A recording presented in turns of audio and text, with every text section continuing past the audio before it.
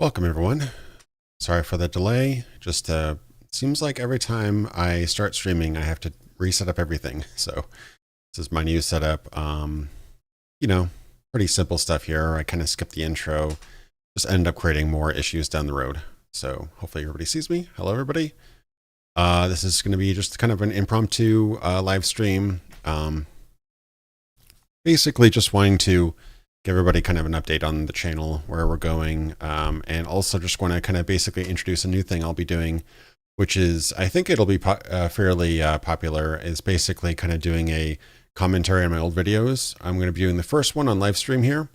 I might do more on the podcast format later on, but I think I'll probably start doing it for my Patreon exclusive supporters as kind of an extra bonus, because I really want to kind of push on getting more independent, getting less dependent on the YouTube algorithm and recommendation feed and things like that. If I can kind of break out of worrying about numbers, and if YouTube just magically grants my video, its blessing every time or not, I think I could do a lot more content, a lot more regularly, and sleep better at night. So that's kind of my goal here. So yeah, so it's been, gosh, I think we're almost up to 8 years now. I think as of May, I'll be 8 years since I started my channel.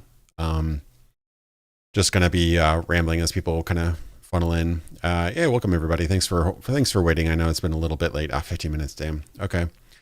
We'll get going on the commentary in a second. I just wanted to kind of, bring everybody up to speed. As everybody knows, or a lot of people probably know, I just kind of started this channel off the cuff. I was literally just working on my at my day job one day, and that night I'm like, hey, you know what? I kind of want to try a YouTube channel. It's not my first channel. I actually did a channel under my under another name a while ago for a video game project I was working on, and this is my first like gamer channel essentially. And my first few videos were garbage. They were let's plays, unedited. My volume levels from my microphone, I had like a $5 or $10 microphone, which is like a one-ear microphone, and then my audio levels were drowned out by the gameplay and various other problems. Oh, I was playing a game at 60 FPS, but recording at 30, and all sorts of horrible things. Learned so much in the first few weeks. And then I started trying out scripted videos. I did like the Doom retrospective, then eventually Looking Glass Studios retrospectives. And I learned a ton about audio mastering during that. They're kind of unwatchable now, but anyway, I just didn't really know what I was doing until I kind of hit my stride with the kind of long form retrospectives and analyses and things like that. So yeah, that's kind of where I stuck the landing, so to speak. And that's where I kind of broke into things. And it wasn't until my Diablo comparison video that I really kind of got any sort of major traction. So, but one of my things I kind of always stuck to ever since the Diablo video is like, okay, my Diablo video is actually sort of an indirect response to another Diablo video comparing Diablo 2 and 3. And that video was, in my view, I didn't disagree with the video, but I disagreed with its methods. It was extremely one-sided, and it really didn't give Diablo 3 a fair shot for what it did and didn't do, right? It was just like Diablo 2 good, Diablo 3 bad. That might as well been the title of the video. Diablo 2 good, Diablo 3 bad. And my video kind of took off, and I won't say that it's completely unbiased. I definitely favor Diablo 2, but I think I recommend Diablo 3 for new players, because obviously at that time there was no Diablo 2 remaster and everything, so Diablo 3 was the more accessible version. And I still stand by that. At the time, that was a fairly correct take. I still prefer Diablo 2 personally, but for newbies, I would say Diablo 3 is more accessible. Yeah, I just decided to hold my hair down. I don't really care anymore. Caveman status. Yeah, I have a big bushy beard and long hair. I actually cut my hair kind of recently. It's kind of longer in the front now. I don't know. It's weird. I have kind of like a reverse mullet right now. I have a longer in the front than it is in the back. Very strange. Elder Scrolls lore videos. I've never been super into the Elder Scrolls lore, essentially, because what Elder Scrolls lore? That's my point. Is it Elder Scrolls Arena lore? Is it Elder Scrolls Daggerfall lore, which actually retconned quite a bit? Is it Elder Scrolls Morrowind lore, which retconned even more? Is it Elder Scrolls Oblivion lore, which retconned even some more than that? And At some point, they introduced Dragon Break and all this other stuff, and all endings of Daggerfall are canon and whatever. And then Skyrim is just like, yeah, Winterfell's got a couple people in it. So, and then I'm not even going to get started with Elder Scrolls Online lore. I respect some of the people who worked on that project, but looking at the world, like in the actual game world, it's an absolute lore nightmare. You've got Daedra pets walking through town with nobody bats an eye. So, okay, I got a question from Zwakes. Question: where have you gathered so much in-depth knowledge about video games, their history, and backstage stories, etc.? I'd like to say I have some vast vault of knowledge that nobody else has access to, but literally just the internet. I try to stay away from. My first recommendation would be to never trust Wikipedia. That's probably my best recommendation. Wikipedia articles are extremely prone to. What is the word? What's the term for that? It's very prone to editorializing. Basically, like they're sourced quite often. But even those editorial standards are extremely. They can go up and they can go down. They can go all over the place. But their sources are often decent. They prefer books and news articles and magazines and things with some sort of authoritative quality to them. So I recommend Wikipedia wholeheartedly to find sources. So like if you want to learn about something, probably the easiest way to do that would be to just go to the Wikipedia article, skip the article, go straight to the sources. Find the books, find the magazines, find the links, find the articles. And if those are no longer alive, go to archive.org and then find the original archived versions of them. I'd actually almost always recommend using archive.org for everything, not only to back things up that haven't been archived yet, but sometimes things get edited. And I don't like the revisionism on the internet. It's too easy to just change something and not tell anybody about it. So I highly recommend using Wikipedia as the articles. Just ignore the articles for the most part. Go straight to the sources. And if you notice that there's not many sources, but it's a fairly long article, that means it's a badly written article because they're not sourcing everything. They're making statements. Like you'll see statements on Wikipedia that don't have a source link to them, and somehow that's okay. So that's like the easiest way to research. Also, archive.org has a whole catalog of stuff. Funnily enough, they've actually archived one or two of my videos. I think the Cyberpunk Part 1 video is actually uploaded to archive.org, and that's pretty cool. I wish they'd archive the other two videos as well in case YouTube goes down. But if you search for archive.org, you'll find like rare videos, old uploads. You'll find magazines. You'll find sometimes books and other documentation and things like that. That's a pretty cool resource. And occasionally, if you're looking for images and sources of images, I highly recommend, it's going to sound like sacrilege, Bing. Way better for images than Google. I use Bing almost exclusively when I'm looking for image sources and stuff like that, because they have a lot more options. You can search for like wide, tall. You can search for larger, smaller. You can also click on any image and then find everywhere that image has been used on the internet that it's documented, and also every size of that image. So Bing image search is far superior. Hey Hudson, welcome to the stream. I think Wikipedia uses archives as their sources now with the caption archived from the original. Yeah, they do sometimes. I really wish there was a better way for them to for Wikipedia to source books, because they'll say, yeah, so-and-so book, ISBN, blah, and blah, but there's no way to actually retrieve that book. I think that it was either archive.org or somebody had like a library, and I think they got sued over it, which during COVID, which kind of sucks. But we really need a sort of digitized archival of books and things like that, because frankly, used bookstores are closing down. Libraries are less and less, seemingly less and less useful in my opinion, or less just accessed and less funded over time. And it's just very hard to find very rare books, like anything that isn't a teen romance book or a young adult novel or something like that, or like a very, very, very popular book is difficult to find in a library. So anyway, that long-winded question, but and how can I drag grass into Final Fantasy 14? I've played Final Fantasy 14 way back, I think on PS3 or something like that, a little bit. I did not get too far into it. I liked what they did with it, but I just don't have the time for an MMO right now as much as I'd like to play with you. Anyway, long-winded question. Long-winded answer, I should say. So yeah, basically just that's where my channel's gone, and so far I've been able to basically keep that sort of thing up, like where I did the Diablo video that blew up.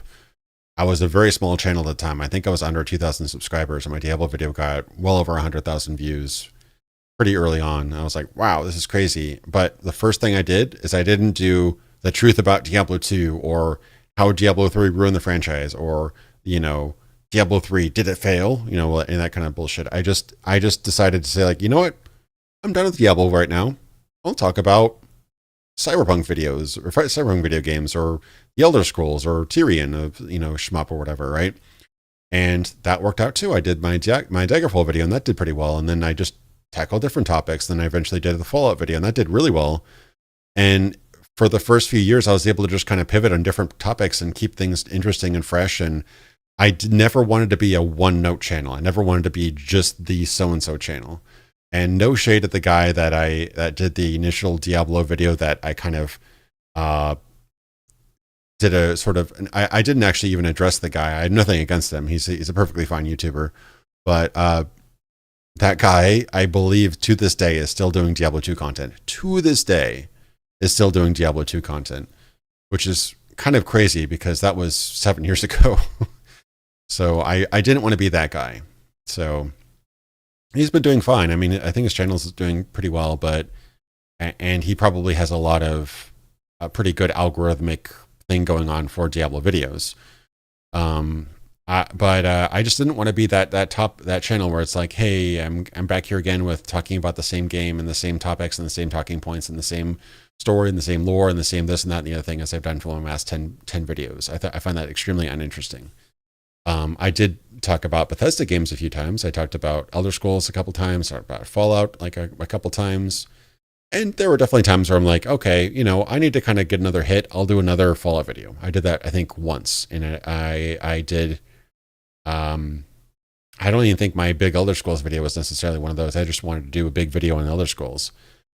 And that's all to say, basically, I like to just kind of expand and try out new things. And I try to find, these last few years, I've been trying to find a niche that nobody else has quite filled. Like, for example, the crazy, I have no idea why it did so well, topic I did with the God Games video.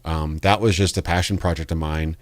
I had seen the only comprehensive God game video I had seen at that time. I think LGR did a fairly good video after mine.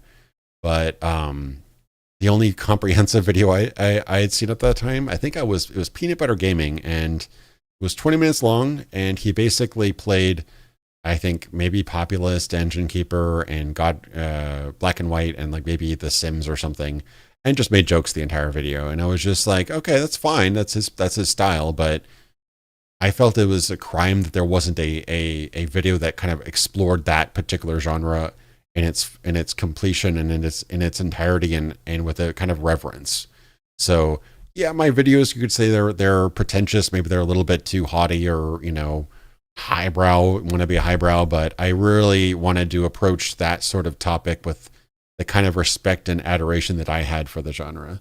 And it magically did well. It did like 1 million views eventually, which is super cool. And that kind of inspired me to say, hey, I'm going to just try new things and explore topics that don't really have a niche. Like at the time, there was a lot of hype about Cyberpunk 2077, but I was like, you know what?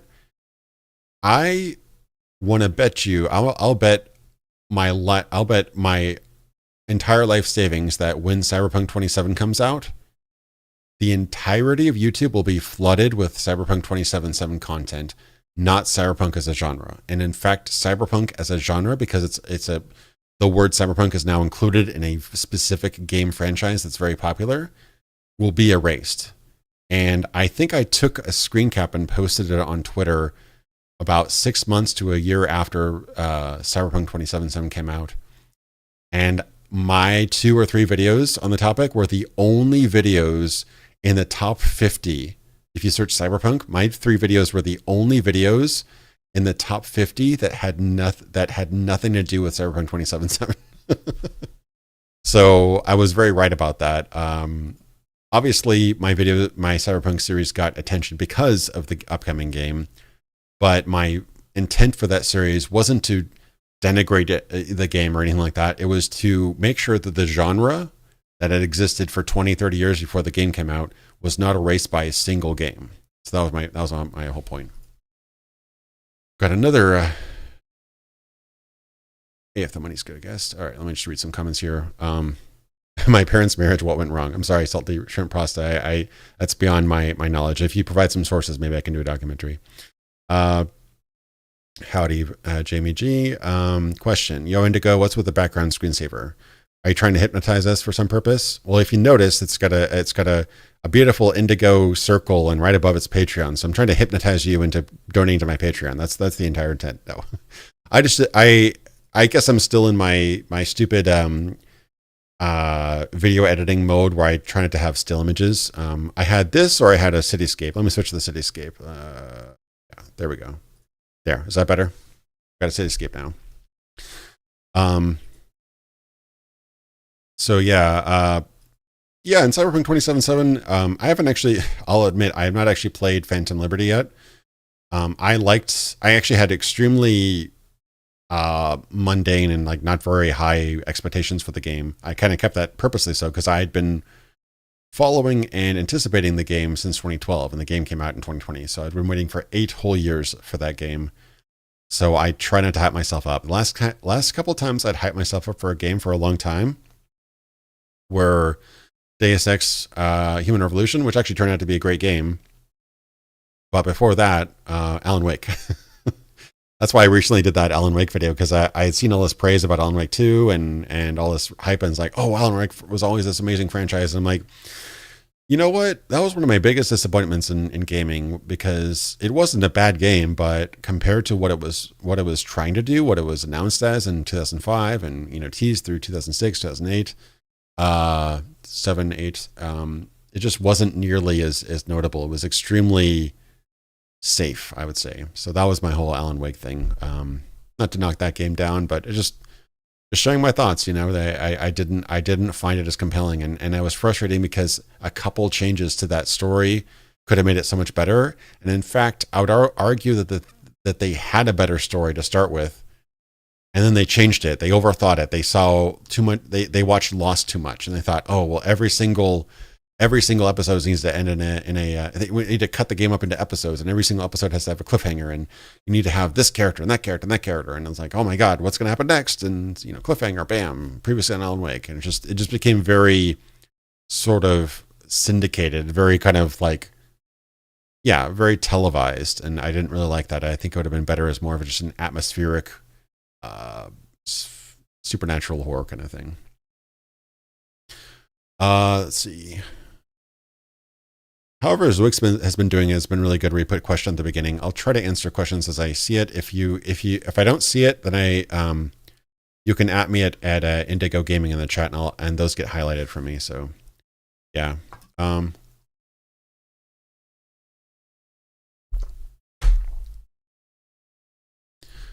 right. Did you hear about the new dungeon crawler that got announced called Dungeonborn? It's a first-person RPG mixed with Bloodborne Chalice Dungeons based on the trailer. That seems cool.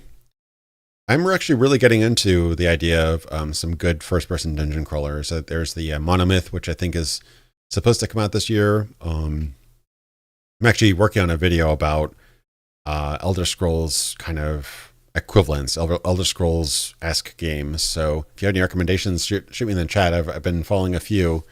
Obviously, Ardenfall, that isn't really anywhere close to released yet, but just anything that kind of scratches that itch.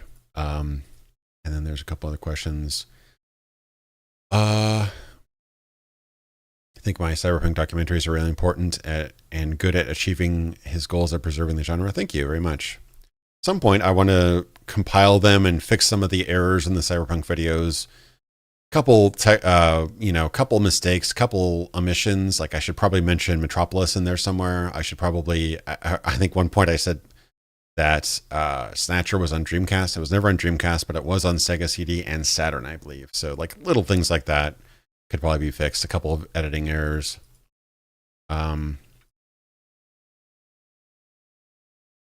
Uh, yeah, I mean, I'll have to revisit. I'm going to replaying all the Deus Ex games and stuff for my big Cyberpunk video. That's going to be a monster, but yeah, Deus Ex 1 has still got the special place in my heart. But Human Revolution is easily one of the best reboots of all time. That did a really good job with that. I don't know if it's necessarily more groundbreaking than the original, but it took the spirit of the original and brought it into a much more modernized, polished version without dumbing it down too much. And I thought that was a great balance there.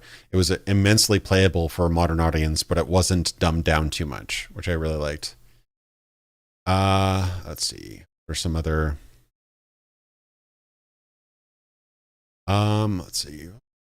We'll be covering Mega Man Battle Network and your Cyberpunk series. There are so many Cyberpunk games. I have a list of Cyberpunk media that's so long. And I unfortunately took on the not just games, but also movies, comics, books, and TV shows, and even music in the third part.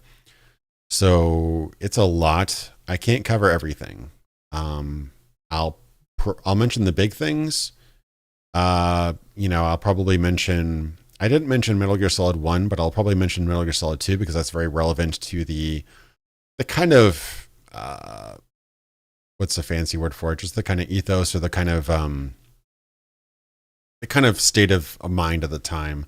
Metal Gear Solid 2 was very I wouldn't say that it was very predictive. I just said that Kojima likes to look at stuff that's out there right now, maybe a little bit of obscure, and just puts that into his games. Like he was like, "Oh my god, his robots, those little walking robot things are exactly like the Android, walking robots that we see now." It's like, those things existed back then. He saw them. He saw videos of them. He saw pictures of those little walking robots, and then he put them in his game. He didn't predict that. He saw it and put it into his game. He didn't predict, AI and stuff like that. AI was very much in existence then, but he just kind of sped it, turned the dial up a little bit. Not to say that he doesn't have some interesting ideas. Sometimes he does, but people tend to praise him a bit much when he just basically sees and puts it into his game.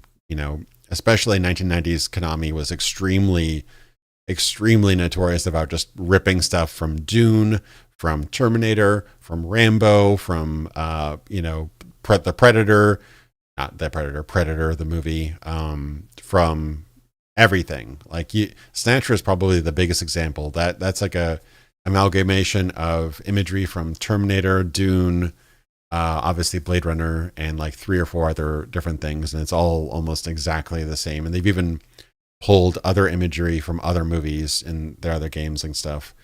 And it's great. It's really a lot of fun, but it is a very iterative. And it's very bordering on plagiarism. Must give Indigo more money. What are your thoughts on? That's a good one. What are your thoughts on the current discourse among Emil and Bethesda? Yeah, I think that there are definitely commenters that are unnecessarily personal and vitriolic about Emil Pagliarulo. I obviously criticized his work in my Elder Scrolls video. I wasn't as aware about him when I did my Fallout video, but I was more aware of him when I did my Elder Scrolls video. He seems to just keep on getting promoted to higher and higher positions. He started out as a games journalist back in the 90s, I think, and then he ended up getting a job at Looking Glass Studios toward the very, very end. He kind of takes a lot of credit for the Thief series. He didn't really do a whole lot for the Thief series. He was one of, I think, 12 designers on Thief 2.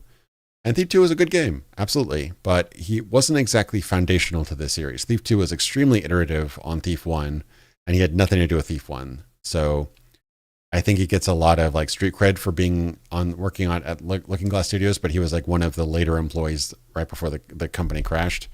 Then, of course, he got a job at Bethesda. I don't know if he did anything in between, but he started out as like a kind of low-level designer.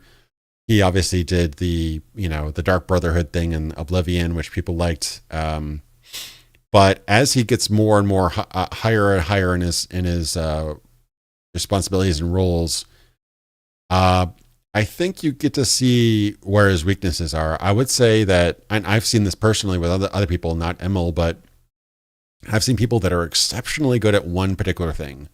So good that they get promoted to a manager of others. And they may have been like a 10 out of 10 on that specific job or specialty, but they're a crap manager. So I can't speak to experience of Emil, but I have a feeling he was promoted out of his niche. He may be good at doing dungeon design. He may be good at doing a particular quest line. He may be good at doing like, levels or basic game design when he's very focused on one particular area. But he was over the entirety of design and story and writing. He's like I think the writing director and the design director for Starfield, and people didn't like what he did. People didn't like that game in terms of a game design and a writing perspective in general. It had a very bad reception in both those fronts. So I can't think of anybody who had more hands-on control from the very beginning, because he admitted like the beginning of Starfield was him and Todd just talking it over. So he was like the one of two foundational people, and I would guarantee you he put more hours into it than Todd did. So if there's a single person to isolate that had more control creatively over the design and the writing for Starfield, it would be Emil. No, without question. Were there writers under him? Absolutely. Were there designers under him? Sure. Why not? Did other people contribute to the game from an engineering standpoint and stuff? Like, would you blame bugs on Emil? No, he had nothing to do with the engineering. So bugs and stuff and QA and everything, that's a separate area. But if you're unhappy with the way the game's designed and written, I can't think of anybody more responsible than Emil. So that's my thoughts on it. I don't think that the discourse around the game and isolating him as a person is wrong, but there's a way to, if you're extremely mean and cruel about your criticism, you can kind of undermine your message. You look like the bad guy. So I would just recommend, if you want to be taken seriously, criticize the game, bring up citations, use evidence, and don't get personal. Don't say this guy should be, this or that or the other. Say that this is not competent work and this guy keeps on getting promoted, and I will not buy this game or not give this game attention because this is not, they're continually refusing to deliver what we want. That's the best way to go about it, in my opinion. Let's see. I probably missed some more stuff.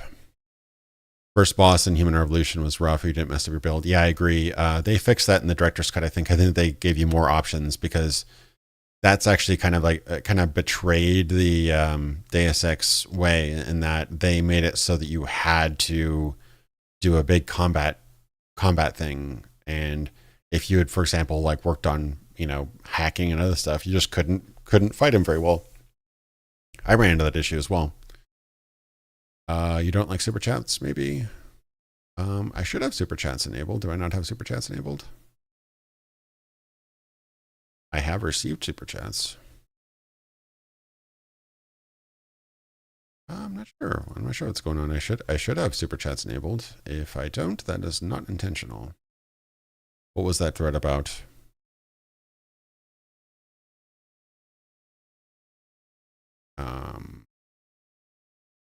Yeah, I don't know what that's about. I'm pretty sure I've gotten super chats before, but I could be wrong about that. I definitely got it on my second channel. Not sure what's going on there, but yeah.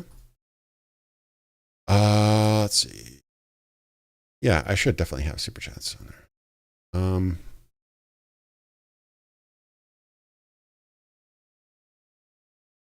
there. Now I've got me curious. Is this just not showing up? Do I not have super chats enabled? I think I've gotten them in the past. Anyway, let me look at some of the other ones. I'll look into this. Yeah. I think you don't know unless you actually work there. Pagliarulo is the only writer. There's a team of writers. I agree with you. Remix Station, I actually said that. But he was the writing director. So all of the writers under him, he gets to manage. He gets to veto their stuff. He gets to override their stuff. And he gets to set the context in which they write. So from that perspective, I don't see anybody more directly responsible for the quality of the end product than him. Like, let's say all of his writers under him suck. Well, who hired them? Who didn't get replace them? Who didn't veto their work? Who oversaw that writing process for 5 years and didn't do anything about it? You know what I mean?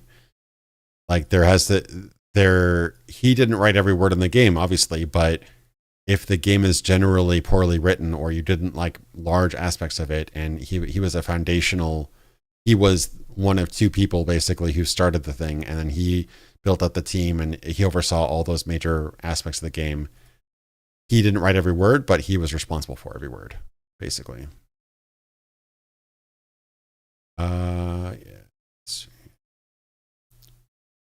Yeah, I don't know why that wouldn't be showing up for people. Do people see super chat? Oh, there's a super chat. Thank you, Jamie, for testing that. I appreciate it, and thank you for the donation. Yeah, I thought it was working. I thought I've gotten super chats before. Thank you very much, Jamie G, for your donation. I appreciate that. Anyway, so yeah, we can get back and get into this. So that's all to say that basically, I am working on Cyberpunk Part 4. It's a slow and long process. I'm working on ways to improve my channel in a way where I can produce more regular content, because I think that's hurt me in the long run. Not releasing, there were times where I'd release like one video a year, and sometimes I'd be working on that video the entirety of the year. So I wasn't not working. In fact, I would sometimes be working between my day job and YouTube. I'd be working 40 plus 20 to another 40 hours a week. So I'd be working generally 60 to 80 hours a week. It's not for lack of trying that I get a lot of my content out, but I need to find a better balance, because I know that YouTube doesn't like people who don't produce regular content, and people tend to kind of fall off of the recommendation feed if they do not produce fairly regular content of a fairly reasonable selection of topics. So things have changed. That's all to say that I would love it if you have another buck or two every month to support my channel on Patreon. I also have Subscribestar. I have that links in the chat, or not links in the chat, links in the description. But if you can't, obviously, totally fine. But yeah, it's just been a little hard recently. You know, my last video I think got like 8,000 views, which I don't think I've plateaued at 8,000 views for probably 6 years. That's how bad it's gotten. So obviously, you know, I was a little late to the party with Alan Wake, but I did all the research. I did all the keyword research. I did everything. Should have done a lot better than that, and it didn't. So it's a little bit of Wild West right now. There's a lot more competition, a lot more really good YouTube creators. So not everything's going to be as easy as it was back in 2016. Not that that was easy back then either, but that's just where I'm at right now. So the more I can get kind of independent and worry less about hitting that algorithm, hitting those numbers, and getting these magical things to go into place to get X number of views, the better. And I'm also working on lowering the cost of my videos, being more efficient with my channel, so that way I don't have all this kind of unrealistic threshold that every video has to be X popular in order to make money or anything like that. Because I've actually spent quite a bit on assets and music. I actually commissioned music for my Miami Vice video. A friend of mine made some really great tracks for that. I commissioned some art for that. I commissioned some special effects for that. I licensed a ton of songs for that, and a lot of visual assets for it, and just like a ton of just grind, shoulder to the wheel grinding editing for that video. So yeah, I just need to kind of work on getting more efficient about making videos quicker, but also quality and cheaply, back to how it was basically. So that's just kind of my goal for now. Yeah, it didn't do very good, Sephirik. I was very disappointed with 8,000 views for my channel. I mean, I know a lot of my friends are struggling too.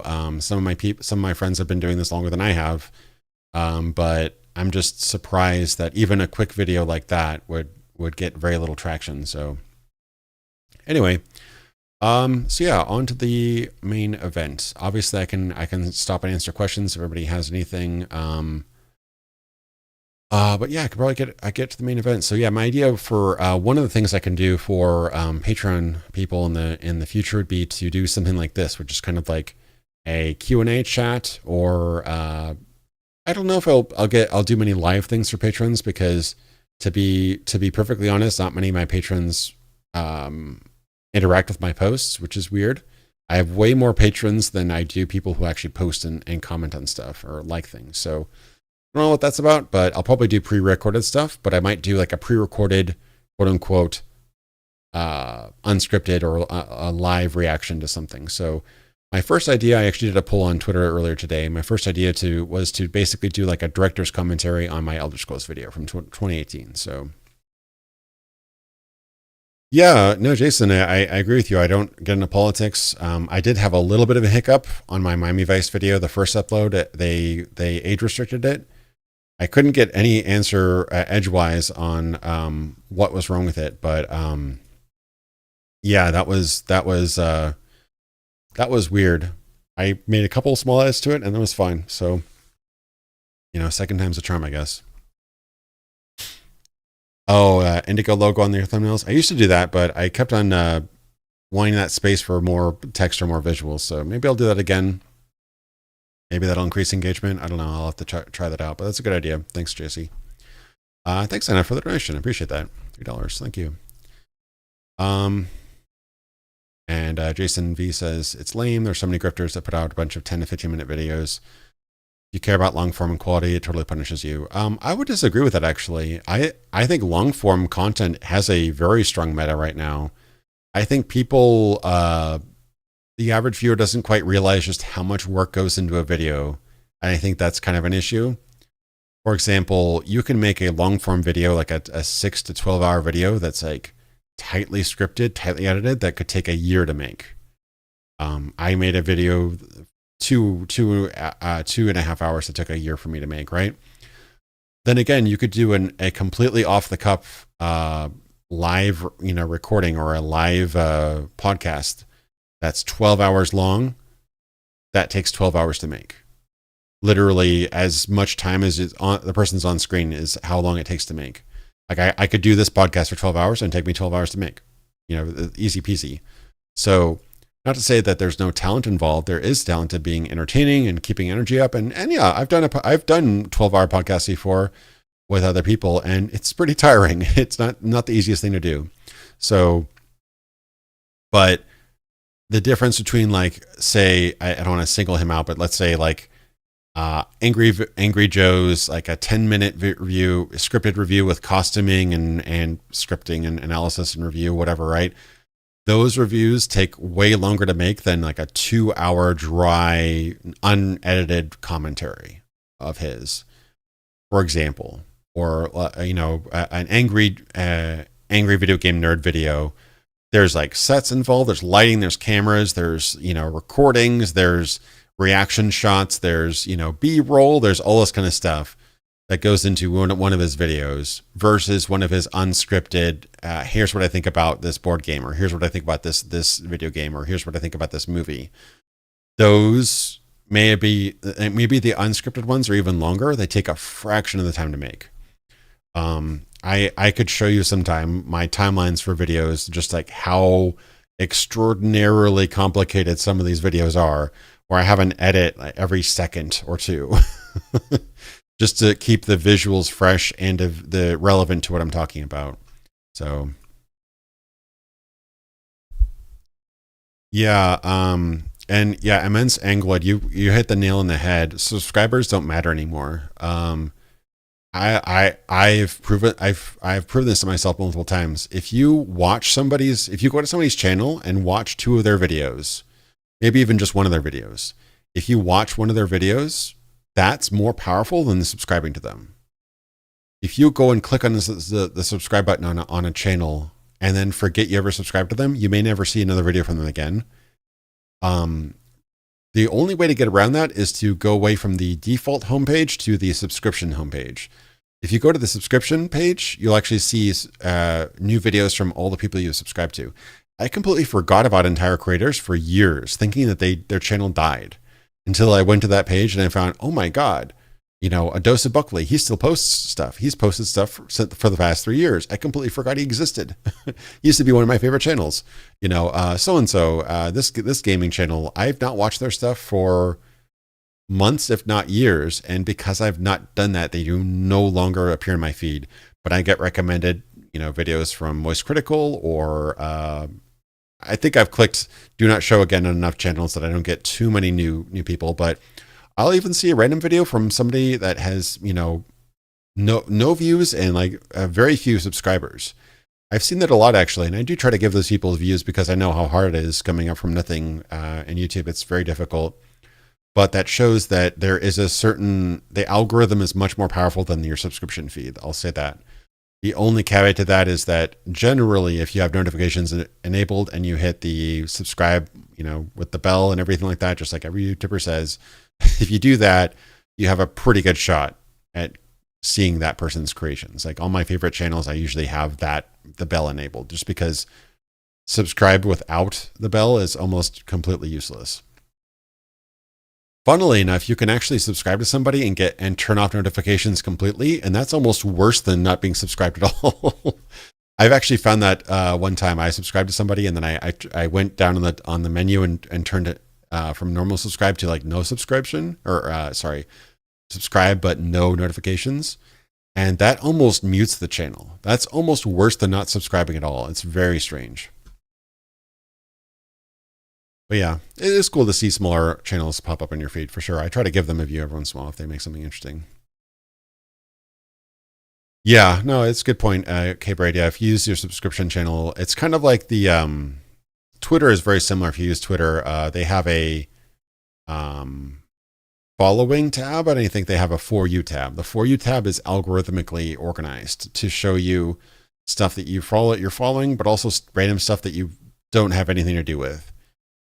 It's nice for discovering new people, but I think the following tab is more accurate to who you follow. It'll only show you stuff from people you follow, which is kind of nice. So anyway, that's just YouTuber inside baseball. But yeah, anything you can do to help my channel out, it absolutely is appreciated. Thank you very much.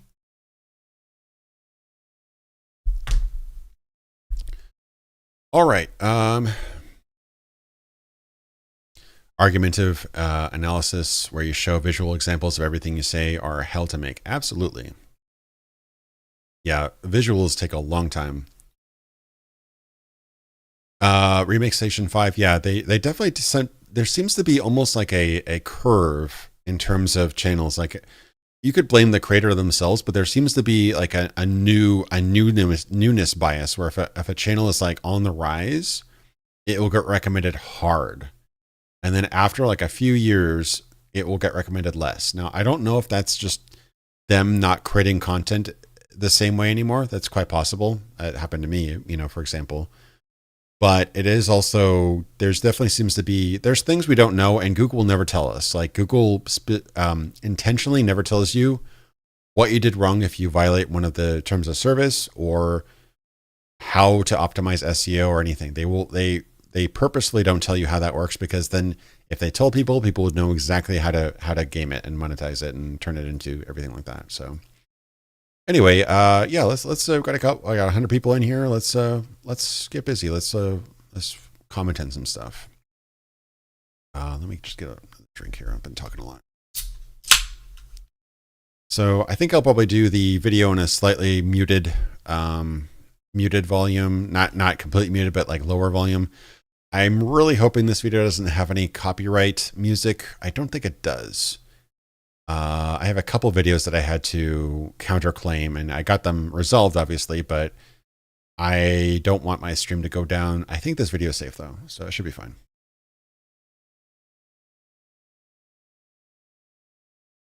I don't have subtitles, unfortunately, so. All right, let's do some commentary.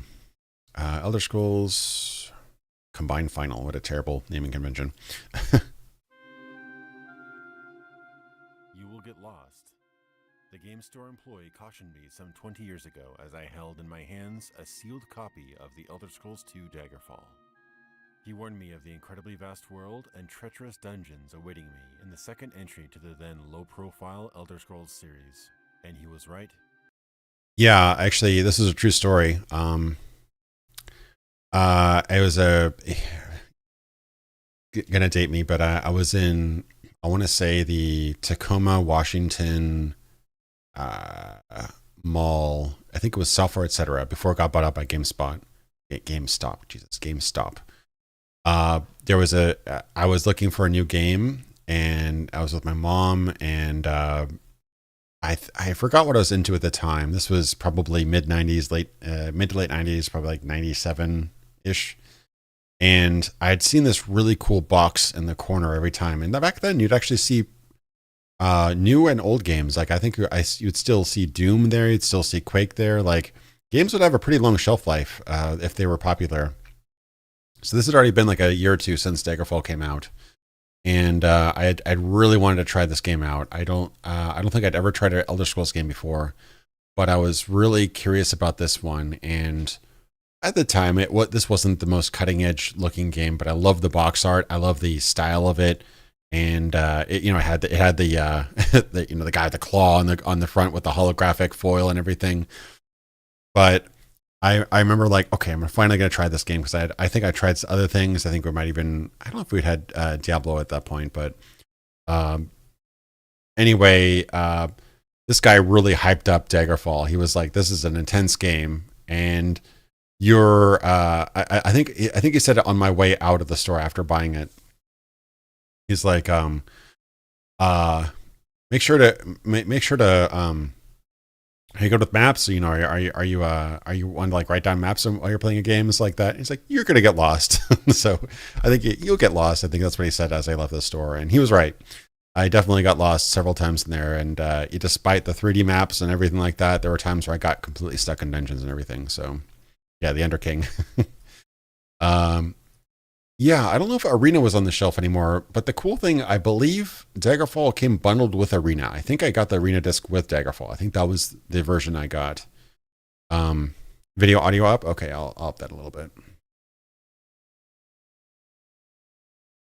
All right, but yeah, there's just a fun fact to that. And I remember there's another guy at Software Etc. that there's a couple people there, and some of them are pretty good at recommendations, but you kind of get a feel of what their games were.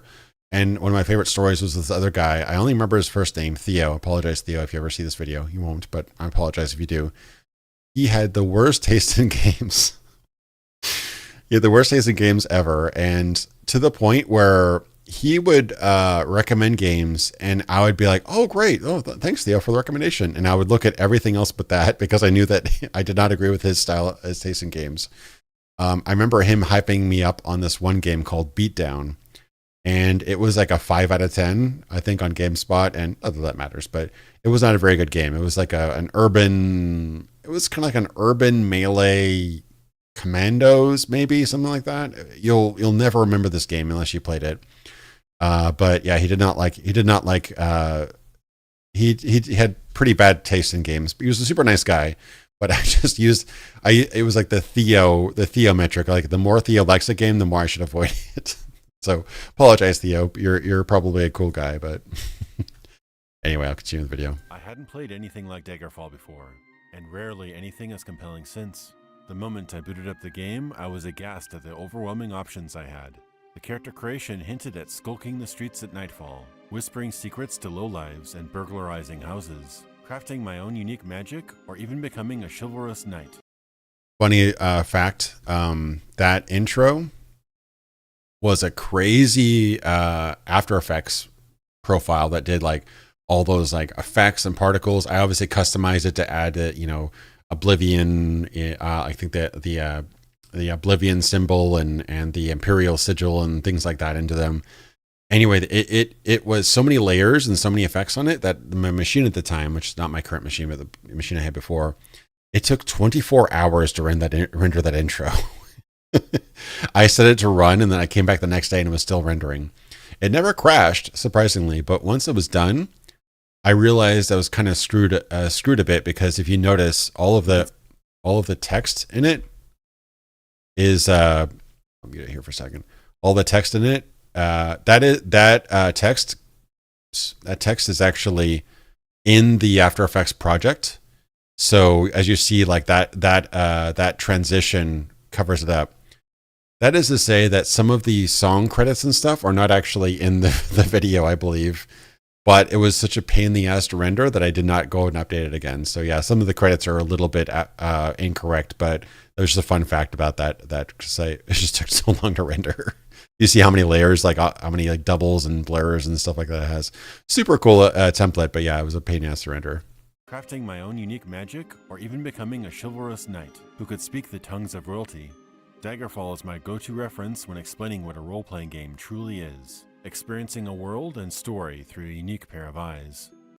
Sorry to interrupt again, but the music playing during this intro was actually from a pack. I think I credited it somewhere in the video. Some fans were creating fan-made music for, I want to say a Morrowind expansion, or it might have been, some of it was made for Dagger XL, which was like basically, it's a completely separate project, but it was kind of like Daggerfall Unity. It was like a rebuild of the engine and Windows and stuff. And some of it was for a Morrowind fan project, I believe. That's why it has a very strong Elder Scrolls vibe, but it's not anywhere in the Elder Scrolls game. So, and I did get lost in Daggerfall, not only in its labyrinthian dungeons with death traps and pitfalls, but lost in the world it begged me to experience. So I find it ironic that the Elder Scrolls series, too, seems to have lost its way in its goal, design pillars, and sense of identity. Every title has been a vast fantasy sandbox, where you can do anything from slaying beasts, delving into dungeons, or riding off into the sunset to discover new horizons. So how could I fault these often claimed masterpieces? Because they could have been so much more. True, the lore has been expertly explored and expanded on by Michael Kirkbride, Ken Ralston, and others. And the newer technology has provided a more seamless adventure. But the developer's original drive to create something never before experienced has been cast aside to make more popular games. And that's me not failing to pronounce popular again. I think I can finally say it now. Certain words I had a really hard time with. People still rag me today for saying nuclear instead of nuclear in my Fallout video. And popular was very difficult for me I think I finally mastered saying popular. But as you noticed, right around here, I switched from that After Effects template. It ended before my intro ended, so I switched to just like raw gameplay. But I feel I kind of did like a nice transition, so it wasn't too obvious. Then day plus renders incredibly nerve-wracking. Yeah, 3D renders and stuff can be really rough, especially any animations. I've done a few very long 3D renders. I think one of the longest crazy render stories was, I want to say for, what was it? Starship Troopers, I think. A couple of those sequences where they have like hundreds and hundreds and hundreds of bugs on screen. Some of those took, I think, 27 hours a frame or something like that. Something crazy like that. I forget how many, but yeah, they had a render farm to rendering that for weeks to get some of those shots rendered. And the special effects, to be fair, CGI still hold up pretty well. So, for me, the series has strayed so far as to become something like an estranged friend. But only the foolhardy would state that the best-selling... Oh yeah, Q-Jar, it is very weird to hear my own voice, even still. I don't know. I sound different in my head. I sound different speaking than I do hearing my voice through a microphone. Part of that is the modulation, just how it reproduces your voice and like the smoothness, whatever. Like I actually sound harsher through hearing my voice through my head than I do through my microphone. I sound smoother through my microphone. So I don't know if that's just, recording or whatever, but yeah, it is weird. Role-playing game series of all time is a disappointment. After all, The Elder Scrolls V Skyrim has sold more copies than any other RPG to ever hit the home console or computer. So that statement is true, at the time at least. Skyrim sold something like 30 million copies, and the closest thing to that would be, I don't know, like the Final Fantasy games or whatever.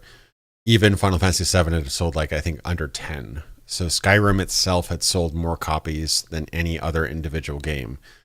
I later say that the best-selling RPG franchise of all time. Now, bear in mind, the caveat to that other thing was I said home console or computer.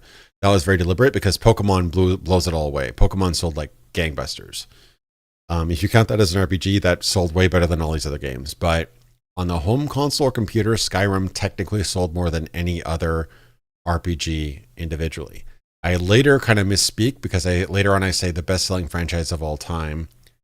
That I think is actually wrong. If you take the dozen plus Final Fantasy RPG games combined, are more than the first 5 Elder Scrolls games for sure.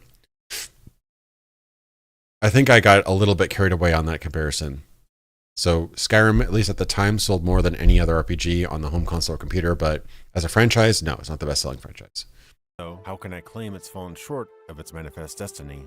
Well, I've compiled notes from over 20 years of game development, so I'm speaking not only as a fan of the series for over 2 decades, but from a documentary perspective as well.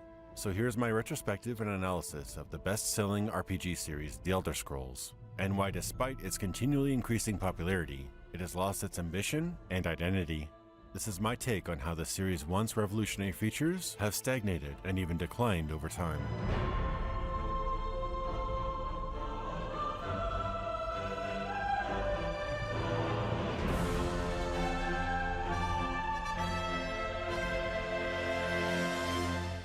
I thought that was a pretty kick-ass intro. That's actually all individual assets laid on top of each other. Like, let's see if I can rewind it a little bit. Let's see.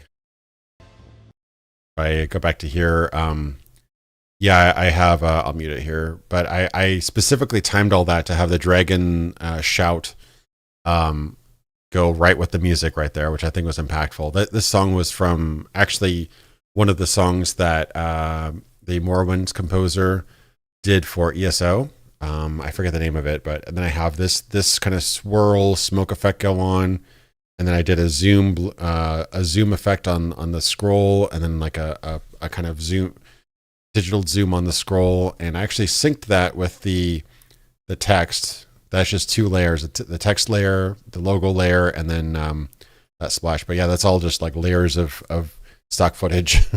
It turned out pretty well. And if you notice in the background, that background is actually a hyper blurred version of the Daggerfall intro. I want to say, I think it's a GIF of the Daggerfall intro where you're reading the pages of the book inside that room. I had to pull it up, but yeah, that's the Daggerfall room from the original game. Oh crap! I just zoomed way past. Oh my god, I lost my spot here. Yeah, the Morrowind DLC of ESO, something about Sand and Ash or something like that. It's a really, really good song. I actually liked it a lot. Respective VFX, I started dabbling in it with DaVinci Resolve, and it's definitely not easy. Yeah, this one was actually surprisingly easy, just a bunch of layers and transparency effects and stuff like that, but just getting it to look right and not look bad. Like, this is actually just a kind of... The text appearing was just like an image-based transition. It wasn't anything too fancy, but transitions in this video's intro are like the ultimate Elder Scrolls fever dream. Yeah. Yeah, no, definitely recommend that bit of the soundtrack. Pretty good stuff. War and Poetry, right? Germany's Soul, that's right. A Land of War and Poetry.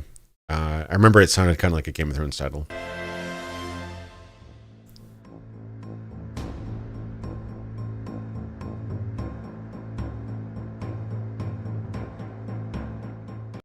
Funnily enough, and this is me being a graphic design nerd again, I found, I think it was Sovngarde, which is the fan font, which is kind of designed to look like the Skyrim text. That's my main title font. And then I used, funnily enough, I think they changed it later on and made their own font, but the Elder Scrolls font is very, the top font is used in various titles and things like that in the Elder Scrolls, I think as late as Morrowind, maybe Oblivion. It is nigh identical to the Planeswalker font, which is basically Magic the Gathering. I don't know if there was an original font that they both companies licensed, but they probably changed it into their own font because they didn't want to be sued by WotC and by big companies and stuff like that.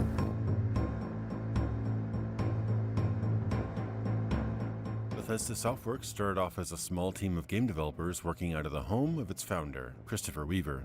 They'd created a few sports titles and other games by the time the 1990s rolled around, even acquiring the license to make a couple Terminator games, one of the biggest blockbuster movie franchises at the time. But around 1992, after finishing work on Terminator 2029, game designer and programmer Julian LeFay started assembling a team at Bethesda to... That picture of Julian LeFay is very fake. It was his best photo online. It was him, like his face and hair and everything, and his neck is real, but the shirt is fake and the background is fake. But it was the best shot I had of him. He's actually in front of like those typical white blinds, so it just looked kind of tacky. So I touched it up a bit, but on this font, I believe, is the font that they use for the Elder Scrolls Arena. I like that kind of font. It's just very kind of, it's a fun font. It's got a nice like style to it. Lord Marshall, I'm just doing a kind of director's commentary of one of my old videos. I'll probably do more of them over time, possibly on my Patreon as exclusive. Possibly for my Patreon exclusive. So that's it. Create a game that would become his magnum opus, a fantasy adventure for the ages, inspired by his love for tabletop RPGs like Dungeons & Dragons, and heavily influenced by the gritty gladiatorial exploits of the 1989 Mad Max meets Spartacus movie, Blood of Heroes, starring Rutger Hauer. And yes, this is one of two times that I mispronounced Rutger Hauer's name. The first time, I think it was the first or second time I did it. I was talking about the game he starred in, the Cyberpunk game by Bloober Team. What was it? Observer. Yeah, I really like that game, but I think I call him Rutger Hauer. I don't know why, but I just thought that was it sounded more, I guess, foreign. But yeah, I believe it's Rutger Hauer. But yeah, this is an interesting movie. It's like a kind of almost like if you really want to make comparisons, this is kind of like the closest thing we've gotten to a Dark Sun movie is Blood of Heroes. It's gladiators in the desert, and I believe they're using kind of like old technology. I haven't seen it for a few years, but I believe they're using like remnants of a society, if I recall. The original game design had a medieval-style gladiator theme where you control a party and fight in coliseums against teams of fighters in each major city of the land. One notable team in this early concept was the Blades, a name... This is actually a footage of a real coliseum that's in the midst of restoration. I was very frustrated because you can actually distinctly see a railing here that was added, probably for visitors. You can see a railing here and like a little guardrail there. It totally ruins the aesthetic, but this is the best stock footage I could find of a seemingly genuine coliseum at the time. But I would definitely not use this shot today because it really kind of breaks the immersion. Major city of the land. One notable team in this early concept was the Blades, a name later used in the Elder Scrolls lore for the faction serving as both the Imperial Guard and its spies.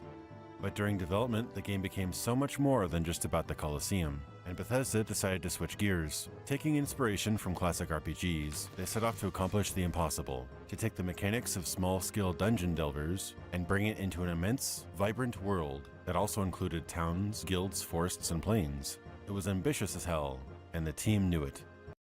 I really wanted to cover Dungeon Master 2 at some point. I never really played the original that much, but Dungeon Master 2 has a super cool just atmosphere. Music and atmosphere is really good in that game. I didn't particularly like the game. I could never figure out the magic system, but I really like the atmosphere in that game. But about a year into development, newcomer Blue Sky Productions, soon to become Looking Glass Studios, released Ultima Underworld, a paradigm shift in immersive games, featuring true 3D environmental interaction. Seeing the fanfare for Underworld's release was disheartening for Julian, who saw the clear technical advantage that game had over their project's singular plane of gameplay. Undeterred, they continued... I think there's some sort of technical difference. Ultima Underworld had... It did, like as you saw in that bit where it has like, pits and elevation and stuff like that, it does have a 3D element. It's just not exactly... I think it might be doing what Doom does. If you've ever worked with Doom Ed or Doom in general, you'll notice that it has elevation. Like you can go up ramps, you can go up steps, you can go up different things, but you'll never see two things stacked up on top of each other because everything is on one. You can elevate the floor and the ceiling, but you cannot create multiple layers. You can't do that. Duke Nukem 3D added that in the build engine, and later on, later editions of Doom's engine, I think that's like technically EdTech 1, you could do special things like that. I think as early as Hexen. I think Hexen added that functionality a little bit. But yeah, it's one of the limitations of EdTech 1 is that everything is on one plane. You cannot, or like you cannot have one plane on top of another plane. It's like there's one floor, there's one ceiling. That's it. So that might be a little bit kind of how they were doing it with there are multiple levels in that game. I don't know exactly how they did it, but it was pretty impressive for the time. I was at 92. That's crazy impressive tech for 92. Advantage that game had over their project's singular plane of gameplay. Undeterred, they continued. Yeah, the My House WAD. I've been wanting to watch a playthrough of that. Yeah, it's 2.5D. It's basically Doom is basically a top-down shooter experience through first person. It's a very, very interesting way they did that. I mean, Carmack was just a brilliant engineer, and he was able to make a game. I believe you could play Doom on like a I don't know if about 286. So you could play it on like a 386. You could play it on a 486. You could play it on Pentium. It was an extremely good-looking game for how playable it was on lower end hardware, and that's probably why it was so popular. Is because not everybody had a Pentium, not everybody had a 486, so you could still play it on lower end hardware and still have a lot of fun. But yeah, at later editions, I think probably the later WADs, like the fan projects and stuff, use like a more modified version of the platform. Like I believe Hexen introduced. You'll notice at the beginning of Hexen, it has like doors that open up, and then those doors have tops and bottoms to them, and then you have a sky above it. So that kind of shows that they had more flexibility in terms of what they could do. So later modifications to the engine probably allowed more things like that. Moving forward, as one thing that Bethesda's project had over its competition was its scope. Only outer space simulators like Elite could rival it. But here they weren't generating simple spheres and white dots against a black background. It was creating a massive world with countless cities, towns, and dungeons. Yeah, Arena is actually crazy. If you ever played it, keep on going back to the tab. Has a nice little bit of OG Elite over there. I want to play that original version. It seems crazy ambitious for 84. You notice that it has like a little bit of a fast travel thing. If you go into like this is an area, and then you select like which area you want to travel to, and you see a little horse running animation. That's basically like its way of showing fast travel. You can technically walk out of a city. Well, there's a way to get into the open world area. I think the way that cities worked in Arena, I could be wrong about this, but I think that the way it works is that you have a city map, and if you leave the corner of one edge, it actually wraps around the other edge and comes back in. So I don't think you can leave a city from the city map, city version, but if you go to an outdoor area, you can basically walk for eternity. It's like proc gen infinite. It's almost infinite. Like, it's kind of weird because I think that Arena is actually technically bigger than Daggerfall, but Daggerfall won the Guinness Record Award. Not that that's any sort of objective metric, because you could actually measure how big Daggerfall is.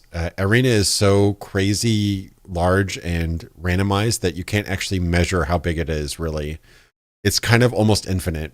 So Daggerfall was proc gen, and it's might as well be almost infinite, but it does actually have a finite scale. Like you can actually walk from zone to zone to zone, whereas Arena you couldn't really do that. So, but here they weren't generating simple spheres and white dots against a black background. It was creating a massive world with countless cities, towns, and dungeons, in addition to its rich history and lore. Game dev colleagues at Surtech, who at the time were developing the latest in the Wizardry series, literally laughed at the idea that what Julian and his team set out to accomplish could even be done. That was per a citation article in Wikipedia. I asked Ted Peterson about that later on. I don't remember what he said now, but I think it was more of just like a good luck. It wasn't really like a ha ha ha laugh about The Office. Like that's. If you were to do like a Tetris movie style adaptation of the creation of the Elder Scrolls, it would be like, some guy in a stuffy suit going, ah, ha, ha, ha, ha. I think it was really just a couple, like game dev colleagues at Surtech saying like, yeah, we're doing this thing. It's like, wow, yeah, good luck. Kind of like just scoffed a little bit at the idea. It wasn't, your typical big, cigar smoking executive saying, ah, good luck. You'll never work in this industry. It was more just, wow, you're in for a lot of work kind of thing. So at the time, most RPGs were dungeon crawlers. This is the era of, Eye of the Beholder, Dungeon Master, Wizardry, things like that. So those games were quite often limited to dungeons because it was a lot easier to do like a finite maze rather than an open world with trees and valleys and things like that. So just a little bit of clarification on that. Random Jester is just juggling the darkness. I mean, yeah, you got to juggle somewhere, right? It'd be cool if Arena had Minecraft's Farlands. I'm not familiar with Minecraft's Farlands, but I know Minecraft had, I think at some point, Notch said he was inspired by Dungeon Keeper. I want to say he had a little bit of inspiration from Daggerfall as well, and the early Elder Scrolls games, but I could be making that up. I think there was something along those lines. Just a bit of banter. It wasn't anything like crazy specifics or anything like that. And Surtech did great stuff too. Surtech was really influential in the terms of strategy games and RPGs too. Despite never taking on something this massive before, in 1994 we got our headfirst dive into the... I love the fact that you can write notes in Arena, and in some cases you can write notes in Daggerfall too. Super cool. And I don't remember in Arena. Obviously, they're really limited on pixel density, so you could barely read that. That's probably like what, 1, 2, 3, 4. Is that 4 pixel type? I think that's 4 pixel type. That's crazy small. I've designed fonts for low res games, and it's really difficult to get down to 4 pixel. Like 8 pixel is really like your minimum, I think. Yeah, they were running, the maps were so big that they had to do really small type. I don't remember if it automatically named things. Daggerfall names stuff you go to. This one you may have to write your own names. I forget. I've not played Arena for a while. War-torn fantasy land of Tamriel, also known as the Arena.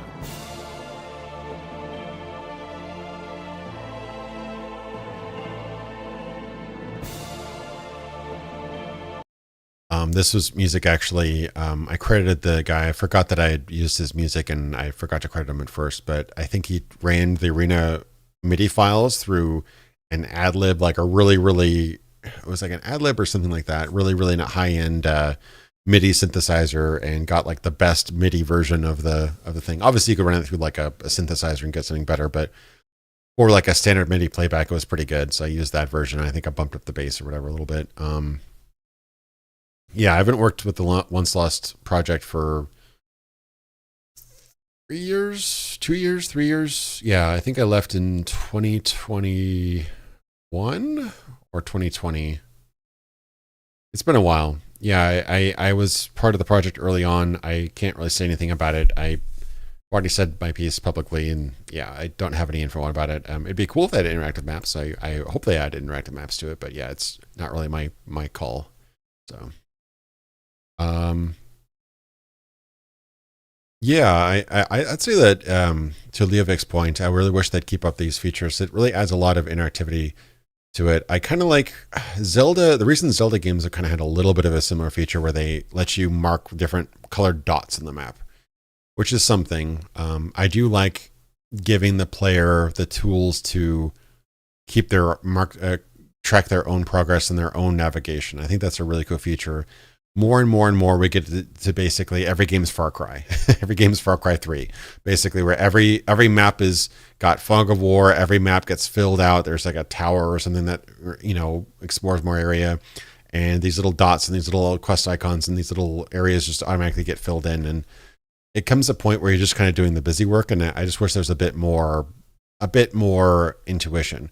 One game that actually surprised me, surprisingly made by Ubisoft of all people. I think Ubisoft Massive, the guys who did The Division, worked on it mostly, but the recent Avatar game actually had an interesting idea. They, at the beginning of the game, you select one of two options. You select like sort of like a guided experience or a figure it out yourself experience. And The guided experience works just like Far Cry, where you just have indicator, compass, go that way, fool, kind of attitude. And then the more I want to figure it out myself has more like hints where it's like, yeah, so-and-so called you on the radio and told you to go to the camp at the summit of the waterfall or whatever. And you're like, oh, okay. So you have to find the waterfall, then you have to find which path goes up to the waterfall and like how you climb up there and which vines to take and everything like that.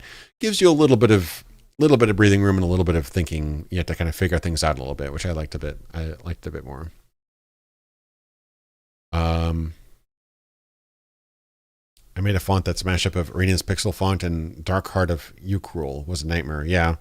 Font making is a nightmare. I've only worked on a couple of fonts. I've edited fonts that I wanted to use, but were kind of broken. But it's tough. You have to think of so many different things. You have to think of spacing. You have to think of line widths, and sometimes a font is skinny horizontally but thick vertically, and you have to keep those consistent or else it looks bad. Couple of fonts that are circulating the internet, like there's this font for that mocks the Final Fantasy font, and it's atrocious, and I wish nobody would ever use it again. It's like the number one font you find if you search for Final Fantasy font, and it's god awful. Don't ever use that font. It looks terrible. But I see so many YouTube thumbnails use that font, and I can immediately see it because the thickness and the spacing is all wrong. So Thief had map markings, and I liked how newer Castlevania style game had map notes. Yeah, that is pretty cool. I forgot which game I was playing recently where I could mark places on the map. That was useful. I think Baldur's Gate had that too. You can like mark things down. Like if you left a chest that needed to be picklocked later, you can mark that on your map or whatever. Nice.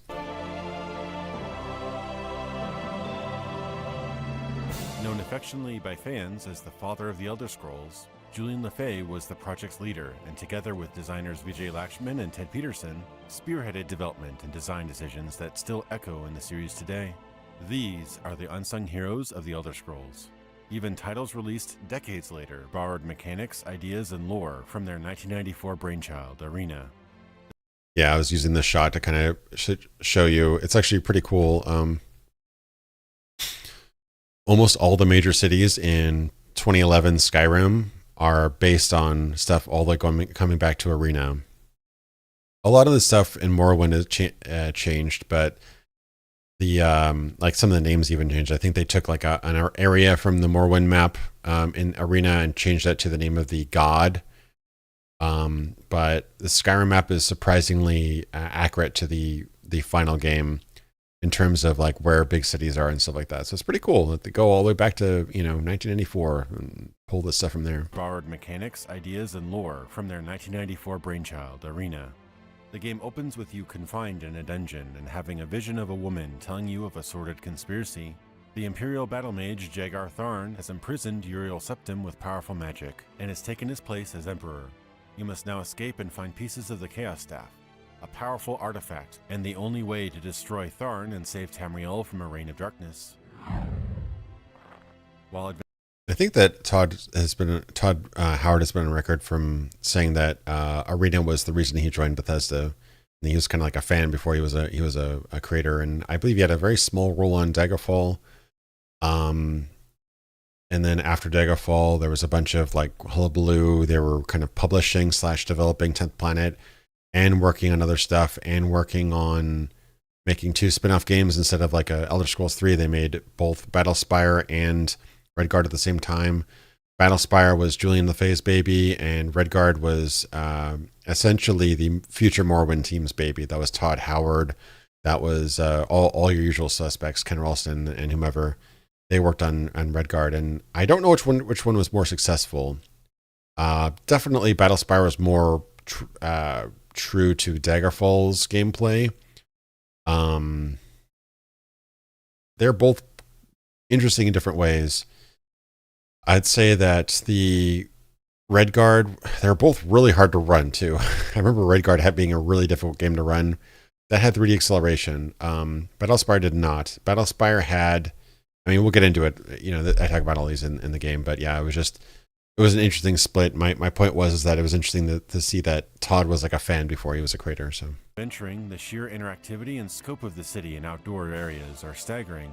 Using procedural generation to create unlimited terrain with countless houses, multiple guilds, and shopkeepers, It was the foundation of something great, despite its rudimentary controls and limited engine. Yeah, Arena is difficult to play now, but it's crazy ambitious. Like you got Spellmaker, you got one of the things that never came back that I kind of liked was that Arena had inns with multiple quality rooms. I have no idea what it did. I don't know if you got like better rest or whatever if you slept in a more expensive room, but that's a really cool idea. I like stuff like that. I really wish that they kind of like look at all like you can go to the UESP and just look at peer over all these features and stuff like that. And that's kind of what I did actually. UESP was probably my biggest source of information on the Elder Scrolls at the time, and I thank them a lot for that. But yeah, just some of these features that just only lived in one game. That was one feature that I thought was kind of interesting, was that you could go to an inn and buy like a fancy room for like 10 gold and a modest room for 5, or like a share room for 1 or something like that. It was kind of a cool idea. Missing its original release date of holiday 1993, Arena launched in a rough state in the then unfavorable release window of March 1994. After multiple patches, it was then re-released featuring an updated CD version.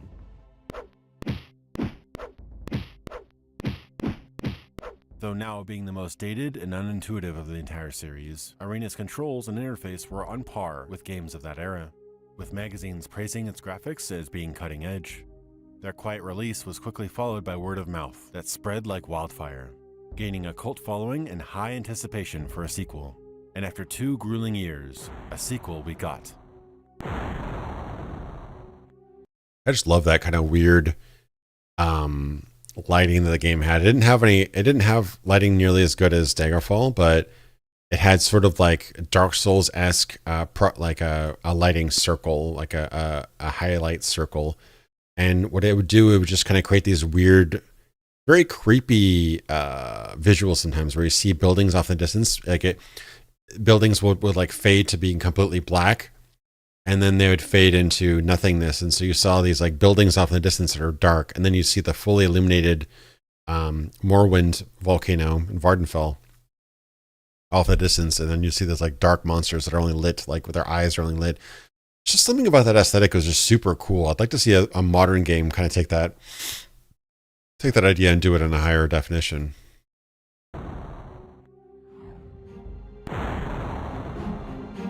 I'll say one of the coolest things in this video is probably my transitions. My transitions are pretty cool.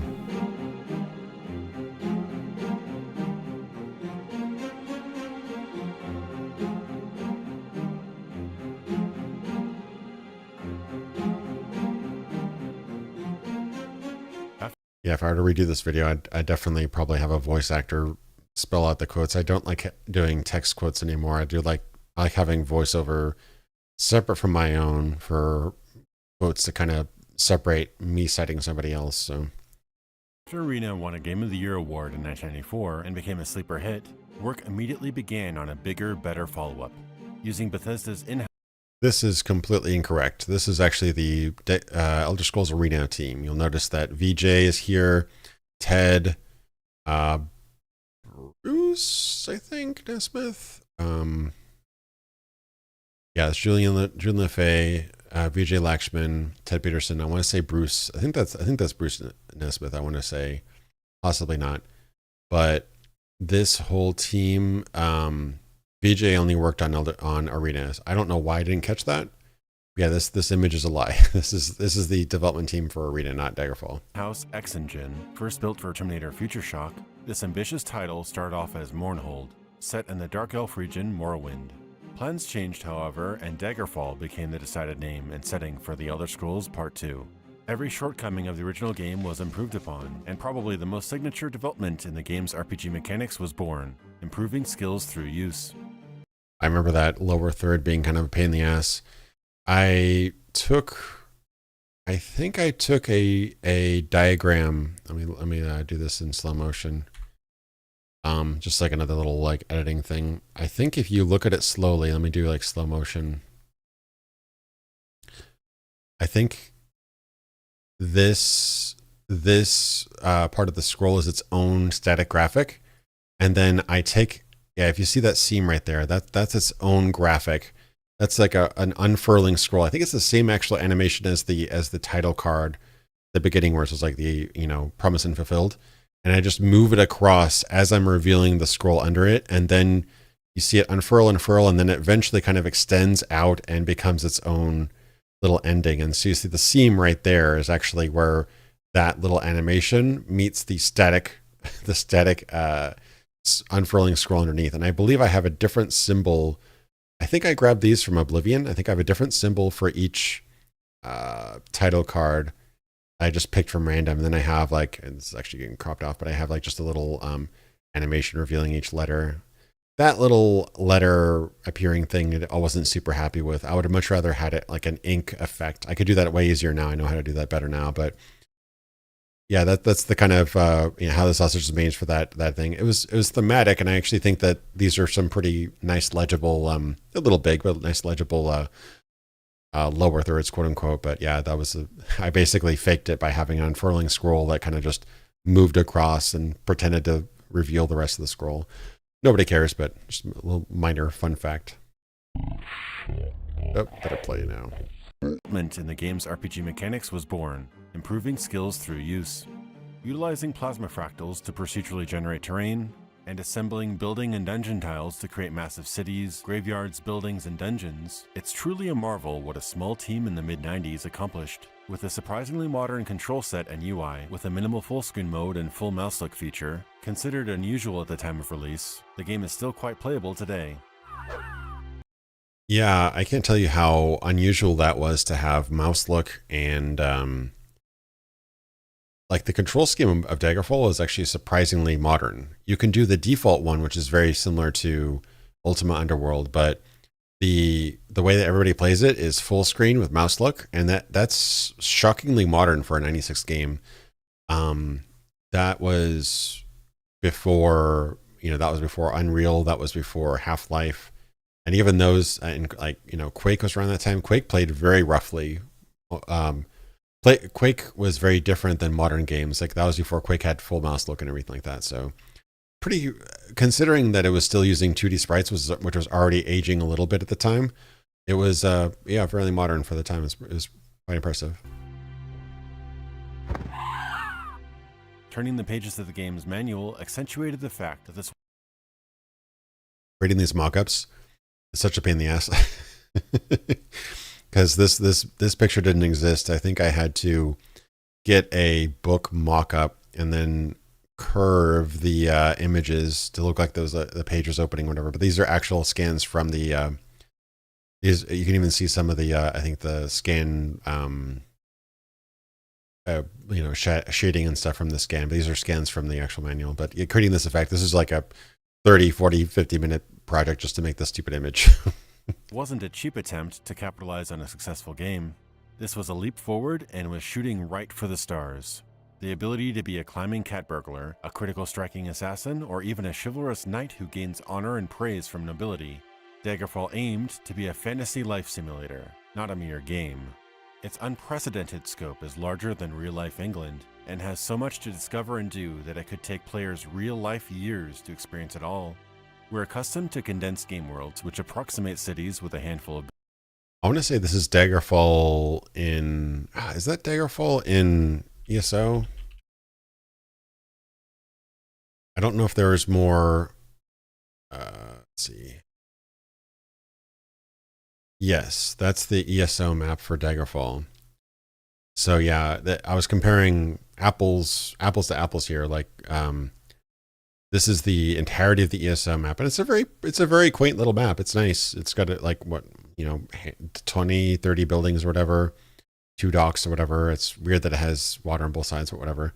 But yeah, this is the entirety, I believe, of the entire capital of Daggerfall or of High Rock, essentially, in the ESO, and just kind of that comparison to the other map is just kind of insane. Buildings, but High Rock, Orsinium, and Hammerfell literally house 750,000 NPCs. Cities are mazes of houses, taverns, guilds, temples, and shops. And for over 10 years, Daggerfall held the record for largest seamless world ever created for a land-based game. Kind of a bummer. I actually have a scan of that record, but I didn't have it at the time, so I didn't use that visual. one kind of interesting fact, the reason why the towns were square, A, it works better with the way that zone tiles were done within Daggerfall, but B, they were going to do, when I talked to Julian, I think he said he was going to do like circular and other oblong shapes and stuff like that, but they were running into issues where if they didn't do it exactly square, buildings would overlap and like cut through walls, and there's a lot of like collision issues and stuff. So they kept it very simple and did just square towns like that. But still is really impressive for for the time. I would love to see them do more kind of like, yeah, like, you know, riverside, towns, maybe like a town on each side of a river, or like, town with an oval shape, or, a keep with a little ring around it or something like that. Like, you could do a lot of really cool stuff with modern technology, but at the time this was pretty cutting edge. Here we go, Indigo with his Daggerfall. Let's see. Be interesting to do a video on technical limitations in the earlier days, led to interesting results. Yeah, I agree, Salty Shrimp Pasta. I think that a lot of really cool, promising games were empowered by their limitations. Like, obviously, if they had no limitations, they could do a lot more, but it's amazing how much more they did with so much less. Like, you see a lot of games nowadays, and yes, they're very, very technically impressive, but you see like these gigantic worlds with like a god pounding the ground, 30 miles away, and this like great gigantic sandbox, but then you're limited to like a tiny little path. And it's just crazy to me, because back in the day, back in like the early 2000s, we would do, in like Sacrifice, for example, we would do a real game world where you could see 4 miles, and that land you could actually move to. But as our technology enhanced, we're like trimming it down. We've got this kind of school of thought that we want to narrow the experience down to like as tight as possible. We want a singular experience. We don't want anybody to stray from the path. And it's very frustrating to me, because with today's technology, oh my God, all the things you could do, it's nuts. Yeah, no, absolutely. There's definitely times where limitations created something better. Cities are mazes of houses, taverns, guilds, temples, and shops. And for over 10 years, Daggerfall held the record for largest seamless world ever created for a land-based game. Project leader Julian LeFay later claimed it was his most difficult project ever, and it nearly killed him. Ted Peterson separately stated as much in his experience. And with the massive achievement this game was in 1996, there's no question this was true. Now, my champion, rest well this night, for tomorrow you sail for the kingdom of Daggerfall. Yeah, that was actually a theatrical actor that they hired for this project. I forget his name. John Gilbert, I think it was. Yeah, he's actually really cool. I found his kind of obituary a while ago, but yeah, he had a really interesting career. I think he mostly did like stage work and stuff like that. So he's a little bit hard to find, but I think it was John Gilbert. I'd find it again, but yeah, he was a interesting guy, and yeah, I had no idea that he was working for some nerd video game or whatever. But as far as I know, like, he wasn't really into that culture, but he did a great performance, and he was very memorable. It's interesting because they experimented with live action in the earlier games. Like, you saw that one woman who was obviously kind of like a low res scan, or not scan, but like a low res digitization of live action footage in Arena, like the vision of the woman in the clouds. And then you saw this was actually at a live action intro, but I don't think they really ever played around with that ever since. Like, ever since then, other than a couple maybe live action commercials, like the Elder Scrolls games have stayed far and away clear from live action. But you'll see it kind of coming back. Like, for example, Remedy Entertainment likes to do a lot of live action stuff in their games now, which is kind of, I find it a little bit cringe because they dub it all too, but power to them, I guess. The story thrusts you into a secret meeting with the Emperor himself, where he entrusts you to find the secret behind recent hauntings by the late King of Daggerfall. This is a stirring and exciting introduction, but things quickly go awry when your ship is destroyed in an unnatural storm. Amidst your travels, you're gently reminded of a quest to pursue, often with a messenger sneaking a letter into your hand or pack, unobserved. It's a subtle guiding of the hand, rather than a giant arrow and quest tracker pointing you. you notice a tasteful blurring because I was in the house of Debella and there were a bunch of naked girls everywhere. in the suggested direction at all times, and one has to read their journal and pay attention to conversation to complete the storyline, an expectation rarely demanded of gamers today. You will discover new... Yeah, if you ignore the letters and the appointments early on, you get completely lost and you can't figure out how to get into the main quest ever again. That was one of the faults of the earlier Elder Scrolls games. Fault if you look at it that way, but they're very hard to pursue the main quest quite often. Like Skyrim was extremely accessible and probably successful because it constantly pushed you toward the next objective, basically. Systems within the game as you play. Randomly generated quests at taverns, temples, and guildmasters. Countless guilds and factions, all with their own perks and hierarchies. Deep crafting systems, commerce, barter, and banking. You can also purchase a house to rest and store gear, and there are boats that can be rented or bought, allowing faster sea travel. Wagons allow mobile storage, and riding a horse is quicker on the roads, and grants more punctual fast travel to other locations on the world map. Yet fast travel in Daggerfall isn't instant like in most games. Yeah, that's one of their kind of cool simulation aspect is the fact that you can save money by traveling without inns, but the caveat was that I think you'd arrive to your destination more tired, so that could actually kind of bite you if you weren't careful. And then there was the other aspect of, I think, traveled slower. There was something. Oh yeah, it traveled cautiously, recklessly. Cautiously, you travel slower, but be more well rested. And then I think you get more well rested at inns, but it costs more money and things like that. So yeah, it's the trade off, and I like things like that. That it adds more depth to it. Mods have also improved this aspect as well. It documents actual days and hours spent, which have consequences. Events and holidays can pass, and windows for important meetings can close. Loans from banks of each region are available, but if you default, you'd answer to that region's law enforcement in the future. The only way I could ever buy a house was by defaulting by basically pulling like 13 loans from different districts, from different regions, and not ever paying them back. That was like the only way I could ever buy a house, because buying a house was so expensive in that game. For this and other crimes, guards will try to arrest you, requiring you to go to court to plead innocent or guilty. You can then choose to use evidence, or with the right skills, lie your way out of serving a sentence. I haven't done this so much in Daggerfall Unity. I hope they fixed it, because a lot of the gameplay was tied to CPU cycles.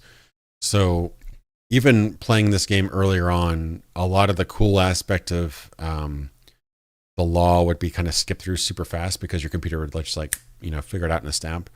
But it actually, if you when you're serving time in prison, it'll actually like show you in a prison for a brief moment and actually count the days, kind of like the fast travel counter I was showing. It was actually pretty cool, and that whole legal system added so much to the game. I really want more games to kind of take advantage of that legal system. It's really cool. Make it better, obviously.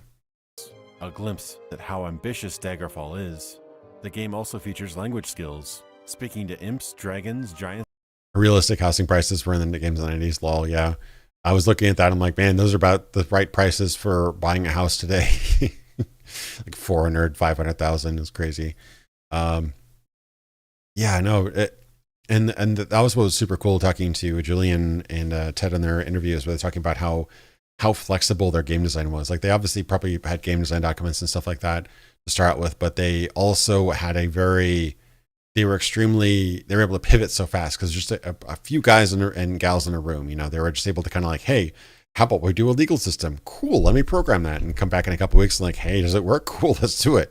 And that's why there were so many just like weird little systems and hidden mechanics in the game. Like, I think vampires weren't even advertised. Like vampires and lycanthropy were kind of like hidden Easter eggs in the game, things like that. Like, if you did that game now, it'd be like, they'd have on the back of the box, like, become a vampire, become a werewolf, it'd be like super cool, cutting edge killer app feature. But back then, they just add these random little things that people might not even discover. And it was very exciting. I mean, they weren't very polished compared to modern games or whatever, but they had they were just constantly trying to add more and interesting depth in random places. Crude, probably imbalanced, but when you discovered them, they were so surprising. Like, you had to discover the Thieves Guild, for example. And other creatures results in them being non-hostile. But to me, this feature does seem underdeveloped, as one can't carry on full conversations. In addition to a comprehensive alchemy system, you can trap your enemies' souls and gems to craft powerful magic items, and has now become a staple of the series. Yeah, one of the most disappointing features was probably the monster languages. All they do is basically pacify monsters. It's super cool to talk to monsters. And that's actually one thing I thought was really, really compelling about Battlespire, was like talking to scamps and Dremora and things like that. Like that was a really cool, and having that voice. Like I really wanted to love Battlespire. I didn't, but as much as I did want to, but had some really cool ideas like that. Daggerfall tracks reputations with various economic classes, and you can use specific skills to better communicate with nobles, merchants, and commoners. This helps you carve out a niche for your character who will seek out similar folk to get help, directions, or quests. The new engine, though still featuring flat sprite models, is fully 3D, clearly superior to its flat 2x's predecessor. I've rarely seen dungeons so multi-layered, complex to a point where the 3D map can't always save you. Tall castles, mountains, and deep falls punctuate the world, and a new skill at the time, climbing, was implemented. Dynamically scaling any wall or building and sneaking into the second floor was never before seen in a game, and sadly, has never been re-implemented in the series since. However, the game's shortcomings do surface, as the lovingly nicknamed Buggerfall has major technical issues. I remember kind of feeling a little bit of a chip on my shoulder about this, because I was talking about how cool the climbing system was, and that they never came back in the series. And right around this time, there was a bunch of people talking about Legend of Zelda Breath of the Wild. It's like, you can climb anything in this game. And bearing in mind, the climbing system in that's way better than Daggerfall for sure. It was also made 20 years later. But I was just kind of like, just had like a little burning, like, we had games that did this all the time back in the day. Like we had games that would try out these things. They were crude and they were imperfect, but it was just frustrating when people just like, wow, this is the first time this has ever been done. And in the back of my mind, I'm like, no, it wasn't. Anyway, it was just kind of put that in there because it's just how cool. I mean, it was extremely buggy and I fell through the floor so many times, but it was a really cool idea for sure. Loved how Daggerfall had such detailed maps in the dungeons, but you're still like, where am I after looking at the map? Yeah, those maps were extremely difficult to navigate sometimes, but they would save your ass when you needed it to, because unlike Skyrim, which had generally like one plane, maybe a couple planes, this had like sometimes 5 layers of like intertwining, stuff going around, and then there would a pit go down to like the second and third floor, and then you would have to levitate, or if you didn't have levitate, you had to climb, and if you couldn't climb, you'd really get stuck quite a bit. It's a lot easier to navigate now with Daggerfall Unity, but it still maintains the spirit of them, which is just like a gigantic death maze. I've been hearing a lot about Lethal Company. I'll have to check that out sometime. One can fall through walls and floors into an endless void, and occasionally quest-breaking glitches and crashes occur. After playing many hours, you'll begin to see an overuse of textures and repetitive, uninspired terrain, mostly empty of life. Daggerfall introduces probably the most comprehensive spellcrafting system ever made for a video game. Levitating to reach higher elevations, walking on water, draining life, as well as dozens of other effects, with modifiers like durations, types of targets affected, and combinations of multiple effects. Much of this was carried over from Arena. One of the examples of that, what I really liked, was Gavin Clayton, when he was testing out the spell building system for Daggerfall Unity, he created a area effect, almost like a fireball, like an area effect projectile that made other targets levitate. That's just how powerful the system was. He was able to cast this like ball that would go like, and then turn like 5 guards into like flying guards. It was such a stupid spell and completely useless, but a really interesting how deep the game was, So, hey, Alarm Clock, welcome to the stream. Demonstrating how staggeringly powerful that system was. Travel and camping are immersive and dangerous, and you'll feel a genuine dread when you read the 4 horrible words, "There are enemies nearby."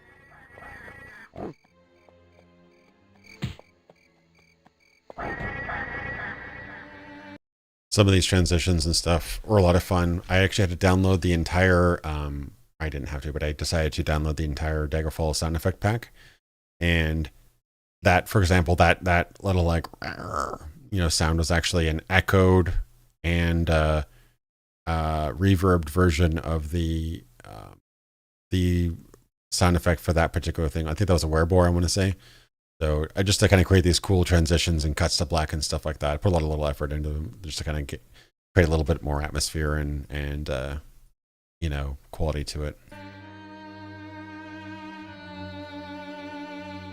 The howls of a lycanthrope, or the shrieks of a wild atronach, still get me to this day. The sound design, though simple, repetitive, and outdated, is still effective at times. Sometimes Daggerfall's brilliance is subtle, with weather patterns that change the landscape during winter and summer months, and the dynamic shift of Eric Heberling's inspired soundtrack in.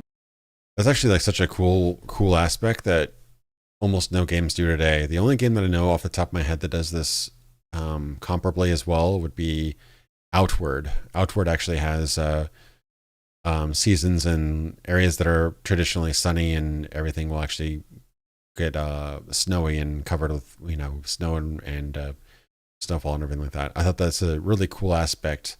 Doesn't affect much in Daggerfall. It affects the look of everything, but having dynamic weather and seasons and stuff just adds so much to everything. It's like a lot of games now do day-night cycle, which doesn't always affect much, but having schedules and day-night cycle and weather and stuff, seeing people like running away and cowering from the rain, stuff like that would just add so much realism and character to something, and just having that kind of living, breathing world. I don't know. It's subtle enough, but it really adds a lot, in my opinion, at least.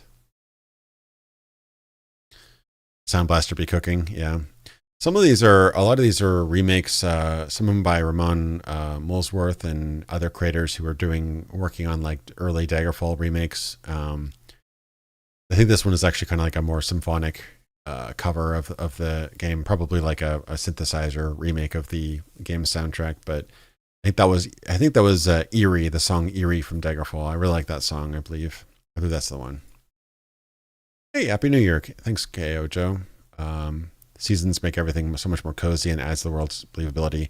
There's a couple, I think there's like 2 songs that are dedicated to snow as well. So like if you visit High Rock during the winter, which the game starts during winter, you'll actually hear like kind of a Christmassy tune. And I don't know, just it makes it really cozy. Like you said, it feels really nice. During winter and summer months, and the dynamic shift of Eric Heberling's inspired soundtrack into eerie music as you near a crypt, or the swell of whimsical strings during the pitter-patter of a rainy day, or the gloomy drones of a dungeon, occasionally accented by a distant howl, or worse. I'm embarrassed at how long it took me to find that secret. In Privateer's Hold, there is a bookcase that can be opened if you press this little pedestal. If you click on that, this little bookcase will open up. You see that? It tilts. I didn't learn that for probably 15 years. And I'd gone through Privateer's Hold countless times. It's kind of funny. I'd never tried that. Scented by a distant howl, or worse, the creak of a door opening behind you. It's that sound effect, the door creaking and the skeleton, was actually dubbed. He absolutely came through a door, and it actually is the skeleton's noise, but I did that for dramatic effect. Little details like these that make Daggerfall, an unmistakable atmosphere, so memorable, and honestly never quite replicated in any other game I've played. It triumphantly raised the bar for what computer role-playing games could be. That might be my favorite transition in the video. If you notice, the like doom doom doom doom of the harp times perfectly with the klum. So I really like that effect. I don't know, it just turned out well. Could be.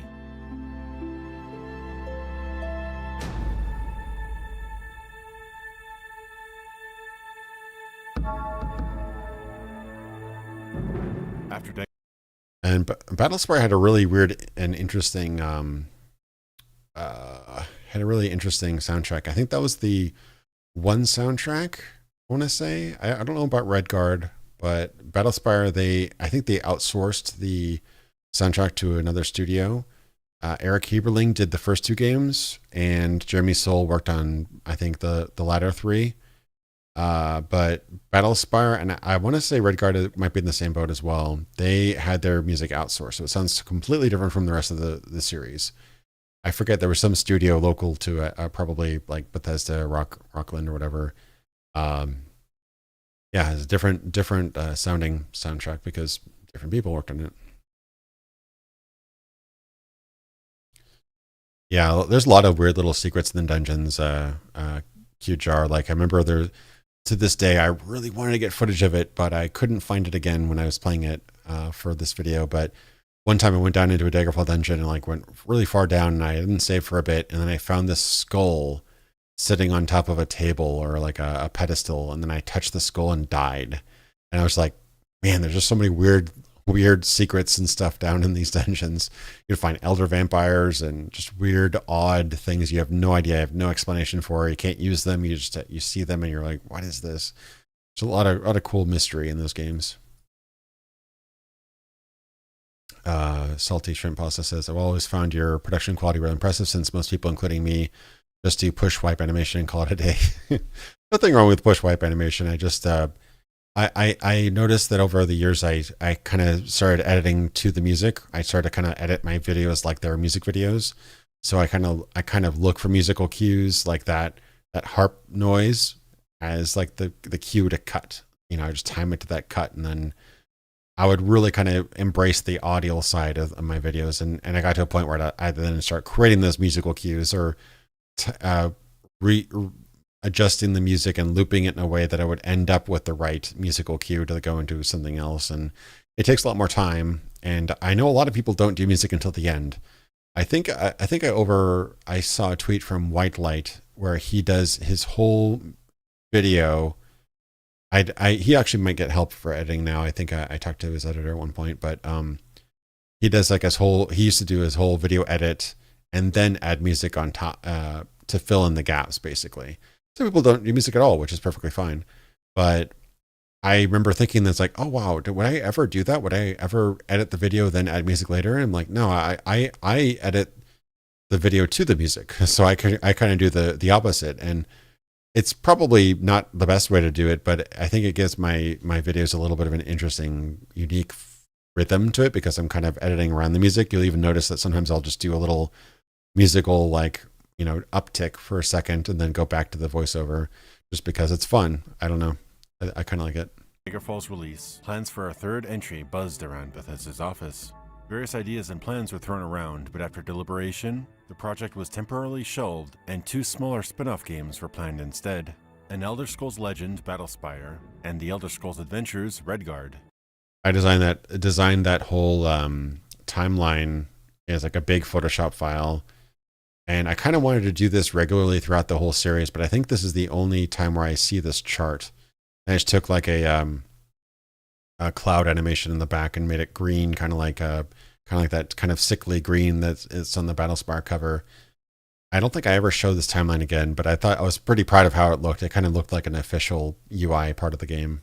Originally planned to be an expansion pack for Daggerfall, 1997's Battlespire ended up being quite a different beast. According to Bethesda's website, it was a game focused on the best part of Daggerfall, dungeons.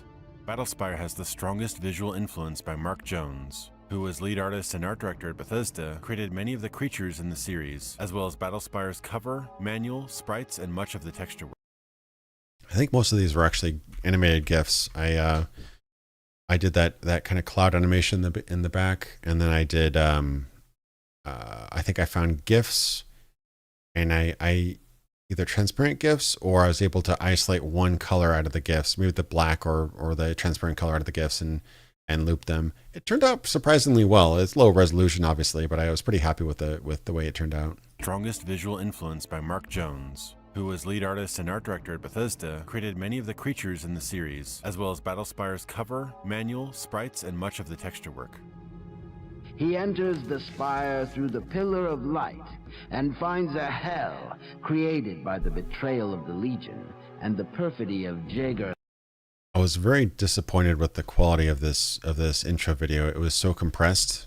This is the actual recording directly from Battlespire's intro. They clearly had probably rendered this video in higher resolution, but then probably interlaced it, because the interlacing basically rendered the text almost illegible. You can see how like the top parts of Mark Jones is cut off. I can't even read that. Landon Montgomery, Gary Noonan, Louise Sandoval. She was the character artist. She did almost all of the like paper doll character art and stuff like that. That was Louise. But yeah, it's so illegible. I don't know. This game was, I think, like one and done within a year, so it's probably kind of rushed during this section. But it's a shame that the interlacing butchered this video too much, because I think that the audio visual aspect of Battlespire is probably the best part. It's a very interesting looking game. I must remodel Battlespire to have a high res shot of it. Yeah. It's been 5 years already since you released a video. Time flies. Isn't that crazy? 5 years. God damn. Yeah. Thorn, arch traitor to the Empire. The campaign is set during the reign of Jagartharn, mid the events of the first game, Arena. The idea of setting an entire game in like a Daedric pocket dimension is a super cool idea. I used to read Daggerfall, Morrowind fan fiction, and they got a lot into the sort of Daedric aspect of it, and I always thought that was a super cool, way more interesting portrayed in the earlier games than it was in Oblivion. I think Oblivion, it was extremely derivative. Oblivion basically just did Mordor. I mean, if you look at Oblivion, for a game called Oblivion, talking about the Daedric realm, it just made basically Mordor.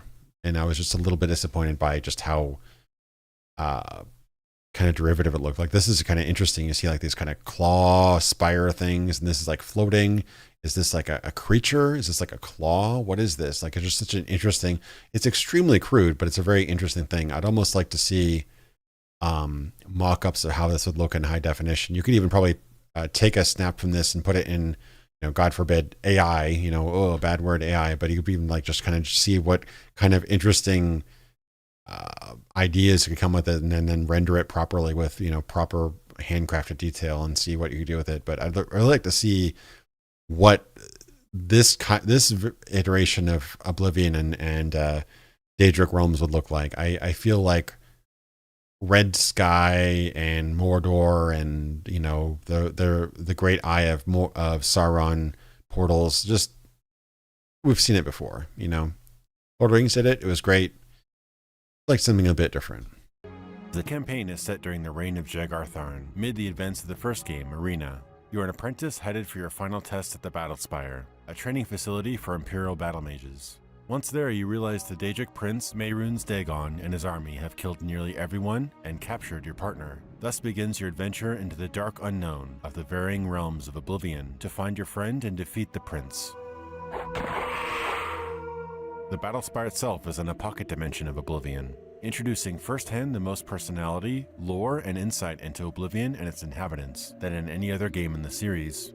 Full voice acting also debuted in this game, and surprisingly, most of it is well executed. Something about arguing with a scamp, yelling at a vermi, or trying to impress the aristocratic Dremora is both uncomfortable and strangely compelling. You can even have conversations with most Daedra, showing the multifaceted nature of their ethos and personality. You Trinell thing? Rishal what Trinell thing? I doubt that you can give me what I would really like, Fleshling. However, I'll settle for the head of one Vatasha Trinell. Like unspoken. Well, I think I do actually say call it out in this video, but Battlespire definitely had better voice acting than Redguard did for the most part. I think that the actual main character of Redguard, his voice actor was actually in later games as other Redguard characters, but overall, I actually really like Battlespire's voice acting, but Redguard's was a little iffy. Male pattern baldness really hit. I don't know if you're talking about it. I don't know if you're talking about me or there's some other character. The first Cyberpunk video presented by Essinger, and my God, I love that band and album. That was actually, Daniel, that was actually the second Cyberpunk video that had Essinger in it. I didn't discover Essinger until after the first video.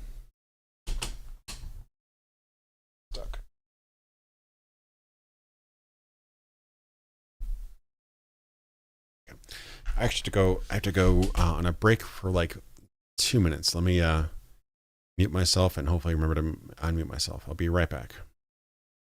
I will pull an XQC and play the video and come back to this. I'm at Dremora Rathine.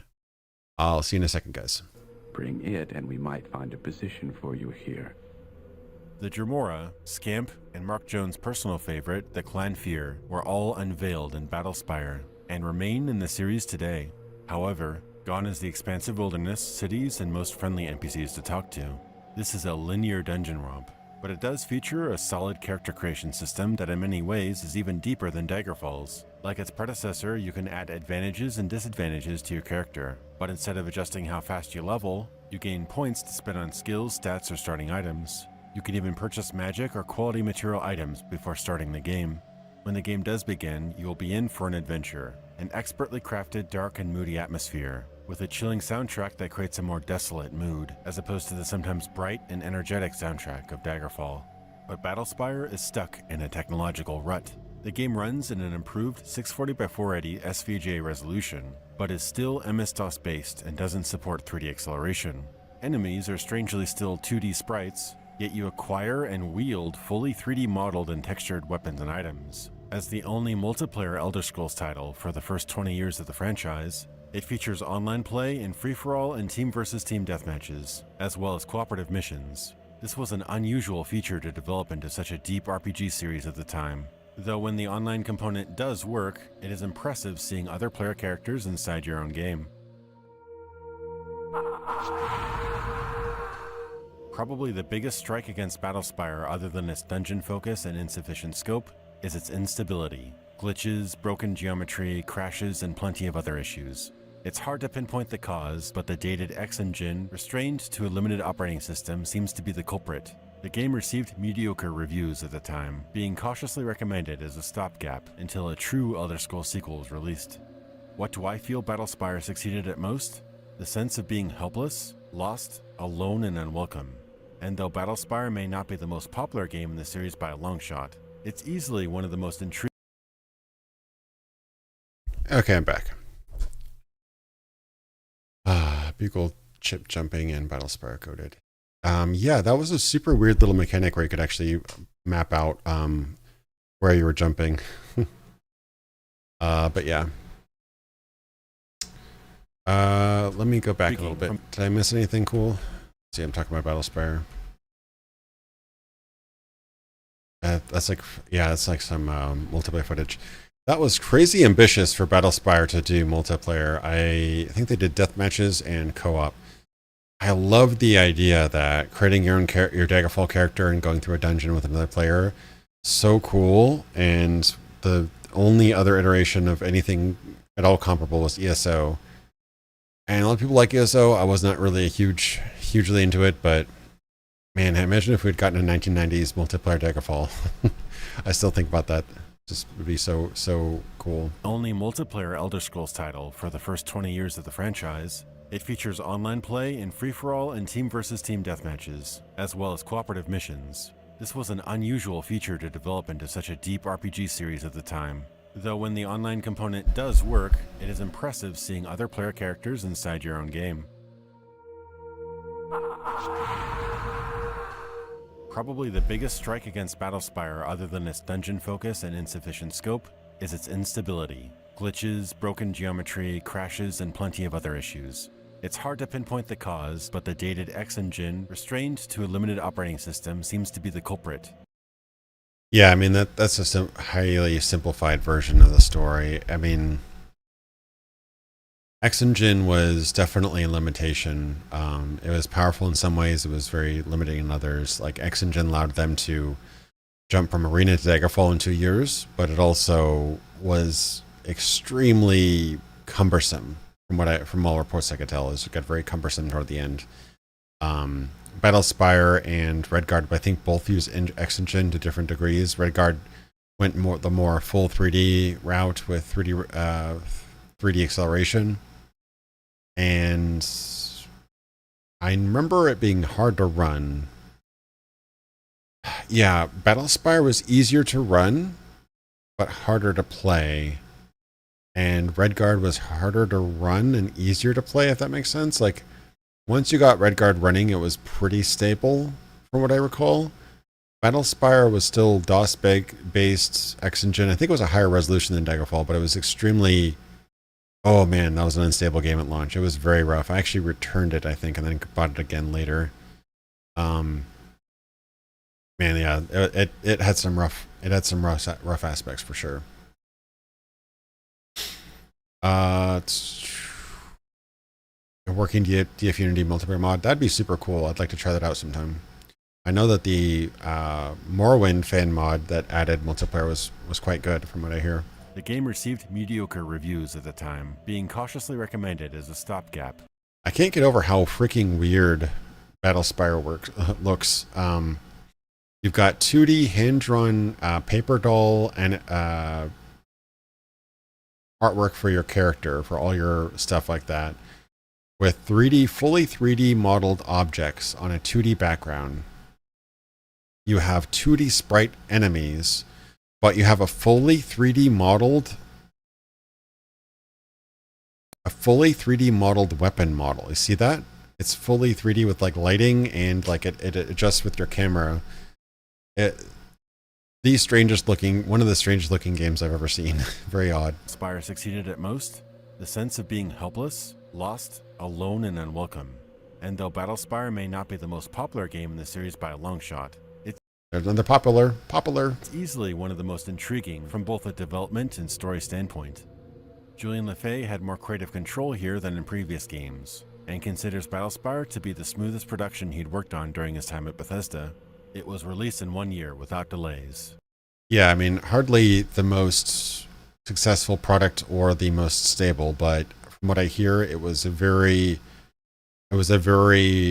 fun, as far as I know, it's like a very smooth process internally, like not like 2 years of crunch and crazy hours and, oh my God, I'm going to the hospital and breaking down, whatever. Like, it worked out. It wasn't like people nearly died during Daggerfall, apparently. Like, people went through some severe problems during Daggerfall's production because they were just like getting this thing out, and they probably needed another 6 months or a year. But yeah, this one apparently was not too bad. It like actually was pretty decent on the staff, which is good. It's good to hear that.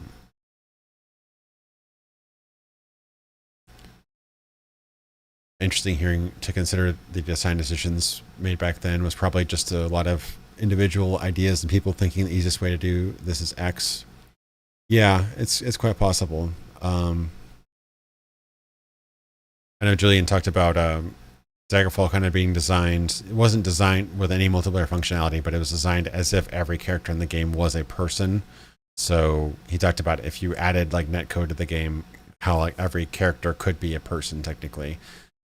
I think he overstated how much of that was put into the game. I think there would still be a tremendous amount of work to make that a stable multiplayer product, but I did like the idea that every character had like stats and inventory and stuff like that, so that you could potentially assume control, assign that to a player or whatever.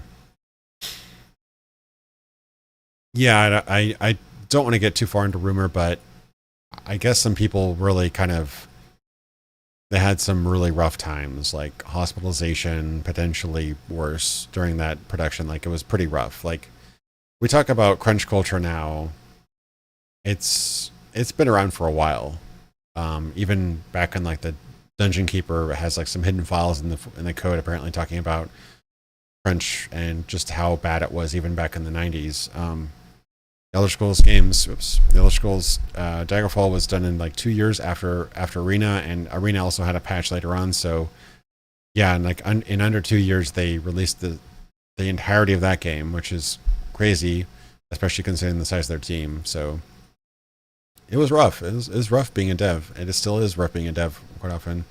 There wasn't as many protections as well. Concurrently with Battlespire's development, another team at Bethesda were hard at work on its sister project, and the two couldn't be any more different.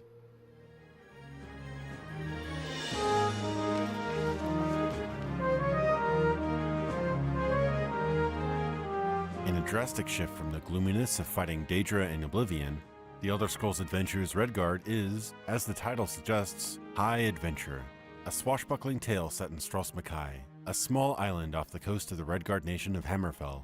It is a giant tonal shift from the somber Elder Scrolls games of the past, but the complete shedding of character creation, standard role-playing elements, experience gain, and leveling up is even more jarring. This is an action-adventure game. One of the things that continually throws me off with this game is that you'll notice that the frame rate of the game and the frame rate of the animations of each model are not the same. I think they hand animated each frame of each animation of each model, because you'll notice that like the camera moves around more smoothly than the characters, like almost looks like claymation. You see what I mean? It's very weird. Taking more inspiration from Prince of Persia and the popular Tomb Raider series than RPGs of the time, the storyline and gameplay are engaging enough, taking control of a young Redguard named Cyrus and his tumultuous adventures during the Imperial takeover of Hammerfell. Though focusing on adventure game tropes, conversations, and puzzles over role-playing, it feels more like Pirates of the Caribbean than the Elder Scrolls. In what seemed like fate, a few years after its release, Bethesda also created an official Pirates of the Caribbean game for Disney. Now, a lot of people gave me shit about this. They actually worked pretty hard on that game. I know that the original guys who created Sea Dogs, I think, were published by Bethesda or had some sort of contract with Bethesda, because Bethesda was promoting Sea Dogs. Then they later on made essentially a Sea Dogs sequel, and partway through, Bethesda was like, hey, wait a second, we can talk with Disney and get a contract or whatever, and turn this Sea Dogs, nobody cares about the Sea Dogs franchise other than a few dedicated fans, turn this into a Pirates of the Caribbean game, and we as publishers can get the localization, the voice acting, the story, whatever, make it more of a sellable product. Now, they technically did not do the development of the game, but they did do a lot of the other aspects. I think even Ken Ralston or somebody was actually involved in the story, possibly Todd Howard and various other people were involved with producing the presentation and story and voice acting and direction of the game, whereas the original Sea Dog devs did the bulk of the development. So yeah, simplification of it. They didn't make Sea Dogs or the Pirates of the Caribbean game from the ground up, but they did publish it and kind of sell it, and did a lot of the other aspects. So that I get a lot of flack for that particular fact, but it's mostly true. Redguard was Todd Howard's debut as project leader in an Elder Scrolls game. Others who began here in Redguard would also become integral to the series' evolution, like Ken Ralston, who'd done some writing for Battlespire, and Michael Kirkbride. Designer Kurt Coleman. This is such a difficult guy to get a good photo of. Oh my god, there's probably better photos of him now, but I was trying to get a photo of him around the Morrowind era, and this is like a monstrosity of a photo. This is him holding like a fake gun toward the camera, shot from probably like a $40 digital camera from like the 90s. Yeah, this is like a monstrosity of a photo. That's why it looks so bad, but this is the best that I could do considering the limitations I had. The one of Ken Ralston looks gorgeous. It's like you could put that on National Geographic or something, and Todd Howard's always got good photos. But yeah, Michael Kirkbride had a very, very difficult, because you'll notice in my videos I try to find photos of the era, roughly of the era of when they did this particular thing. So, you know, trying to find a photo of a particular person of that particular time. I do make exceptions occasionally when there's no photos of that person, but I do try to find, if I'm talking about a game in the 90s, I'm going to find a photo of them in the 90s, ideally around that same year. So, let's see. Yeah, I played Redguard as a demo as well. I never bought the game until much later. I mostly just played the demo, and I was like, this is kind of cool. I was hungry for Elder Scrolls at the time, and it felt like the gap between Daggerfall and Morrowind was like 6 years. It felt like an eternity. Oh my god. It felt so long between those games.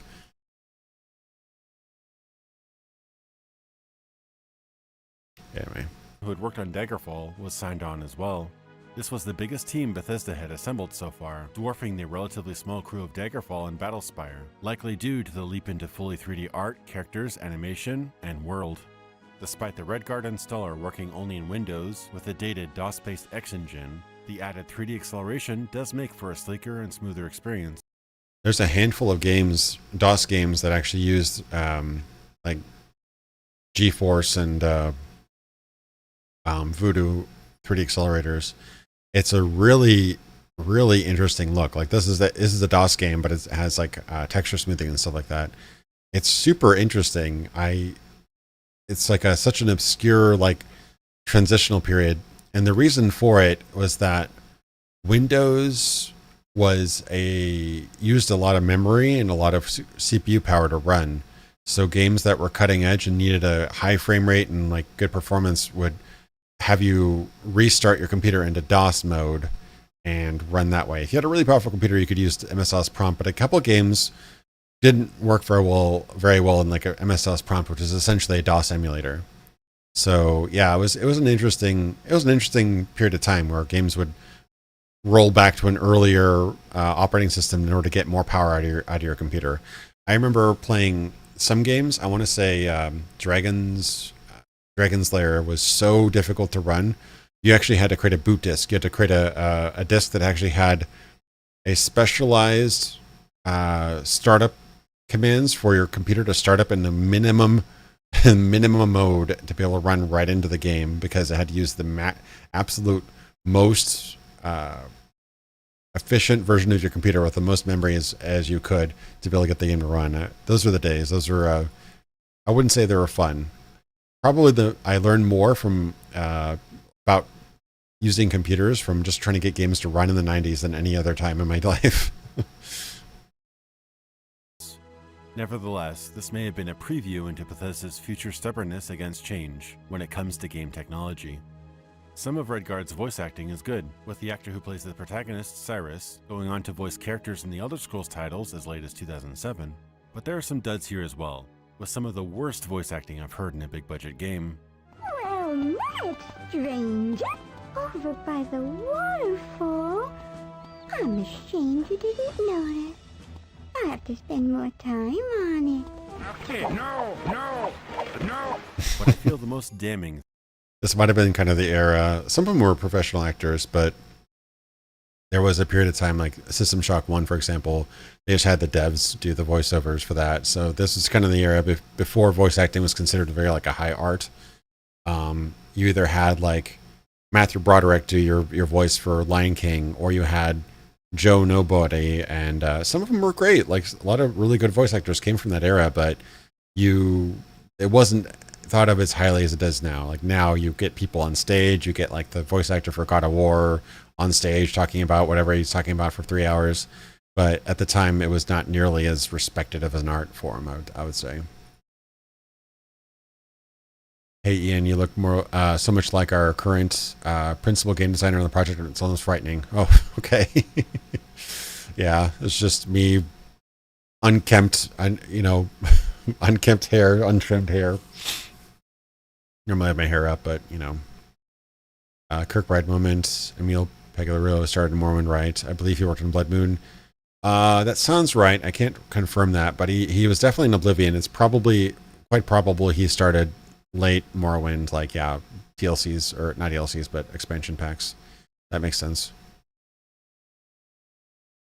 You can make AI pics of Michael Kirkbride now. Yeah, today I have AI upscaling stuff, which might be able to restore some, but you got to be careful. They have facial restoration, but it tends to make people look weird, so you have to be a little bit careful with that. I always dial it down to make sure that I don't lose the original face too much.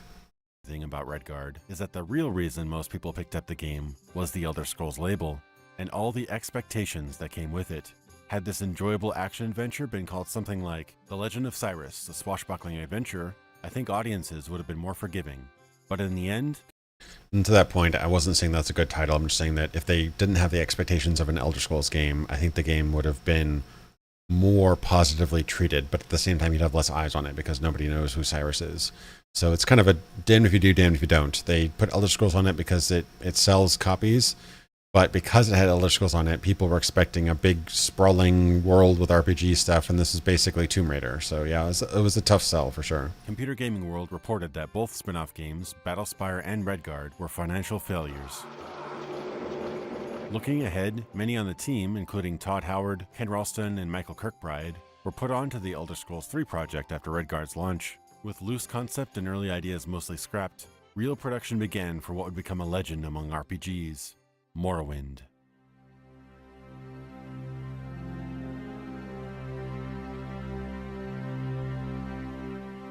This is a kind of fun shot. Somebody did a high-res landscape render of, I believe this is like real terrain in Morrowind. They did like a big wallpaper high-res render of Morrowind. And what I did is I added a lens flare. I think I might have turned the lens flare off, but added the kind of lens flare trail. And you'll see this is actually a masked version of real life cloud footage here. So I'm doing a digital zoom out from this still image while adding like a cloud animation there. So it adds like just the faintest subtle fog simulation. And because I added that animation there, it makes the whole picture look like it's moving. A really subtle little thing to it, but I think it adds a lot to the image. And this is my first, I think the first time I've used at least consciously used what's called a J-cut.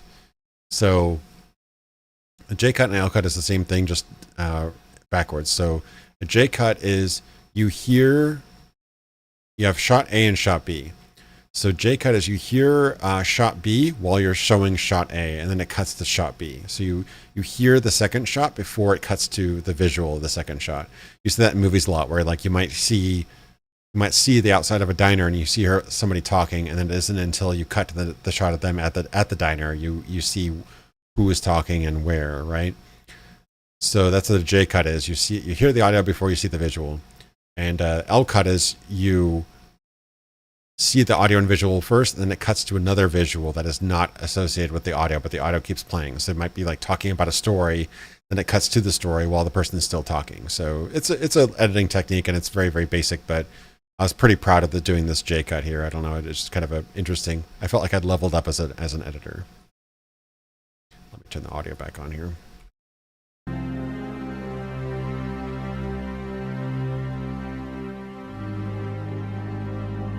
The company went through some very hard times. We were very, very close to going out of business. In the late 90s. Daggerfall didn't sell well? Daggerfall did fine, and then we spread ourselves thin. We started doing a lot of games, and they just weren't good enough. And they weren't the kind of games we should have been making at the time. We did Battlespire. I did Redguard, a game I love. It didn't do well for the company. And we had been working on the 10th Planet, and there were other projects no one heard about. So there was this period, Daggerfall was 96, maybe to 2000. We went through some very rough times, and that was when Bethesda became where Zenimax Media was founded, and Bethesda became part of Zenimax. And that gave us kind of a new lease on life, really. And we went into Morrowind. Man, there were six of us at the time, right? The studio had gotten that small, and I was in charge of Morrowind. But by that time, once you get to that point, there was this element of no fear. Like, what's the worst that's going to happen? We could go out of business. Well, let's go all in. This is the game. That's probably my favorite interview with Todd Howard. He actually felt like a human being relaying a story. Like you could actually kind of feel a little bit of the pain and the kind of remembering some of the times during that time, because I'm sure that at that time they were like very passionate about keeping the dream alive. But the late 90s Bethesda was in a rough spot. There's no question about it. Like before they got all that extra funding through Chris Weaver and them starting Zenimax and getting a bunch of extra external funding and then finishing Morrowind, like that, they were probably weeks, if not like months, if not weeks away from bankruptcy at different points. So like this seems like the most real time that Todd's ever like really talked about stuff. And this was like from some obscure German interview. It's after obviously Skyrim promotion, but he actually talks about a very obscure part of Bethesda history, and I actually recommend a lot. I highly recommend Jular, JWLAR, his channel. He did a breakdown of like the 10th Planet, and that game has almost no footage about it at all. There's like a couple really, really, really early gameplay clips, but he does like a whole breakdown of that project and what it was supposed to be. And that was a super interesting aspect. They were trying to basically make like a Starfield / wing commander slash freelancer type game, with really, really early technology, and it was a colossal failure, and it was rumored to be released for like 3 to 4 years and just never happened. But Droulard does a really good job of researching and telling that story. I highly recommend his video. If I can find it, actually, I'll post it in chat.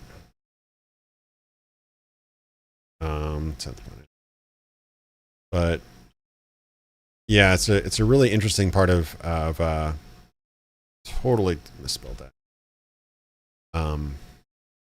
It's a really interesting bit of mixed history. And so that's a 50-minute video, but yeah, I recommend checking that out. It's a pretty cool little bit of history in terms of like just where Bethesda was at the time, where they were trying to make this kind of like prototype Starfield sort of thing, and it just didn't work out, and they wasted so much money on that. They'd wasted a lot of money on Battlespire, wasted a lot of money on Redguard, and the games themselves weren't terrible necessarily, but it is kind of amazing that the Redguard team, which from all respects, Redguard was a pretty like a kind of a flop. They took the Redguard team and made Morrowind. Kind of like a 1 in a million, right? It's kind of insane how that worked out. Yeah, Doc Flamingo, I kind of agree with you on that principle of that. It reminds me a lot of Peter Molyneux, in that the closer he was to the game development, the better he was. As he got more kicked upstairs, basically, he got less and less involved and became more of a salesperson than a game developer. And I think that's the kind of their downfall. The original title for The Elder Scrolls Part 3 was going to be Tribunal, and set in the High Elf region of the Somerset Isles, they planned to build it using an SVGA version of X Engine, but when production finally hit full stride, that idea was abandoned in favor of a new and more modernized engine, NetImmerse, later to be known as Gamebryo. This engine was designed for expansive, massively multiplayer worlds, and iterations of it would later be used for titles like Warhammer Online, Defiance, and Dark Age of Camelot. The once cohesive development team by this time was split into groups working on multiple games, which divided the culture at Bethesda. That's probably my dodgiest visual in this whole video. I just had no visual this whole time. Like, there was no photos, no nothing. I don't think I had maybe like 5 photos of the office of the Bethesda during the 90s, period. I think it was very obscure. Development didn't get covered nearly as well as it does now. Morrowind's development had started and stopped several times, so Julian LeFay, who fully expected to continue work on the sequel, started developing a small side project in the meantime. When the Morrowind project launched into full momentum, however, he wasn't picked for the team, and due to creative differences, the changing culture at the company, and management conflicts, Julian, the creator of the Elder Scrolls series, departed Bethesda Softworks in 1998.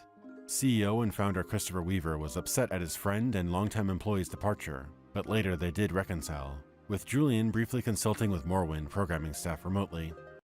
I get the idea when I was from talking to Julian that they didn't always work together very well, and it was very rough at the beginning. Like, I think Chris Weaver used his house as the office at the beginning, and then it got a little bit bigger, and they got, some deals. They got Terminator license and stuff like that, so they got bigger. But I think that after the fact, they got along much better than when he was his boss. Chris Weaver apparently wasn't the most agreeable person to work with, but I think after the fact, after they realized that they did Daggerfall and Arena and these other great games together, it's like they kind of look back at the good old days. It's a lot easier to look back and kind of forgive and forget than to have to show up to that day and be, why isn't this game done, kind of thing. So that's the impression I got anyway.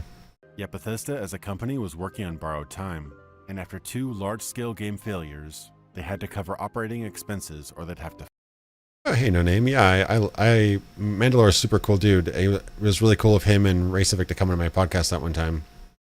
I'd love to do something with them again, and yeah, I was really flattered to have him feature me on the Gothic remake video. I was probably the nicest person about that game on that whole video. But what I said is true. I think that it has some potential, but I think that the main character talked way too much, and it was definitely trying to mimic the modern sort of game design a little bit too hard, when people look at a Gothic remake, they're kind of thinking of let's do Gothic the way it was, just make it bigger, better, and more immersive. But Yeah, down the road maybe. I know he's got a super busy schedule and he's got a ton of videos to make and games to cover, but be happy to work with Mandalore again at some point should the opportunity arise. Fold. In order to acquire much-needed funding, in 1999, Chris Weaver co-founded a parent company, Zenimax, with lawyer Robert Altman. Weaver contributed his entire Bethesda stock, and Altman came on board as CEO. Zenimax procured funds from various entertainment investors and in turn kept Bethesda afloat. Bethesda was split into two companies, Bethesda Softworks, the publisher, and Bethesda Game Studios, the developer. By 2001, 2 short years later... Oh god, that's a terrible quality photo. This is before I had any good up-resing tools. I could definitely clean this up a lot better now, but like I said, just 1990s, early 2000s, game dev just did not have good audio-visual coverage at all, so... The research and development branch Weaver managed as CTO was closed, and his contract left unrenewed, effectively firing him from the company he founded. In a Frankenstein-like tale, Chris, in his efforts to save his own company, created the shell company that terminated his involvement in it. Multiple lawsuits against Zenimax went on for years, with the latest settled out of court. Chris now teaches at universities, including MIT.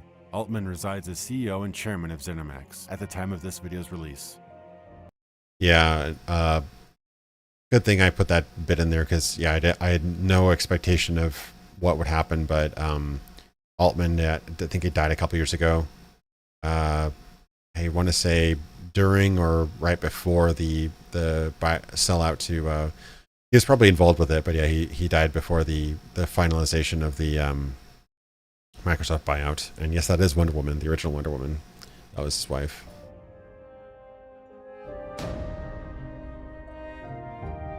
This is actually stock footage, but I liked it so much because it actually looked like the rock and the skybox in Morrowind. I was really happy with how Morrowind-esque this background footage looked like.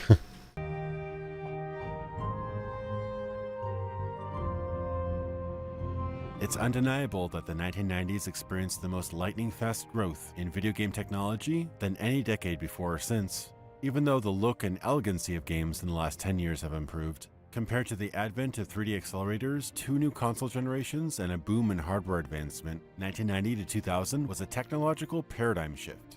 The 6-year gap between the second and third entry to the Elder Scrolls demonstrated this staggering change. Even in the... Yeah, I could have picked some better visuals, but yeah, the 10-year gap between mid-2000s, mid-2010s is like minor, whereas you get like early 90s versus late 90s and early 2000s is like night and day. It's crazy how fast technology was moving through the 90s. The era where role-playing games lagged behind the ever-popular shooter and action game genres, Morrowind was one of the most interactive and technically impressive games of that year. Yeah, I believe that I keep on hearing call her Wonder Woman. I completely forgot her. Yeah, Linda Carter. Yeah. Linda Carter, she played the Nord ladies in a lot of the Elder Scrolls games. I believe that was her role in them. You could pick up items and place them on various surfaces or stow them away. Stealth was based on line of sight, and running and jumping were tied to stat algorithms. Some comical interactions with these systems include building your very own Usain Bolt, running bullet fast and leaping over valleys. The Elder Scrolls III Morrowind played its cards in 2002, and it was a good hand. With 3D... I was actually very impressed with how good, this is the unmodded version. The only thing I did with Morrowind for these shots was I did a widescreen, basically a widescreen run command essentially. I think I installed like a DLL that let me do widescreen. But that's all I did. At widescreen and high resolution, the game still looks surprisingly good. Accelerated graphics and a half-decade of improved technology, the beautiful environments, smooth and articulated NPCs, advanced physics, and tailored architecture and terrain were mind-blowing. Having fully abandoned... It actually doesn't have physics. They introduced havoc physics in Oblivion. That's why you could knock people across the world and things like that. It does have improving jumping and running and things like that as your character gets better and more skilled though, which is kind of cool. And in 2D sprite models for a fully polygonal world, major issues that had plagued Arena, Daggerfall, and Battlespire were remedied overnight.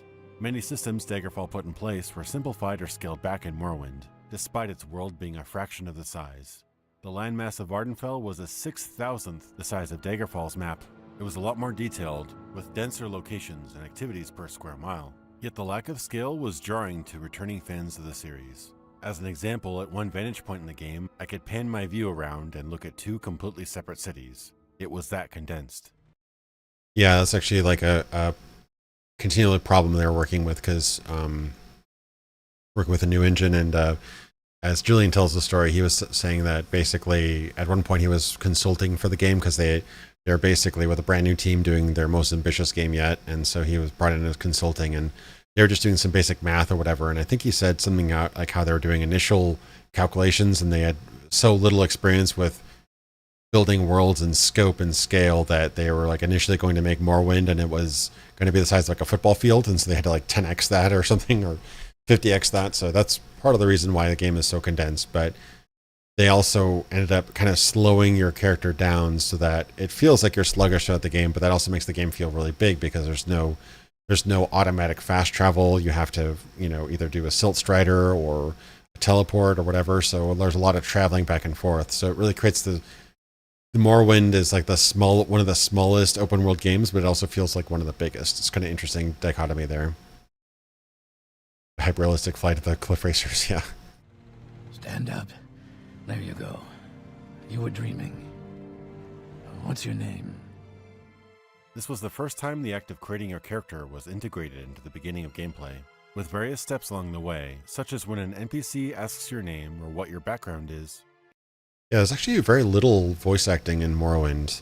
We always remember the kind of random barks and stuff like that, but almost none of the core dialogue was voiced. It was almost all text. They only had like some, while you're wandering around, they would kind of call your name and things like that, which was kind of an interesting kind of compromise because I believe all the dialogue was voiced in Redguard and Battlespire, I want to say. They actually kind of scaled that back, but due to the game being so much bigger and more dynamic, they probably couldn't get that much voice acting done reasonably and cheaply, or disc capacity was probably an issue too. I don't remember. Morrowind might have had more than one disc. Might have it installed on a play disc. That was pretty common back in the day. You'd have like a disc to install the game and a disc to play the game. So that could have been. In fact, it may have been one of the very first times this technique was used in a major game release. Morrowind begins with you as a prisoner on a ship headed to Vardenfell. You awaken from dreams filled with mysterious visions after a strange storm. The main plot surrounds the Tribunal, the three godlike beings that rule over Morrowind. I don't know why. I mean, it wouldn't be easy, but they could print money if they did a definitive edition of Morrowind and Oblivion. And most people have not played those games. I would say most Skyrim players have not played both those games. Oblivion more so, but yeah, I mean, they would absolutely be able to hold people over by remaking those games. Obviously, it wouldn't be nothing. It would be a lot of work, but there's a way to do it. There's a way to do it that would actually be pretty cool. And fans have practically done it already. They could probably like license the fans' work or whatever and do most of that. But yeah, it's an absolute shame that the only way you can play Morrowind on modern consoles is to play the Xbox port on an Xbox One, like Series X and 4K 60. That's like the best way you can play it on consoles, and that's like the dumbed down version, made for consoles. But yeah, no, it's brutal. I think that it could be quite playable. I mean, they'd want to modernize it and change a bunch of things and add voiceovers and stuff like that. So that would be, they'd probably open themselves up to way more work than they really want to. That's probably why that hasn't been done. But I'm just shocked that they've not gotten that. Like a series as popular as the Elder Scrolls, why they've not gone back to redoing Morrowind and Oblivion is just beyond me. Yeah, and I agree, Udenton. Yeah, how you use space is just as important as how much space you have. Like the early GTA games were a lot smaller than later ones, but they felt really big because they were dense and had a lot of like unique areas, and they used their space well. Yeah. One character suspects you to be the Nerevarine, a reincarnation of their legendary Nerevar, the protector of Morrowind. And as part of the main quest, you must perform 5 trials to prove your worth and destroy the malevolent Dagoth-Ur. Though the rich lore and history of Morrowind was enjoyable, I did feel the Chosen One storyline could have been structured more creatively, or less linearly. The game made NPCs into miniature encyclopedias with linked keywords so you can delve deeper into the lore if you wish. More options unlock if you increase their persuasion bar through bribes, flattery, threats, or other methods. You could also now potentially kill any NPC on the map, an improvement over Arena and Daggerfall. Guards. Yeah, Morrowind was probably the most free game of the series in terms of being able to kill any NPC. Daggerfall let you kill a lot of people, but certain NPCs, your like quest givers, they would not, you could not hit them with their weapon. It would just like your weapon go right through. So praise to Morrowind for letting you do that, even though it would warn you to say like, yeah, you kill this guy, your quest is kind of done. But cool they let you do that. Reacted more naturally rather than incessantly shouting halt, and if you managed to murder secretly, you could get away with it. And any Morrowind veteran will have flashbacks of the terrifying creatures found in Daedric shrines, or the abominable cliff racers streaking at you from the skies and incessantly chasing you down. I had a little bit of an OP character, but I actually got this many cliff racers just by accidentally kiting them while running across the wasteland. This is like, I think 4 or 5 cliff racers at a time. That meme of like the horde of cliff racers following you is like a real thing, basically.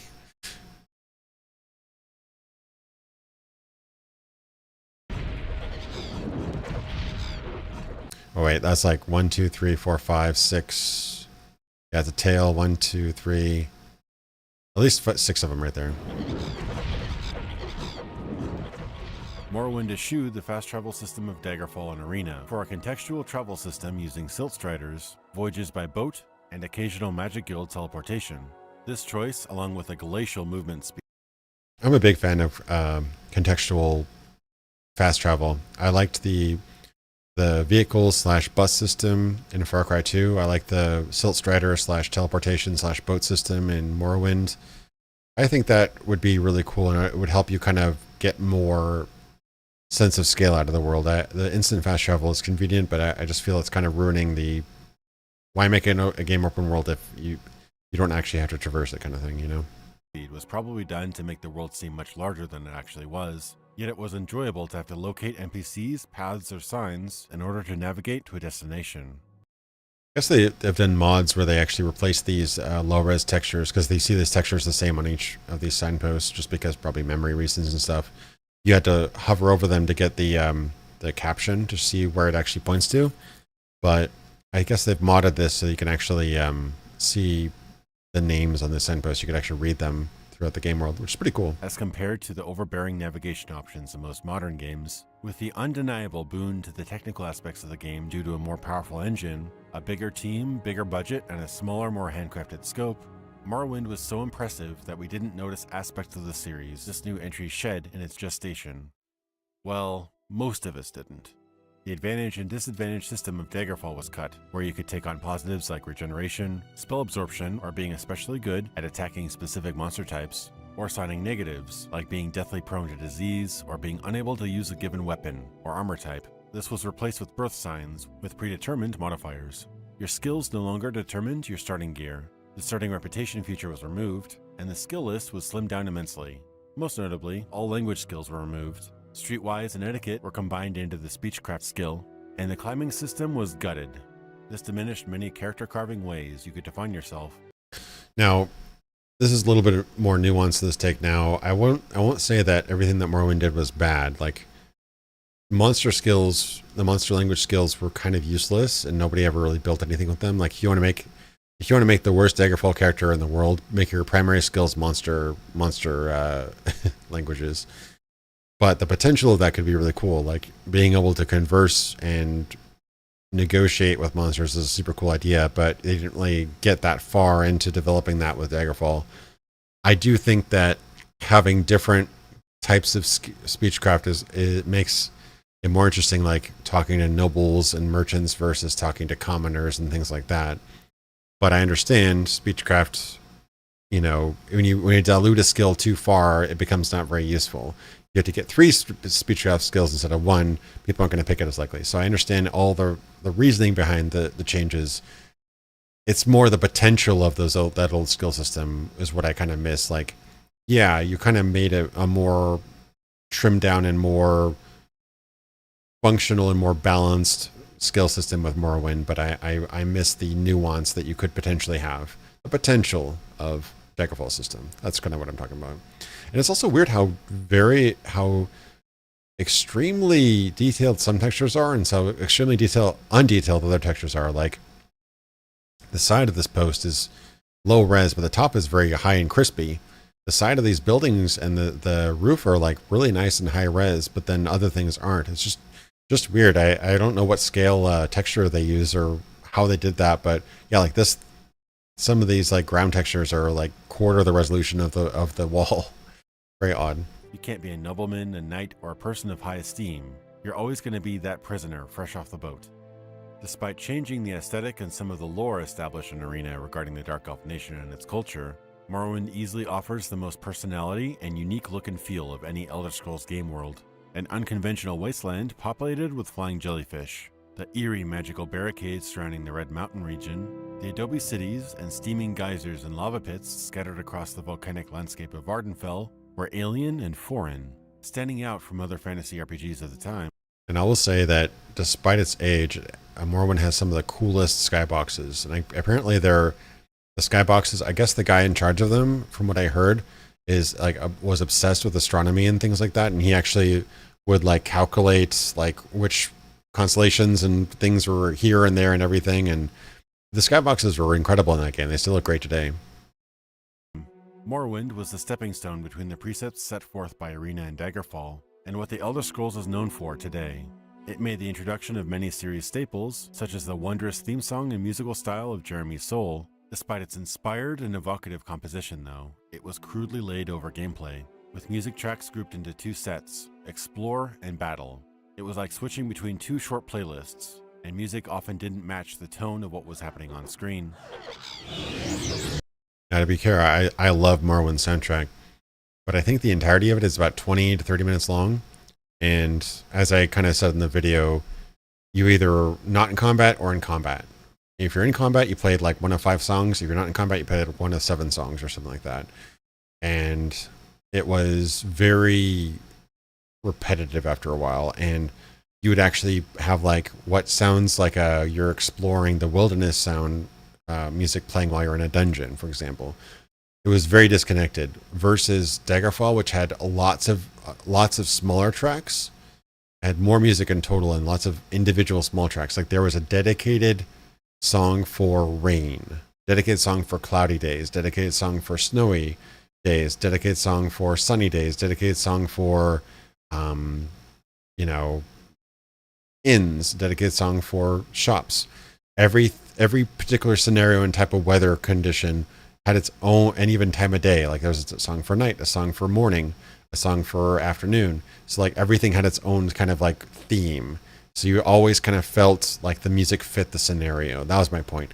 Morrowind's soundtrack is incredible, but nothing was really tied. Like that was more of an engineering problem. Like maybe there could have been more of like a design and engineering problem than a composition problem. Like they should have probably talked with the dev team and said, hey, how can we kind of like loop this music or use music in different ways for different scenarios? And also the director, in this case, I guess Todd or whomever was really in charge, should have probably said, hey, Jeremy, this is incredible. Can you make a version of that sounds like it's raining? You know, like can you like trickle of harp noises or something like that to make it sound like it's raining? Can you do a loud bombastic version of that, you know, if you're doing that in combat or whatever? Make a couple of variations of this and just make it feel like the music fit the thing that was happening. There were so many times where I was listening to like calming, kind of restful music while I was in this horrible dark dungeon filled with corpses. And it was very offsetting. That's kind of what I was getting at with that point. It wasn't that the soundtrack was bad at all.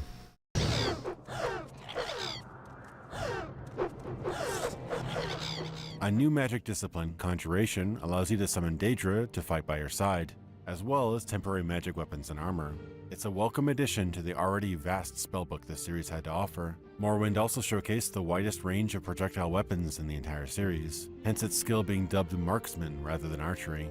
Most casual dialogue during gameplay was competently voiced now, and their selection of actors was mostly stellar. The gravelly, world-worn voices of the Dunmer and Vardenfell are unforgettable and strangely soothing. and the Imperial Guard are sufficiently better than thou. I see this land suits you. We welcome you freely, Outlander. A warm welcome to you, Sarah. This game was the final entry of the mainline series to see artist Mark Jones' aesthetic influence, the notable 3D artist behind much of Daggerfall and Battlespire's haunting visuals, along with stirring concept art by Michael Kirkbride. Many of the morbid and unusual creatures and denizens of the wasteland were sparked from their unique styles, sometimes charming and other times surreal, like from an eerie dream crafted by the likes of Boris Vallejo and Salvador Dali.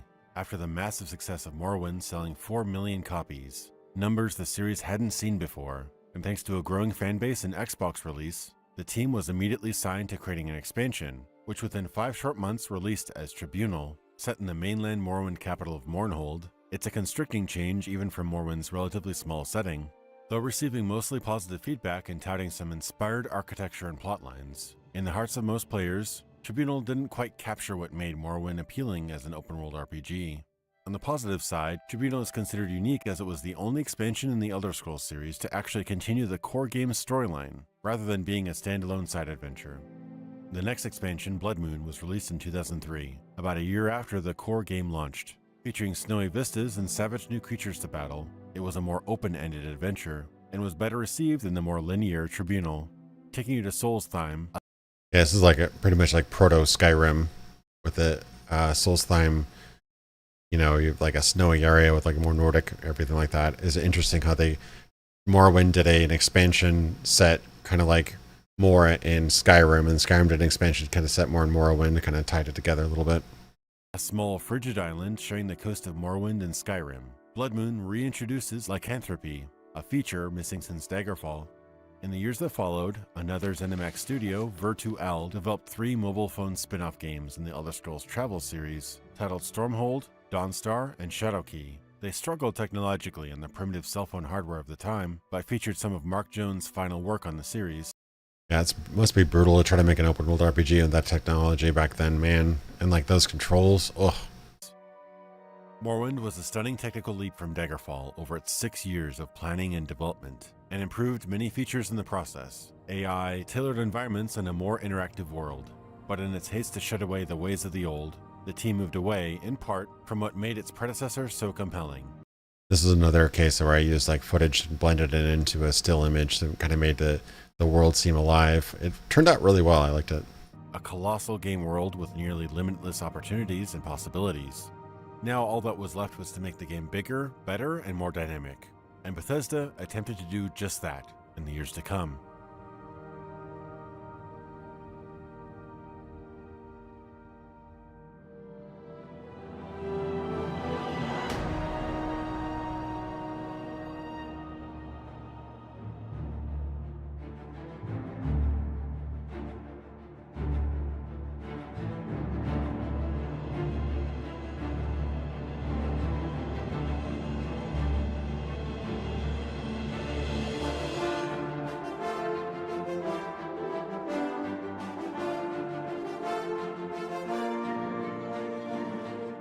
With each new entry, the Elder Scrolls series has grown a much wider audience, but its aspirations have lessened.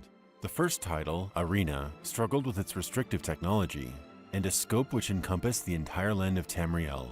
But its sequel, Daggerfall, with tweaks, changes, and additions, is often regarded as the most ambitious role-playing game ever made. Conversely, after the technological leap of Morrowind, the fourth entry, Oblivion, offers a less striking improvement, perhaps as a side effect of the Xbox 360 being the lead platform, and a PlayStation 3 port releasing later on.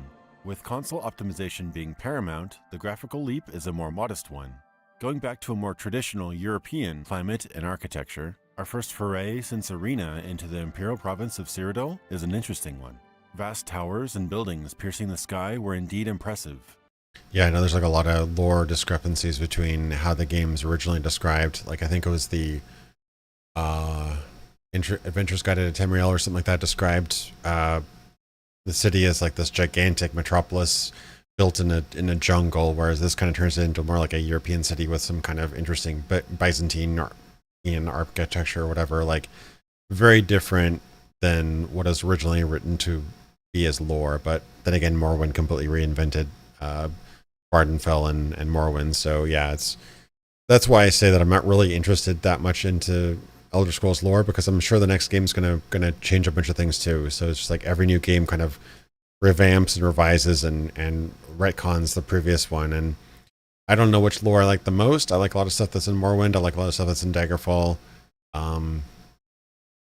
They're all interesting, but they're not really. It's not a cohesive world. You can't say, oh, Skyrim correlates to Morrowind, correlates to Daggerfall. It's like, no, they're completely different worlds at this point, pretty much. After the more primitive architecture of Morrowind, shunning the refreshingly brief introduction and character creation of Morrowind, and starting you in yet another dank dungeon to fight rats and other beasts. Yeah, you're right, Quadrat. There's definitely a lot of indie games that are taking a lot of inspiration from Morrowind. I think that Ardenfall, I think it actually takes probably more from Morrowind than it does from Daggerfall, even though it's called Ardenfall.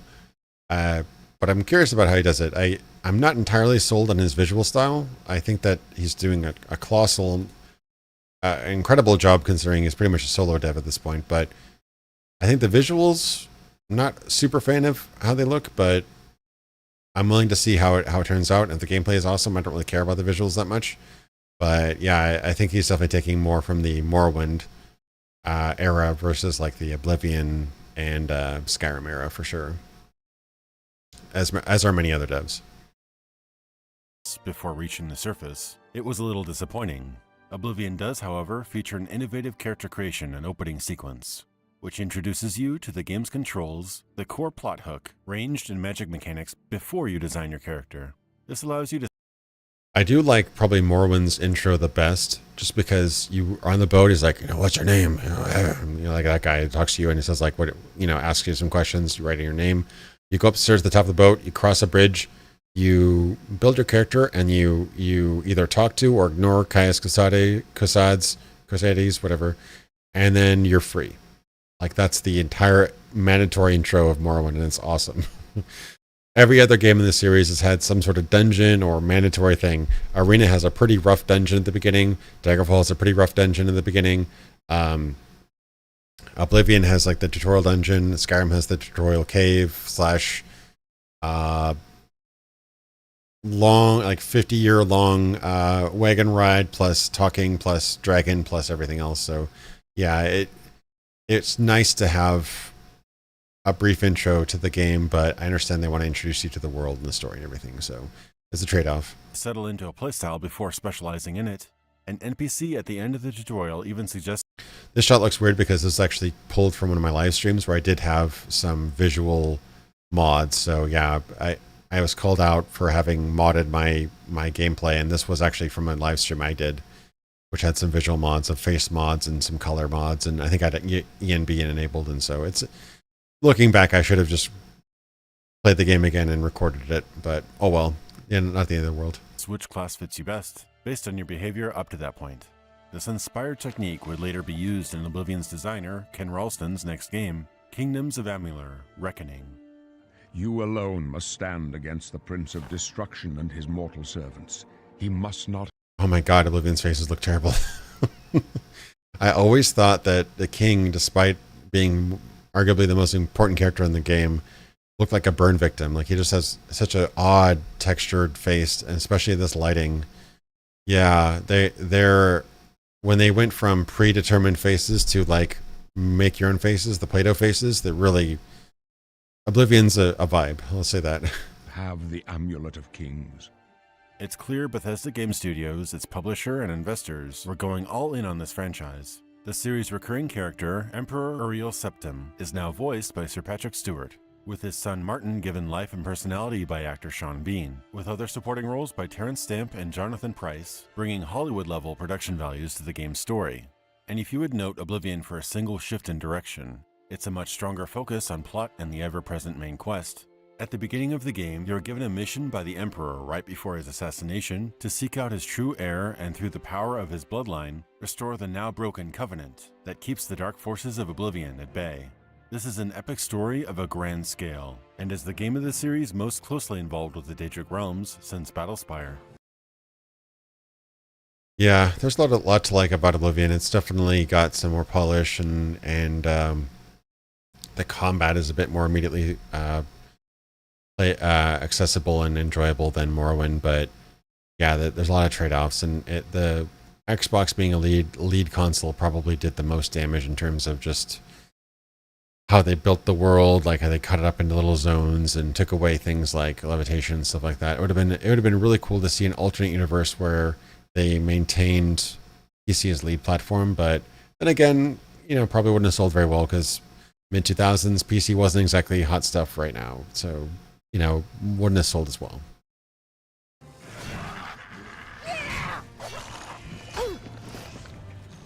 Yeah, I did a live stream of Oblivion, and I made the most ugly guy I could possibly make. Like, I did everything wrong, like hook nose, like morbid face, tiny little chin, and like, bug eyes, and all this kind of like really, really, like, he looked hideous. But I didn't realize that if you catch vampirism, it changes your entire look and gives you those eyes. And actually, catching vampirism made him look really attractive. Like, it made him look better, a lot more attractive than he was before he became a vampire. It was pretty funny. Cyrodiil is an impressive 22 square miles, over twice the size of Vardenfell in the previous game. With so many freedoms and such a vast open world, one can easily get enraptured in wanderlust and discovery, instead of engaging in the story written for you, something the Elder Scrolls has struggled with since its inception.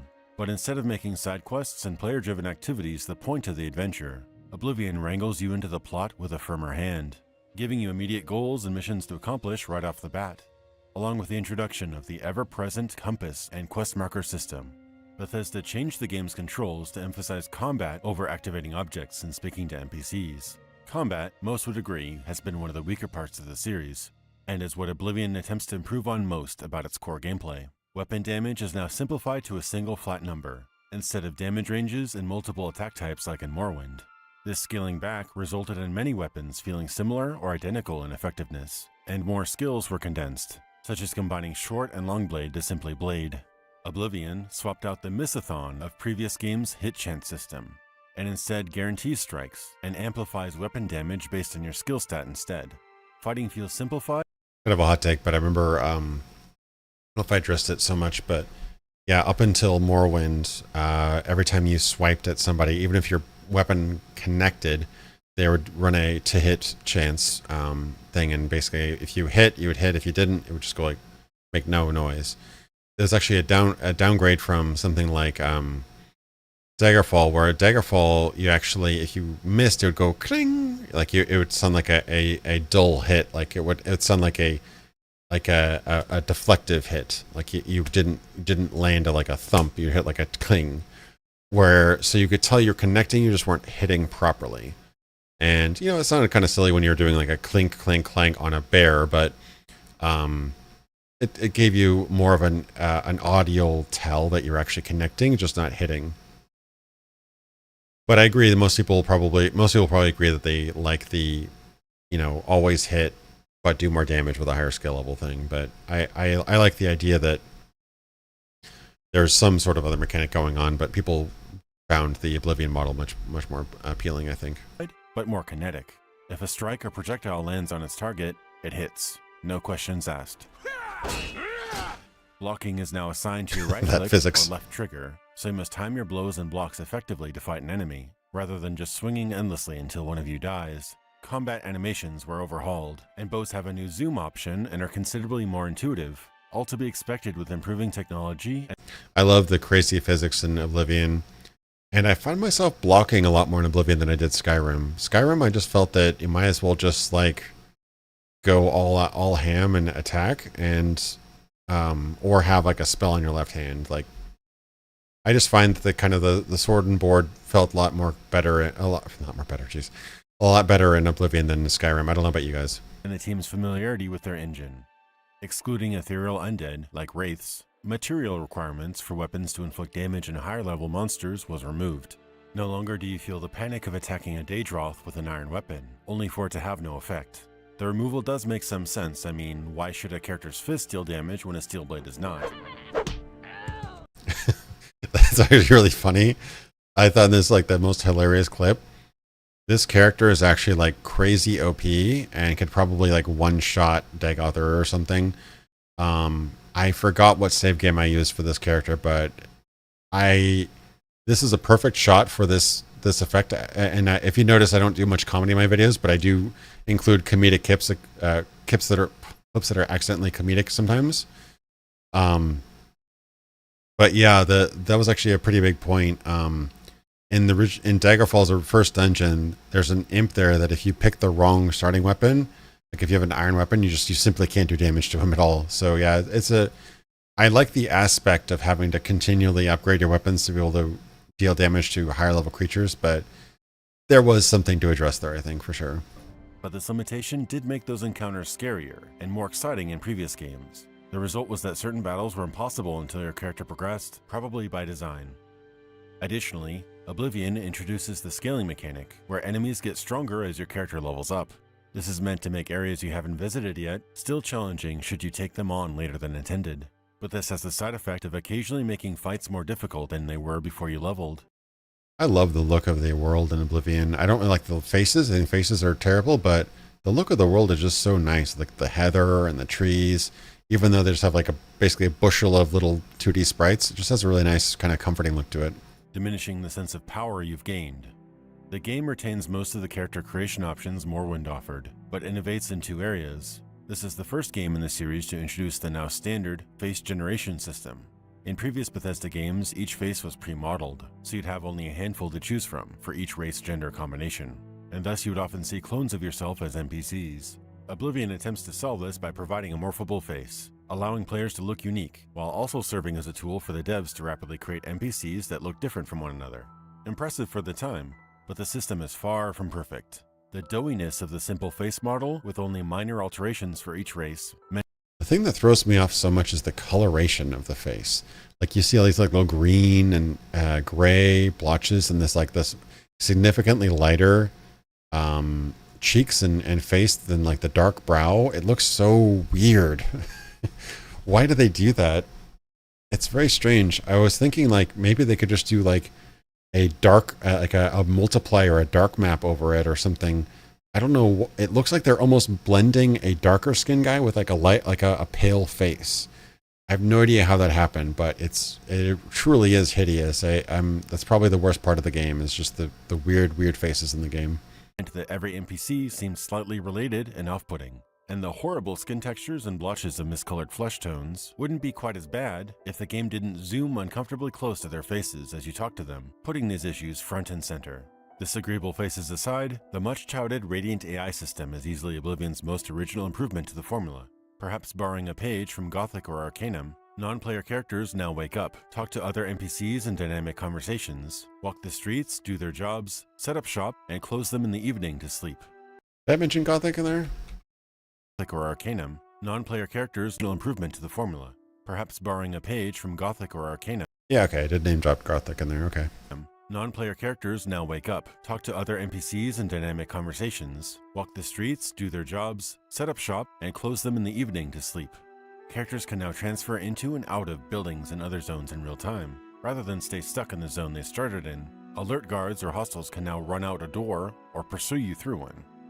Yeah, the zoning technology was super cool. I admit I was very impressed when I saw guys follow me through zones. I still don't know how they did that, but it was pretty neat that they were able to teleport and follow you through zones like that. This immersive quality makes the world feel that much more alive, and the series has improved for it.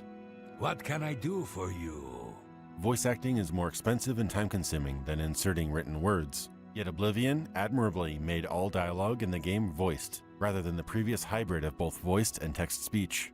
The problem is that dialogue comes off as uneven at times. It now features simpler, more linear conversations, with questionable and at times comical voice acting. Inconsistent voiceover QA resulted in bad recording takes still existing in the final release, as well as abrupt conversations between NPCs and some poor delivery. This has led Oblivion to becoming the most unintentionally humorous game in the series. In a commendable but misguided attempt to gamify the speech system, a persuasion minigame was designed around the tenets introduced in Morrowind: admiration, coercion, and bribery. But it was clunky and didn't add much to the gameplay, so it's no wonder it was scrapped for the sequel. Such a weird minigame. I still have no idea how it really works. I've gotten it to work a couple times, but the whole like rotating thing where you got to do this before you do this before you do this is just like, okay. I didn't point it out, but they had a very similar thing in Morrowind where they had like intimidate, so-and-so, then different levels of bribe. Why not just do that? Why do they have to make it into like a weird wheel? I'm still confused by that. Some people are defend that system. I just think it's kind of just more confusing than anything. 2 dearly missed features from Daggerfall were reintroduced, though touted as brand new additions for newcomers to the series. Horses, which are invaluable in traversing this larger game world, and the purchasing of houses in various towns around the country. Despite this expanded world, the game's contextual travel options by boat and via the Mages Guild are no more, instead reintroducing the always available fast travel to any major point on the map you've already visited before, with several locations immediately available from the start. These ease-of-play features make backtracking a breeze, though it dramatically lessens the sense of distance. If players overuse the fast travel system, it results in a world much larger than Morrowind, but feels smaller. In a callback to the original game, Arena...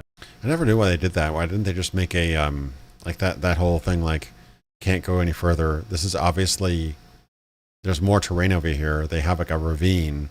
Why didn't they just make that an impassable ravine? Why did they make that artificial wall there? I don't know. I would have just made it an impassable ravine and make it more obvious. Less immersion breaking.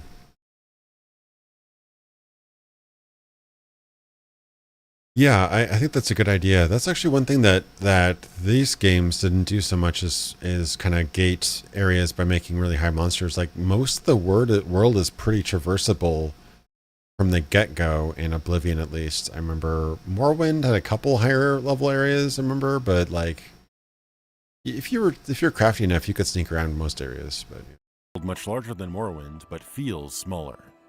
In a callback to the original game, Arena, and its earliest design concept, the Imperial City featured a Colosseum with exciting gladiatorial fights. These grew progressively more challenging, and winning or losing a duel to the cheer of a bloodthirsty crowd was a fun distraction. I've realized now that the Arena voiceover guy is the same actor who did God, I completely blanked on his name. Sheogorath is the same voice actor. They usually use a lot of voice actors. Witness eye will notice that many minor features have vanished since their last outing in Morrowind. 2 examples being lycanthropy and many weapon types. Additionally, all jumping enhancing and levitation spells have been stricken from the spellbook in Oblivion moving forward. This is likely due to the limited technology and memory constraints put on the game and how cities were built. Morrowind was actually advanced for its time, as all settlements, cities, and the like existed out in the open right alongside the wilderness. As many of us tried in Morrowind with the Scroll of Icarian Flight, we could jump over mountains or cities in one gigantic leap, but Bethesda decided to cut back on resources used. I think that was actually a sly cut, if I recall.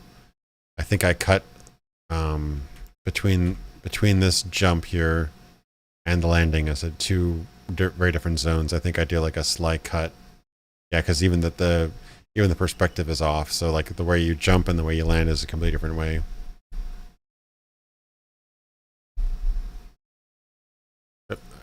Myself again. On resources used here, making major cities and buildings their own walled-in zones rather than keeping them in the open world. If you could actually levitate in Oblivion, you'd be met with an invisible wall, or find yourself in a void between zones. Console hardware limitations likely had a big impact in the decision to divide up Imperial City into smaller zones, as a similar compromise was reported by team members at Obsidian, who used Bethesda's same engine and toolkit to make the Fallout 3 spin-off. I think Josh Sawyer probably got some flack for spilling the beans on that. But, you know, it is what it is. More enlightening just to see what was going on with that. They had to, like, New Vegas was so buggy and crashing, even though they already did a bunch of concessions to make that engine and that particular system work on console hardware. New Vegas, years later. Oblivion's software high dynamic range effects and bloom give a strange, overexposed, and plastic look to many of the buildings and settlements in the world. And in spite of this being titled after the Daedric realm Oblivion, artist Mark Jones' absence is felt. The Elder Scrolls setting here felt more like run-of-the-mill generic fantasy compared to Morrowind, Battlespire, or even Daggerfall. Entering the foreboding Oblivion portals revealed but one realm, which, though looking impressively evil, felt a little too similar to the recent Lord of the Rings movie's interpretation of Mordor, Sauron's Eye and all.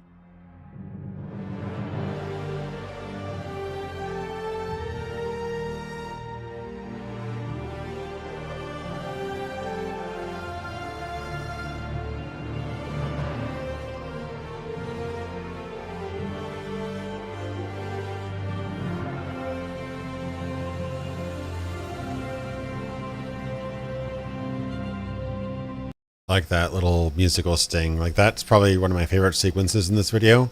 Just the way the music kind of like swells and you just get the scope and the expanse of the world. And then just that little quivering violin in there kicks in right as you enter the snowy area. This is all edited by me, but I just think it really communicates with what's going on and kind of gives you the set. What we kind of love about the Elder Scrolls games is just the sense of the world, you know. I thought that turned out really well.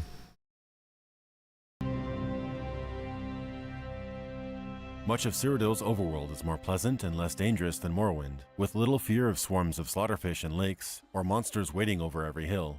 It's indeed breathtaking to soak in the emerald green of the expansive forests, hills, underbrush, and plains, mostly inhabited by deer, rabbits, and the like.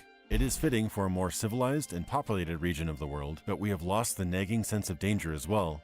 If Oblivion did one thing differently than the sardine can-packed world of Morrowind, it expanded the world and put partially procedurally generated terrain in between locations, letting each area and location of interest breathe a little.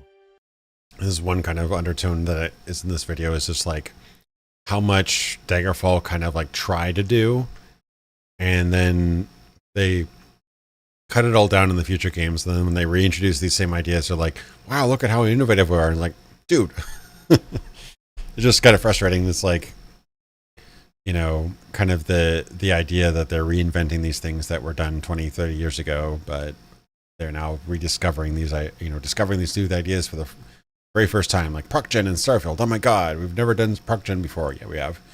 So it's just kind of funny. Oblivion introduced a limitation of only having one summoned creature at a time, and made spellmaking a late-game feature, rather than being available early on. Stolen items are now marked as such, so you can't sell them outside of a Thieves Guild fence. Shop inventories are now... I will say that the lockpicking in Oblivion is probably the best in the game, in the series. It's, in terms of realism, it actually has you do set pins and things like that. It's a little funky, but I like what they were going for. Sometimes stored off-map, so you can't pilfer all items. These changes are meant to balance how useful stealing is, but it's annoying when you find out that the goods you want are impossible to steal, for no other reason than the designers didn't want you to. The user interface in Oblivion probably displays the most personality of any of the games in the series, though not as customizable as Morrowind. Yeah, the interface sucks. I do like the look of it, though. I like all the illustrations and the colorful stuff. I hate any of the kind of like Photoshop filter illustrations where they just like run a filter over an image, like in the loading screens, for example. I hate that look. But all these hand drawn stuff is gorgeous. I love this look of interface. Skyrim is very sharp and classy, but this seemed like so much more authentic for some reason. It just felt a lot more, I don't know, I liked how it looked. Each stat, skill, and ability has illustrations, icons, and stylized descriptions, and breathes life and flavor into the game's menus and screens. Dungeons are more densely designed, with frequent enemies and challenges, probably due to feedback that the long tunnel-like dungeons in Morrowind weren't as immediately satisfying. And lore-established cities were much sparser than described in previous games, with the Imperial City being impressive but diminutive, instead of the sprawling metropolis it was described to be. This may actually have to do with on-screen NPC limits within the Gamebryo engine itself, but is more likely to have been a compromise made for easier porting to consoles with limited memory. Later in... Something that was interesting when I was talking to Patrician TV, we noticed that almost everybody in Oblivion, aside from Ken Ralston and Jeremy Soule, are kind of like still there working on Skyrim. It's actually kind of weird how many people are still there after all this time. At 15 years, 20 years almost. Kind of crazy, right? In 2006, an expansion to Oblivion called Knights of the Nine was released. In this Arthurian tale, you must gather the mythical Crusader armor and weaponry, and reassemble the titular Knights of the Nine in an effort to defeat the powerful demigod, Umaril. This compelling narrative follows through to a satisfying conclusion, but doesn't change much with the basic gameplay tropes Oblivion had to offer. The second and final expansion released the following year, in 2007. Shivering Isles takes the player to a never-before-seen plane of Oblivion, the Realm of Madness. Featuring the vastly differing Isles of Mania and Dementia, you must navigate the schemes of the Daedric Prince of Madness, Sheogorath. Any venture into a new and interesting Oblivion realm is always welcomed, but this expansion does lose some steam later on with its more repetitive quests. In the end, also the Oblivion expansions were pretty creative. They were trying to do some kind of crazy things, which I can appreciate. Oblivion is a smoother, more kinetic, yet uneven upgrade over Morrowind. The loss of more unique world building and the shedding of some of its deeper mechanics are missed. But if major steps forward like doubling the map size and improving AI were the direction the series was heading, then The Elder Scrolls V would surely go even further to impress us with its scope and ambition, right?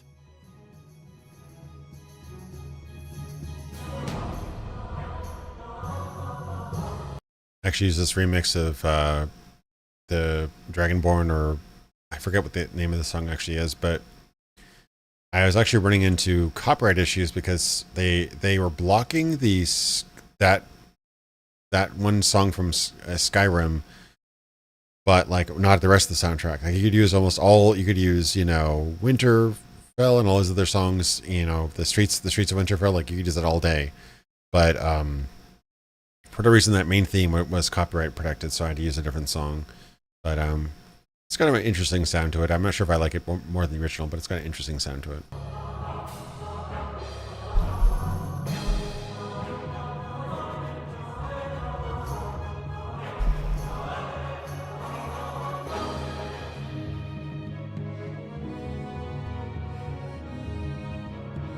From the very first moment you hit New Game in The Elder Scrolls V Skyrim, you can see a different design philosophy pervade than in previous games.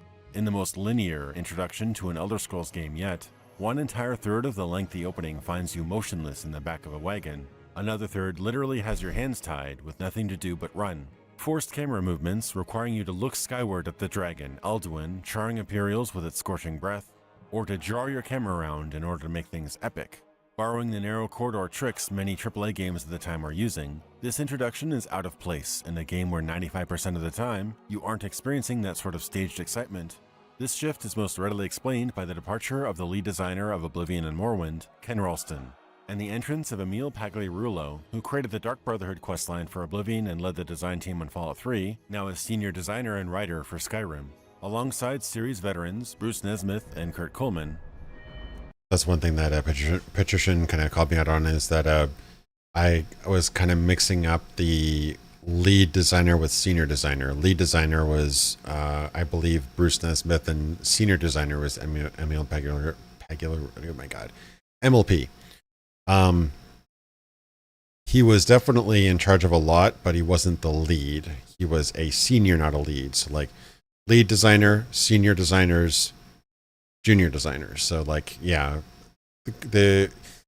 I kind of assign more blame to Emil here than I probably need to. Like Bruce was still like kind of like Todd's second in command on Skyrim, but the narrative here, and as we've seen, I don't think necessarily Emil is more qualified than Bruce, but as things go, hey, slight misattribution to who was in charge. So my least favorite designer for sure. Yeah, that makes me wonder actually, what was Bruce's role in Starfield? Was he now working under Emil? That's weird. Like he had to be, right? Because Emil was design director and writing director. So yeah, writing director. Let me just move this thing over here. So yeah, Emil was writing and design on Starfield. Skyfield. Istvan Pelle, yeah, he's been there for a while. Yeah, where is Bruce? Oh, he was just one of many systems designers. Wow. That's weird. I wonder if it was by choice. But he's just like one of the grunts here. I mean, he's probably pretty key to the whole thing. I saw his interviews and stuff about it, but yeah, comparatively, I believe he was lead in Skyrim. Quest design in Fallout 76, system designers in Starfield, quest design writing in Fallout 4, Skyrim, lead designer. So yeah, and one thing that they don't really tell you is that names and kind of ways of labeling Like the names of different posts and stuff like that, and jobs change a lot over time. They didn't have directors for over every aspect like in Skyrim, or sorry, in Starfield. I get them mixed up. They have art director, writing director, design director. Here they have like lead artist, lead designer. Essentially the same job. But lead designer was essentially design director. So love or hate Skyrim, Skyrim had Todd Howard as the game director. That's kind of the equivalent of, I mean, he was the game director in both games. But they had one guy do lead programmer, one guy do lead artist, one guy do lead designer, another guy do, they had a co-lead designer. Interesting. Kurt was co-lead designer, production director, lead producer, audio director, etc., and producers, then all the people under them, right? And then if you scroll way down and under Skyrim, you see Emil. I guess he was a senior designer and senior writer. So he's kind of been doing design and writing for both for a while, but he was not the lead for both. They took this guy and gave him both writing and design director roles for Starfield. So love him or hate him, at the very least you could say he was probably spread thin. So. All right, this is a thing. Not in this shot. I think this shot is okay. I think your minimum skills is 10, but later there was a shot that Patrician TV called out as, it wasn't even like me trying to bug the game. It's just, I happened to have loaded, I'll explain when I get to it, I think. Easily the most contentious thing about Skyrim is its complete overhaul of the progression system. While Morrowind's shedding of Daggerfall's character creation depth was disappointing. Yeah. It's kind of clear as day when you look at it now, but I'm a level 2 orc, and you saw the level one orc back there, or the level 1 guy back there had 10s and like 15s and stuff in his skills, and the level 2 guy has like 5s. That was a really funny situation. Basically, this is not modded footage, but this is a modded save game. Basically, I must have installed mods the first time I had done Skyrim on PC. So the mods must have adjusted my starting stats. And what happened is that it at save 000 was saved with modded stats, which started lower than the default game. And when that happened, the save game stays the same even when you remove the mods. So I removed the mods, but when reinstalling Skyrim, it retained all my cloud saves. So probably to skip the really annoying early game, I must have loaded save 000, expecting just to get past the original part of the, the time wasting part of the original. But it still had those lower stats. So it's not modded footage, but it's a save game that has been previously modified by a mod. Very weird, but completely minor, and nobody would even know about it, really, unless they're looking hard at it. But it's just kind of funny. Oblivion's fixation on its main quest, while simplifying abilities and item stats, was off-putting. These now look like minor changes compared to the clean sweep Skyrim made with the Elder Scrolls RPG system. The attribute system that has been a staple of the series since day one was completely removed, replacing it with a simplistic health, magicka, and stamina system. It's a weird combobulation of the previous stats. Health defines your hit points and how fast they regenerate, like a simplified endurance. Magicka increases maximum spell points and their speed of recovery, like willpower, but does not boost magic effectiveness. And stamina governs carry weight and how fast you get exhausted, a sort of hybrid of strength and endurance from previous titles, but does not augment your damage.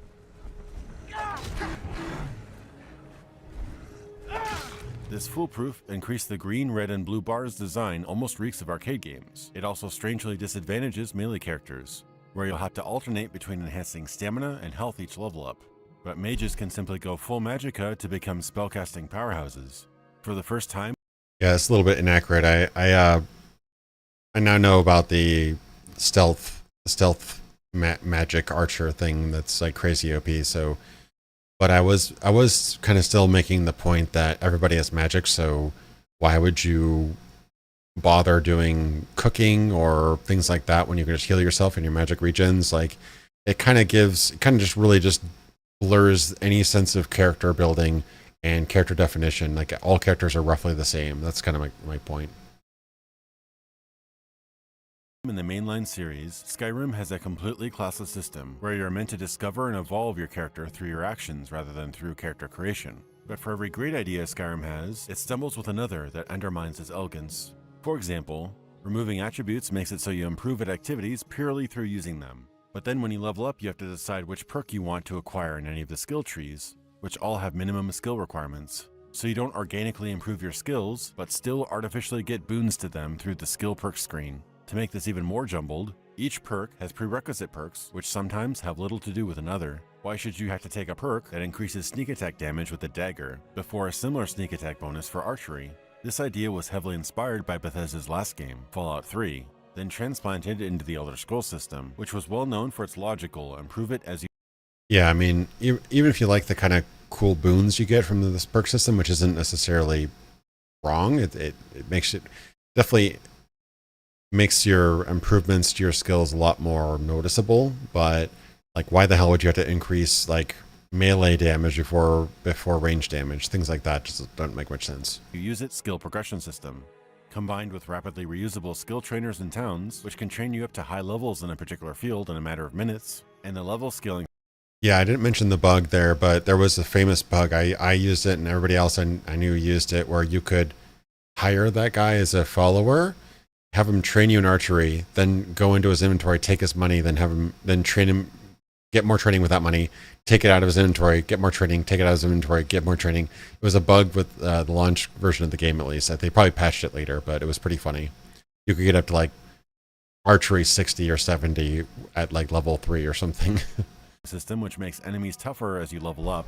It's possible to change lanes with your character or apply perks in such a way while increasing your level that you inadvertently make combat much more difficult for yourself after leveling, a puzzling side effect to this inconsistent system. I don't criticize the classless system on its core concept. I've played many games without classes I love and enjoy. I criticize the lack of weight and consequences within any character progression. Everyone can cast fire or healing spells, everyone is competent using any weapon type, and anyone can sneak and steal items. It's not that you can no longer choose a class, it's that you're all classes at once. Your character is just magically great at everything. To top it all off, you get dragon powers to boot, which further separates you from being just another inhabitant of this living world. You are a protagonist with a capital P. No longer a normal denizen who rose to become better than the rest. Fantasy fulfillment is one thing, but the enamorment with convincing the player that they're the chosen one or messiah can get old fast. Additionally, there are actions and sequences that are much easier to pull off with spellcasting, so everyone by necessity simply becomes a magic user hybrid by default. Creating a compelling challenge isn't always about having... Yeah, and if you don't even use magic, you still use dragon shots, which are basically magic, so yeah, it just kind of takes away any sort of character definition for the most part. An easy solution in hand. Limitations are a necessary component to any game, so how you choose to overcome a given obstacle using your own set of abilities makes the experience engaging. Mechanics such as elemental physics introduced early in the game's dungeons are all but abandoned later in the game. This I almost want to like bet money that this was just maybe they did it in Oblivion, I don't recall, but you can kind of trace almost anything that Bethesda's done in the last 15 years as they saw another game do it 3 to 5 years before. This is just BioShock. Like, this is just the BioShock elemental system. They probably saw BioShock in like 2006 or 2007 whenever it came out, and like, hey, let's put that into our next game. And so like it ended up in Skyrim. People were like, oh my god, that's great. But they kind of they have this pattern that continues to happen. Like, for example, in Starfield, they have the touted zero grav battles and stuff like that, but then they forgot to put it in the main campaign. Pretty much, like, it's almost nowhere in the main campaign is like a sequence where you do zero grav battles for the most part. They don't really think these things through the whole game. So it's not like they have like a cohesive vision. They just like, oh, I like that, let's put that in the game. Oh, I like that, put that in the game. But they don't really kind of put it throughout the whole story or the whole experience for the most part. And by tying major progression directly into the mainline quest in the form of learning dragon shouts, Skyrim is actively guiding you through its storyline, rather than leaving you to discover your own story. This speaks to the streamlining approach Skyrim design took this time around. In a talk with senior designer Emil Pagliarulo reveal his design priorities, His self-proclaimed love of the KISS axiom, keep it simple stupid, characterizes him as a designer more focused on removing ideas that don't immediately... So I got his title right, but I was a little confused on, I guess I kind of thought senior meant was like up there with lead. I mean, Bruce, I think I cite Bruce as well for some of the stuff he was doing as well, but Emil is just a very loud senior designer. Like none of the other designers did a conference in Denmark or something like that, talking about how great their work is and how awesome they are. So I as much as you can kind of criticize people from taking it a little too far, Emil definitely brings it on himself. There's definitely an aspect where he kind of, if he would just kind of keep his head down and not make as much of a big deal about how great he is or how this or that or the other thing, while also apparently writing and designing poorly, he wouldn't get nearly as much hate as he does. He kind of brings it on himself. Work or have much function, rather than adding or expanding on existing concepts. But if you look at a standard controller, the general gist was, A would be a positive response, X would be a neutral response, B would be a negative response, and Y would be a question. Okay? And so that would allow us to have more accurately, A is yes, B is yes but later, X is yes but sarcastic, Y is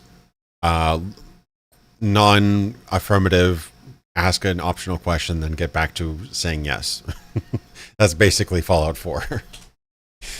Sarcastic yes, yes, yes later, and I'll ask something, waste your time before saying yes. Okay. And so that would allow us to have more fluid interactions with our characters. This isn't a closed book analysis on the approach used in the series as of late, but it does paint a compelling picture of why the Elder Scrolls, and Skyrim in particular, has narrowed its focus to such simplicity. The result is seen everywhere. Since Morrowind, the number of weapons... And to be fair, that was talking about Fallout 4. He did the story conference after Fallout 4. So Skyrim had a few more, it had like the list dialogue system, but yeah, it just kind of, yeah. Got 4 buttons, used 4 buttons. I think he even talked about how he was inspired by the Walking Dead games or something. I think that was his inspiration on that. Types and armor set pieces have been halved, alchemy is less comprehensive, and spellmaking has been completely eliminated from the game. Incidentally, the need to rest and meditate on what you've learned in order to level up was also cut in Skyrim, which is a trivial but telling change in its quest to streamline the game, at the cost of its endearing and unique qualities. Simpler, tunnel vision dungeons that are much less punishing than the ones featured in earlier games lead you directly to the end like an amusement park ride. Cities, forts, and settlements... Yeah, this is like... I definitely cherry-picked, and, not all the maps are available online in that nice of a form, but if you look at this is like a couple different, I'm doing a little bit of visual trickery to kind of make my point clearer, but this is just showing that like even back there, like you had multiple paths and this one going around there and that one around there. There's a secret area here, there's a pickup there, whatever. Same thing with here, like this teleport over this area, this had an optional area and like that and that and that, and then like 2 paths over here and this went path over there and that one over there. And I think I might have taken an earlier map for example here, but this map tricks you into thinking you're going to some elaborate maze, but there is only one path. There is only one way to go. Okay, that's an optional room. Maybe that's like you get a key or whatever, but there's only one winding path. It takes turns, but it's only one path. It might as well be a straight line. So that's just kind of, yeah, maybe it's great design. Maybe people enjoy that more, but it just seems extremely, if once you see past the charade, it feels very, very limiting and very kind of dull. Ports and settlements are smaller than ever and are sparsely populated with citizens who only converse in mostly scripted 1 or 2 liners. And the game world is so condensed, you don't feel like you're in a real fantasy nation, more like an interactive theme park. The punishingly harsh climate of Skyrim, alluded to in previous games' lore, has no bearing on your survival.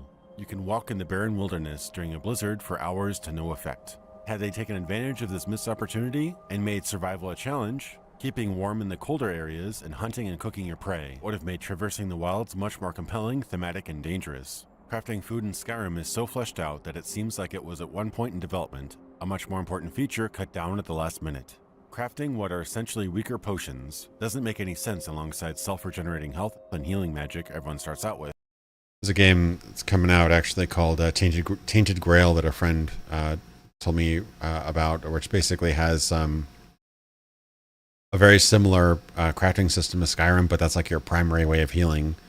And it's like, wow, cooking actually is useful. Wow, isn't that crazy? Just kind of interesting how a couple small tweaks all of a sudden make one of these systems that were completely superfluous into a core tenet of the game, which is pretty cool. Mike is tired now. Go bother somebody else. Oblivion had raised the bar of NPC interaction, having the denizens of the world wander, go to work, interact, and converse in real time. Due to unintentional hiccups, though, it appears the Radiant AI system was turned down a notch for Skyrim, resulting in scripted dialogue between characters you were absolutely meant to overhear when first entering the area, rather than Oblivion's secret joy of eavesdropping on others' conversations. Well, one of us has to do something. I said no! No adventures, no theatrics, no thief chasing! Well, what are you going to do then, huh? Let's hear it. We are done talking about this. Skyrim killed off all movement. Yeah, it's like stage whispering is just very blatantly opening up the character for a quest. Enhancing skills. Running, jumping, swimming, and the like can no longer be improved, effectively eliminating builds like acrobats or cat burglars. Many other skills were combined, such as merging all melee weapon skills to the simplistic one-handed and two-handed skill trees. This removed the personality and choice of using different types of weapons, and often resulted in just chasing whichever had the biggest damage number. Designer Emil Pagliarulo and director Todd Howard are on record stating that they are more interested in cutting superfluous features or content rather than expanding what they have, but that in the end can be subjective. Our larger, expansive world... Yeah, that so much is true. Even though Bruce Nesmith had more authority over the game than Emil did, and Todd was overall like the director of the project, they both have been on more record saying that they wanted to trim the fat, get rid of, options and choices they didn't feel necessary. Whereas it doesn't seem Bruce has been on camera at least nearly as much kind of talking about that. Maybe just more of a shy, go to work, get the job done kind of thing. Maybe doesn't want to just talk about it at conferences as much. But I just found his talks to be more like, yeah, I want that in my game. I want to try that in that game. But, in the end, things went the way they were. I'd like to think that Bruce was kind of one of the, lack of a better word, one of the good guys. But in the end, he made Skyrim. He also worked on Fallout 76. He also worked on Fallout 4. He also worked on Starfield. So who knows? Maybe it's just the kind of a company culture thing. With the ability to levitate, climb, or run faster, or jump further, unneeded or unwanted? Many would disagree. We go at it each time with, let's not just look at the last one and say, what does it need? I think most fans will look at it and say, it's great, you should change the leveling, add spears, add crossbows, add this, and add some more races. And I usually approach it from, well, I want to know what skills are superfluous, that we should fold into something else to make the choice of what your character is more meaningful, make that choice more meaningful, and how are the races different? I think 10 races is enough. I still think that the guy who was shooting this was kind of trolling him, because here he is talking about cutting features rather than adding them and making races in particular more meaningful. Race doesn't matter at all pretty much in Skyrim, and in the background you see the looming stance of a drow, like of a dark elf in from Morrowind, and that seemed in that game race definitely seemed to matter a lot more. Like people would treat you much more harshly and stuff like that, and they call you Outlander and things like that. Anyway, it's just funny that the visual disparity of what's happening here. And how are the races different? I think 10 races is enough. How is playing an orc different than playing a high elf, or those kind of things? Blacksmithing is a compelling new addition that debuted in Skyrim, where one can harvest materials and create their own armor and arsenal. Bruce Nesmith, one of the last people still working on the series since Daggerfall, also unveiled the Radiant Quest system, which was supposed to be the flagship feature of Skyrim. Radiant generates side quests based on your actions and behavior during the story, and populates locales you've yet to visit with tailored encounters. This is an interesting development, and it's good to see someone at Bethesda trying to push the envelope beyond the safety of the proven successful formula, but the result is so subtle that most players may not even notice. Though its unprecedented sales figures might mislead you otherwise, there are 3 likely reasons Skyrim sold better than any of its predecessors. Firstly, it released day 1 on the most popular console platforms, the Xbox 360 and the PS3, several years into their life cycle, so the install base was much higher than when Oblivion launched. The second is that game franchises gain more fans over. Yeah, that much is true. I think that the adoption rate had been pretty low for the Xbox 360 early on. Like that was before Halo 3, that was before GTA 4, that was before a lot of these really, really big system sellers had come out for the console. So Oblivion was actually one of the earlier adopters. And to compare the sales number of like Oblivion, which came out like less than a year or like maybe a year after the console released, versus Skyrim, which came out a full 6 or 7 years after, like the install base was huge, and you had that like cumulative snowball hype from Oblivion and the other Elder Scrolls games. So yeah, I mean, Skyrim sold extremely well, absolutely, but it definitely had the upper hand in terms of release schedule. Time, and with now 2 console releases under their belt, hype was high. Third was that Skyrim was clearly designed from the ground up as a more marketable product. For the first time in the series, it has a branded and marketable mascot, the Dragonborn, with their iconic horned helmet silhouette.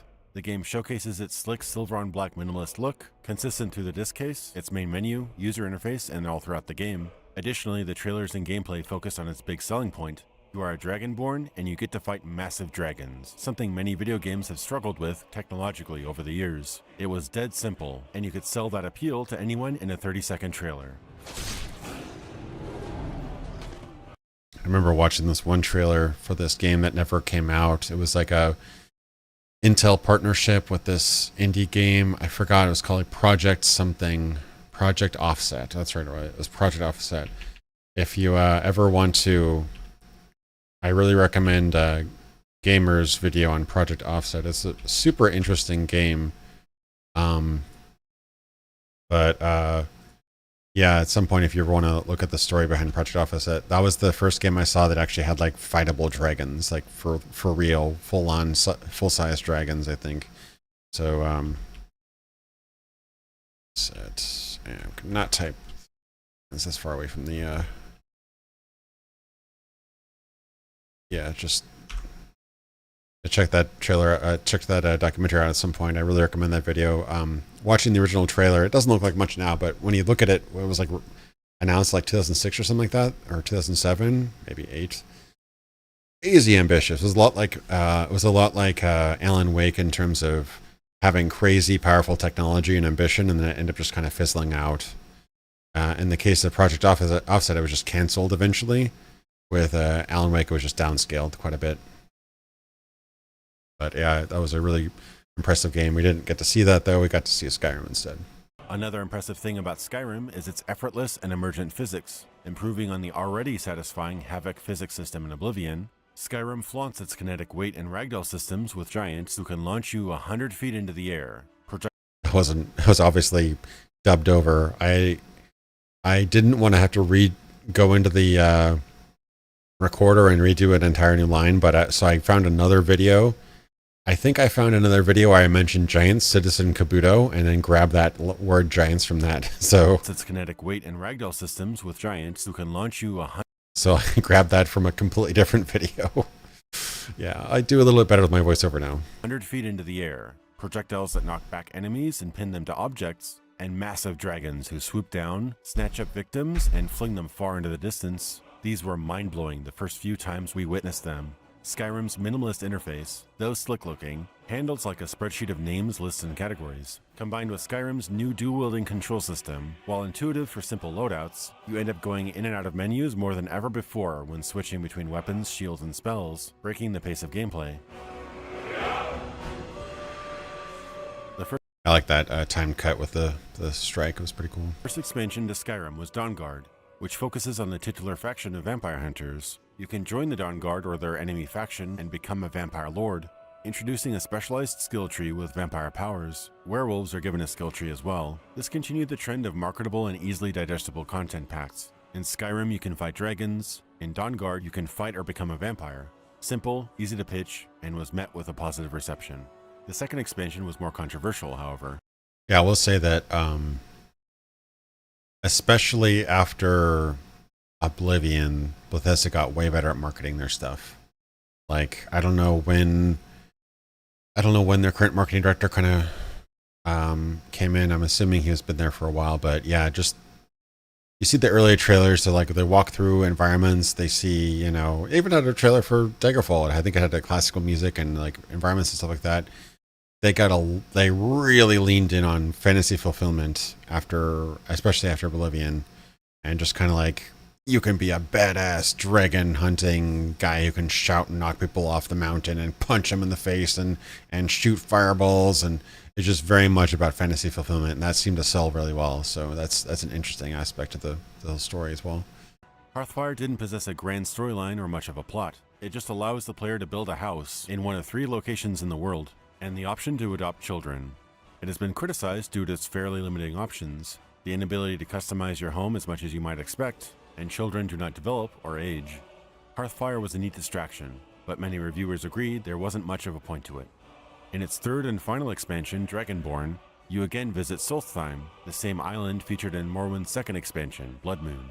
Though treading familiar ground, it builds on the lore introduced in the core storyline, making you feel challenged. You're no longer the only Dragonborn in town. Most interesting to me was visiting the Lovecraftian realm of Apocrypha, the Daedric realm of Hermaeus Mora, a welcome peek into previously unseen planes of Oblivion. Skyrim has to date been released on 5 separate console platforms, as well as releasing on the PC twice. The original version in 2011, and in 2016 with the special edition that included improved shaders and post-processing effects, as well as support for some community-created mods on console. A full Skyrim virtual reality conversion was released in 2017, and though impressive and immersive with the right VR setup, this business practice has drawn ire from many players. I don't think I'd actually played the Skyrim VR at this point. I did actually get an Oculus Rift and play Skyrim VR, and man, is it really cool to see the potential of an open world game in VR. But they did not do a great job at taking advantage of the VR. Like, considering they charged a whole $60 more or whatever they charged to buy the VR version, like you can't upgrade to VR. It's just like you have to buy the VR version of the game.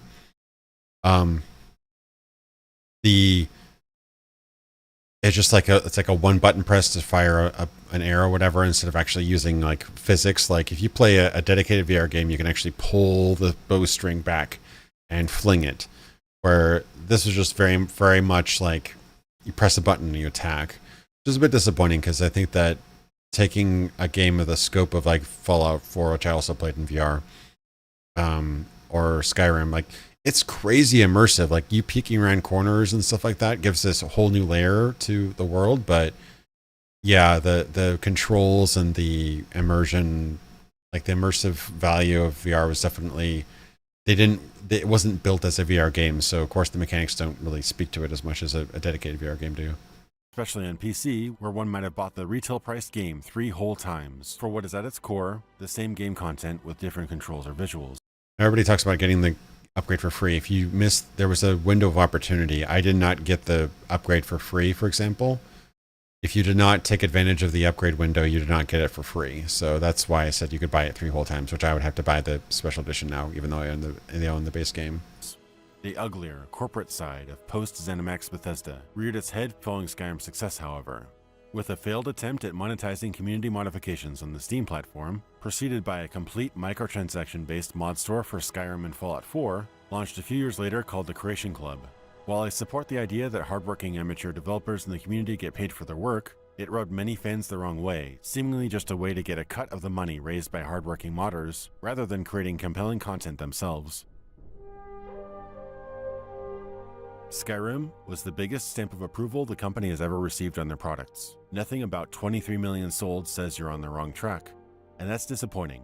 For every good addition or tweak to the controls or formula I felt the game aced, I can think of 3 others that were simplified, dumbed down, or completely removed. At this point, it seems like Bethesda is treating their series like a zero-sum game, where you can only add a system or feature if you cut another. a far cry from the aspiration of the earlier Elder Scrolls games to achieve something greater that has never been experienced before. It seems that in the minds of many regulars, the series has already peaked, and that is one mountain Todd Howard's team hasn't been able to climb. That's like 2 or 3 jokes in one sentence. If you notice, I'm looking at the mountains, and I said the Elder Scrolls has already peaked, mountain peaked, right?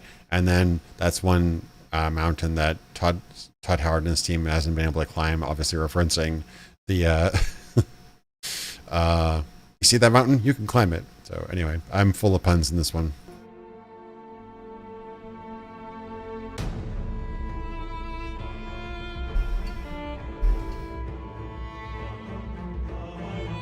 Taking a page out of Blizzard Entertainment's playbook, Zenimax formed a team to start working on a massively multiplayer online game set in the Elder Scrolls universe. With talent who had worked on Dark Age of Camelot. It's a common misconception. For the most part, Bethesda Game Studios and Bethesda Softworks have almost nothing to do with Elder Scrolls Online. That was a completely separate studio also under ZeniMax, so it's like a sister studio. I'm sure there was probably a little bit of coordination, but yeah, for the most part, it was completely built in independently from whatever Bethesda was doing. And other titles in the past, they formed an entirely new division to create the game, ZeniMax Online Studios. Production began in 2007, just a year after Oblivion launched, and was a business decision that made sense, given the gaming climate at the time. Yeah, there's an obscure interview. I wanted to find at some point. I think it was with Todd Howard. There was an obscure interview right around the time that Oblivion was launching or about to launch, where somebody was pushing him for, hey, are we going to get multiplayer arena battles in Oblivion? And he was kind of teasing that we would. That was probably him being adjacent to the conversations that were happening that eventually led to them launching the studio that would make Elder Scrolls Online. That's probably what was going through his head. I keep on going back to that interview thinking that there was a version of Oblivion that had multiplayer in it, but I think that's probably early talks, and that was probably scrapped for the idea that we're going to make an MMO, basically. So that was at the peak, crazy popularity of WoW. So it was obviously made sense at the time.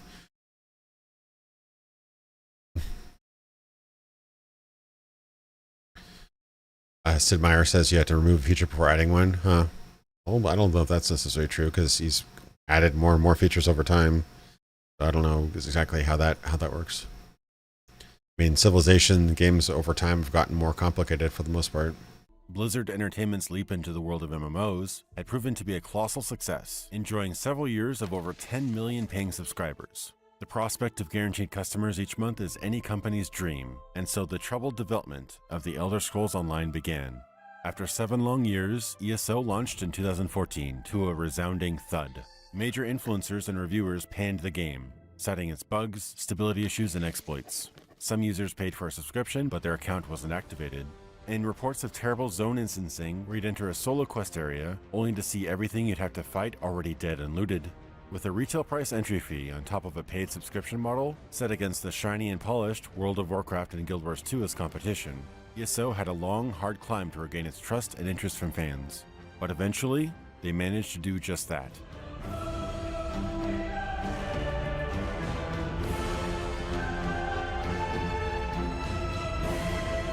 ZeniMax Online launched Tamriel Unlimited a year later. A major update to the game which eliminated paid subscriptions and simultaneously launched the game on current-gen consoles. With this dramatic shift in business model and years of patching and content updates, the game has improved greatly. Playing it today is a smooth and enjoyable online experience and has all the... It definitely wasn't as bad of a launch as Final Fantasy XIV. Final Fantasy XIV was pretty much a disaster on launch, apparently. And they had to completely revamp the game. Although, on its surface, it seems like A Realm Reborn and Tamriel Unlimited are comparable. I think that the difference between Final Fantasy XIV Vanilla and what it is now is tremendously different. I think that a lot of this stuff on ESO at launch was just things they just not fully test. Like, they didn't test with a big enough player base. There's a lot of lag, a lot of crashes, a lot of logouts, bugs in terms of subscribing, unsubscribing, and also a lot of zoning and instances problem. Like, where you'd go to an area for your quest and the thing would already be dead because your instance wasn't unique. Things like that. Just like not enough testing. You could argue that Final Fantasy XIV had that same problem, but from what I understand, Final Fantasy XIV on launch was in a pretty rough shape. Like people were pretty unhappy with how that game turned out, and they spent a long time to redo that. I think they spent like 2 years maybe, whereas the Tamriel Unleashed, I think it was like 1 maybe. Hallmarks of an MMO you can sink hundreds of hours into.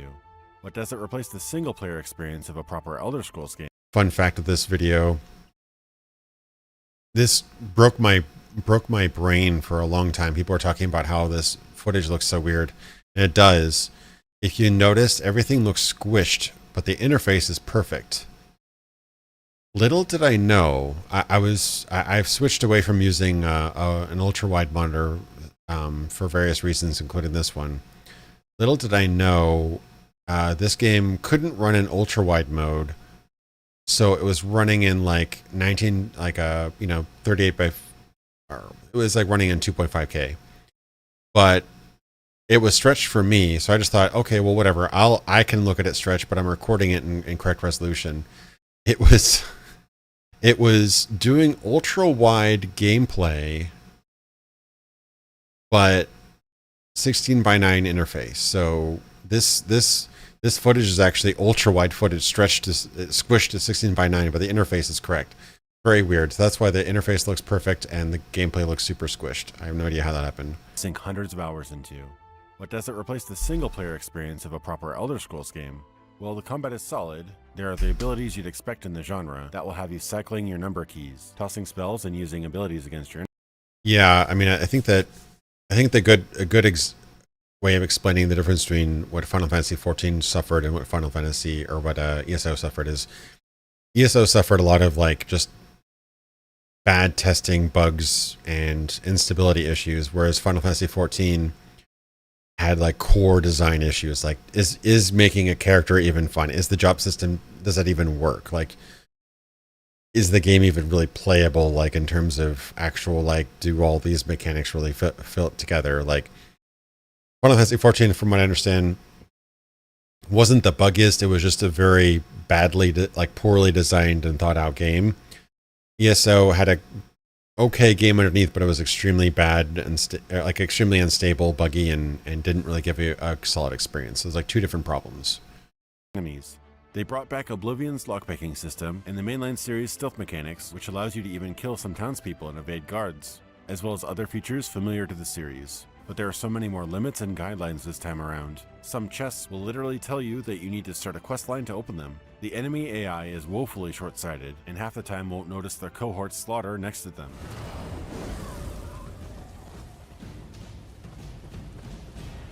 And the entire experience feels like an MMO, modified to kind of self-explanatory, but I was so happy when I got the footage of somebody walking over another townsperson's corpse and not noticing it. It was pretty funny. Be more like the Elder Scrolls, not the other way around. It's difficult to immerse yourself in a world that earnestly tells you that you're its savior, when you're surrounded by hundreds of other heroes riding flaming horses. No suspension of disbelief can overcome the spectacle of townspeople stepping over their dead colleagues, or not batting an eye at dozens of Daedra pets. Yeah, that shot is like ESO in a nutshell. Just like, whatever. Spectacle of townspeople stepping over their dead colleagues, or not batting an eye at dozens of Daedra pets trampling through their town. The Elder Scrolls Online clearly wanted to emulate the single-player RPGs that inspired it, and it does a competent job at that, considering the standard MMO trimmings players expect from this type of game. We'll say the combat is nothing more engaging than something like WoW. I never liked tab targeting and things like that. I think that this does a lot better job than just kind of emulating the game, but it does have the MMO trimmings. Looks and sounds like a bigger Skyrim. It plays somewhat like an online Oblivion, but it feels like an MMO. If Oblivion and Skyrim's less original look and feel wasn't enough, ESO's brand new team and graphics department further diluted it into a more generic aesthetic. Take away the branding and now it just looks like any other fantasy world. Even the series state. Actually, now it looks like just every single mobile game ad if you look at it again. Like, praise to the animators that it does look really sharp, but like if you just look at this might as well just be Raid Shadow Legends. Like maybe Raid Shadow Legends just rip them off, but If you told me this is Raid Shadow Legends, I'd believe you. World. Even the series staples like the clan fear have been changed to look and act more like velociraptors. The game's story and setting was headed up by newly appointed lore master Lawrence Schick, longtime friend of Ken Ralston, who had worked on Kingdoms of Amalur together. Relatively new to the series, Lawrence carefully studied the previous game's history and plots to build up a true-to-form reimagining of previously explored locations. Now I can't tell if I'm personally maddened more by the... I hate the fonts that they use in this game. I really wish they'd use something less just flat and generic. I can't identify this font right now, but it looks like, oh god, I almost know the name of that font. I've used it before, but it's a very drab font. It's not very fantasy. The team's apparent reverence of the series' lore and roots, or the actual gameplay's disrespect of everything the Elder Scrolls universe was meant to be. For starters, ESO's world building is about as subtle as a troll's club to the face. Glenumbra, for example, was featured in the game Daggerfall, right? Daggerfall featured a ghost story and a temperate rainforest climate. So naturally, in ESO, there are towering monster vines with undead and necromancers sprawled everywhere. It's like they take and understand the lore of each province, then crank it all the way to a screaming 11. But that's part and parcel for an online game that must house and entertain thousands of people at a time in a densely populated environment. It's a shame the subtleties of the single-player games were lost, because at times, ESO is a marvel to look at. I actually liked playing it a lot more than I thought I would, considering my long history with the series. And I do enjoy the exaggerated world it lays down before me, but I don't believe it. That's kind of just a symptom of just building a world that can support thousands of players. You can't build a subtle world that has a couple months. Hopefully I'm not lagged here. Am I still live? Yeah, okay. Yeah, no, it's just disappointing because they built such a big world, and it could be super cool to have like a modernized arena in terms of the whole of Tamriel or whatever, but different factions fighting each other. But I think eventually they kind of took away the whole faction conflict aspect. I think that was in the original more so than Tamriel Unlimited. Okay, we're back. I think we're back, right?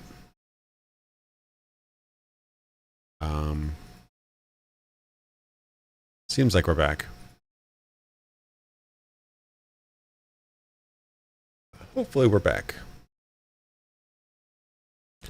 Yeah, hopefully it's all right, but let's continue now. In a way, an Elder Scrolls MMO was the eventual goal of the series, even as early as the second game. In my YouTube interview with one of the series creators, Julian LeFay, last year, got all the hope in this and the trimmed stubble and beard and everything of that guy. You know, hope on his face. he stated that he designed all the way back in 1986 each and every NPC to have their own individual stats and everything that would define an actual player character, with the intent. It's still pretty cool that Julian talked to this guy. I mean, talked to me way back the day. I really appreciate that. I mean, best of luck to him. I really hope that they do the best of their project. Intended goal to eventually implement multiplayer. He described his vision to make a fully featured world of the same colossal scope of Daggerfall, but with each and every NPC being able to be taken over by a player. A truly ambitious idea, but as the troubled small-scale multiplayer in Battlespire showed, the engine and the hardware at the time was hard-pressed to do what we can do so effortlessly today. Later taking another cue from Blizzard's successful franchising of their Warcraft property, a digital card game spin-off was developed called The Elder Scrolls Legends. Announced at big expos like E3 and PAX, it was met with little fanfare from most audiences, arriving a couple years late and competing against Blizzard's financial and competitive home run. Is that a typo? I thought I saw a typo there. Oh, Reeve, that's his name. Okay. I said Revive. Against Blizzard's financial and competitive home run, Hearthstone. Though Legends introduces interesting mechanics like multiple combat lanes and such. God, I speak so fast and I slur over all of my words. Yeah, I actually didn't hate Elder Scrolls Legends, and I hear a lot of people liked the storyline, but yeah, it didn't really stand out very much. It just didn't have a whole lot to it that Hearthstone wasn't already doing. So in the end, you couldn't escape the fact that it was just another attempt at the Magic the Gathering formula. Enjoyable, but forgettable unless you're an ardent fan of the collectible card game genre, or just enjoy the game for its beautiful artwork and the quality Elder Scrolls narrative. I'm Tyr, one of the Blades. 2 of us, a dozen of them. It's almost a fair fight. As early as Morrowind. Really weird style for that, the cinematics. Reminds me of the almost the kind of grungy style of... Anybody play Twisted Metal PS3? Reminds me of that a lot, actually. Kind of weird style for an Elder Scrolls game. And Elder Scrolls games provided a flexible toolset released for the public to create modifications. This ignited the now massive Elder Scrolls modding community we know today that grows with each new game. The skill requirement for the system was low enough that just about all the designers could work on and build quests, ideas, and designs directly into the game on the fly, which allowed for deployment of concepts sometimes literally overnight. This flexibility no doubt aided in the creation of these worlds by Bethesda, but as time went on, it might have become a crutch as well. Having a huge team of cooks in one big kitchen may have resulted in the mixed and uneven world we have. A lot of hedging language in this script, like may have. But yeah, it is definitely, there's something to the fact that they got really married to their tool set, and it's probably a really good tool set. I've heard that people that have used it, you know, they like how flexible and quickly they can kind of build things out with, but there's something to be said that if you just kind of get too comfortable with what you know, that you're not really going to improve. And it does seem like, especially when they tried to break out into Starfield, that they just did not want to revamp anything for that. And that game absolutely demanded a really kind of out of the box solution for connecting the on foot gameplay with the space gameplay, with the fast and light travel, with the dungeons, with the planets, and with the proc gen and everything like that. There needed to be some connective tissue there, and their toolset just did not provide that, so it became a very disconnected game, I feel. Having a huge team of cooks in one big kitchen may have resulted in the mixed and uneven world we have in the Elder Scrolls today, where each area, zone, and quest sometimes feels like it was designed in a vacuum. You may be questing alongside a Daedric dog one minute, getting attacked by a massive dragon the next, to be followed by the reenactment of the Hangover movie right after. It felt like a kitchen sink with everyone's own... To be fair, this problem was very, very apparent in games like Fallout 2. Fallout 2 had they had a rule that almost everybody they had a culture where almost everybody in the studio got to write quests because of most of them were text-based. So the quality and the kind of meminess of the writing varied quite a bit in Fallout 2. Fallout 1 was a lot more consistent, but Fallout 2 had like a lot of just like Monty Python and hey, here's a bunch of fourth wall breaks from, Fallout 1. Here's a bunch of this and that and the other thing. Here's a joke, things like that. So it's not entirely unique to a game to have a lot of just in jokes and things like that. But I definitely feel it was a lot more apparent in Skyrim than it was in previous Elder Scrolls games. Sometimes well-crafted but inconsistent creations inside. Having a more specialized team might have kept the staff working with their best skills to a more quality product. The relatively short runway to the same level of control. Yeah, Daniel, that's a great way of putting it. Starfield does feel like 4 different games attached with loading screens in between.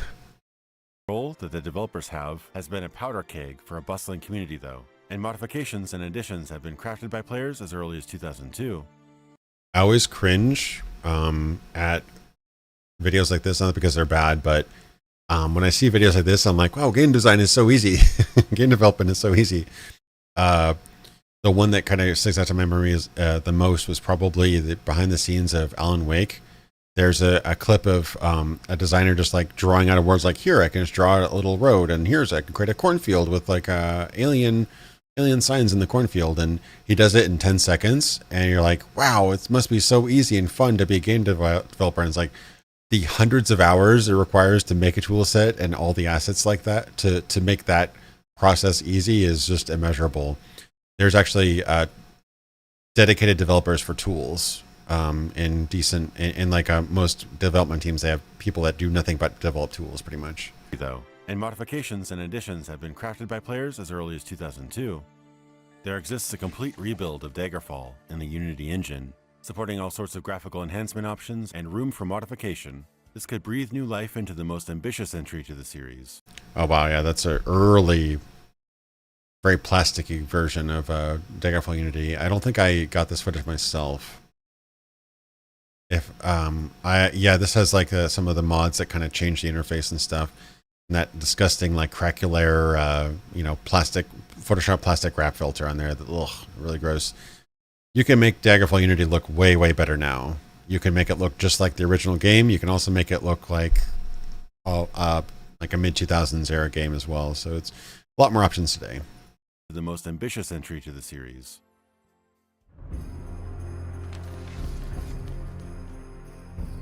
The detail and lengths fans have gone into keeping the dream alive is nothing short of inspiring.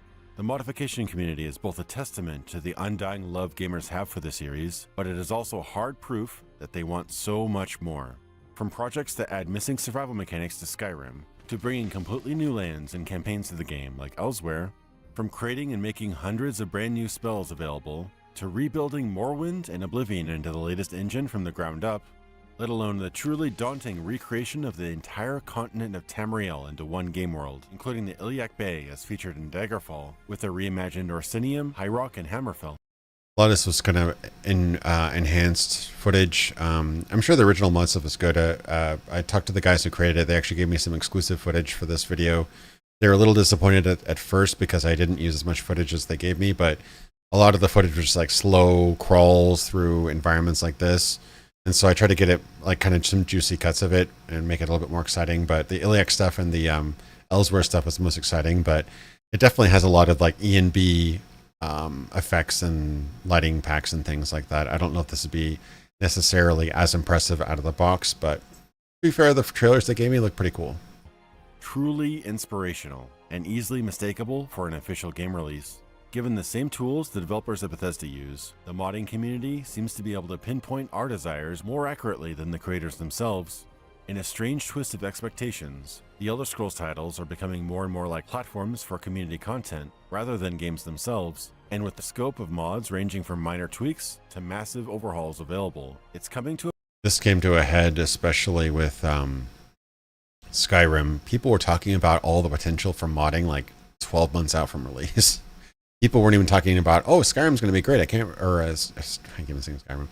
Starfield's going to be great. I can't wait to play Starfield. They're saying like, oh man, can you imagine when modders fix Starfield into making it so you could do this and that and the other thing and randomize this and randomize that? And like, you guys are like, might as well just, if this is what people are looking for, and it's not everybody, but if this is people are looking for, you might as well just build a game engine. You might as well make Unreal Engine, B, or Bethesda engine or something like that. You might as well just do something like that because people are looking forward to the modding scene practically more than the game itself.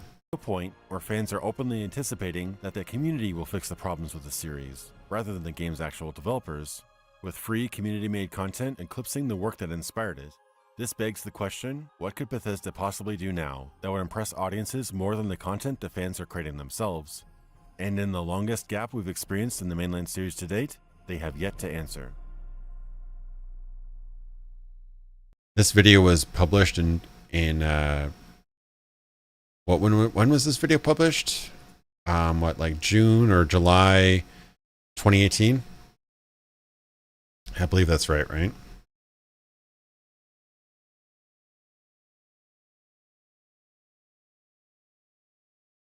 June 2018. That statement is still accurate. That's pretty sad, isn't it?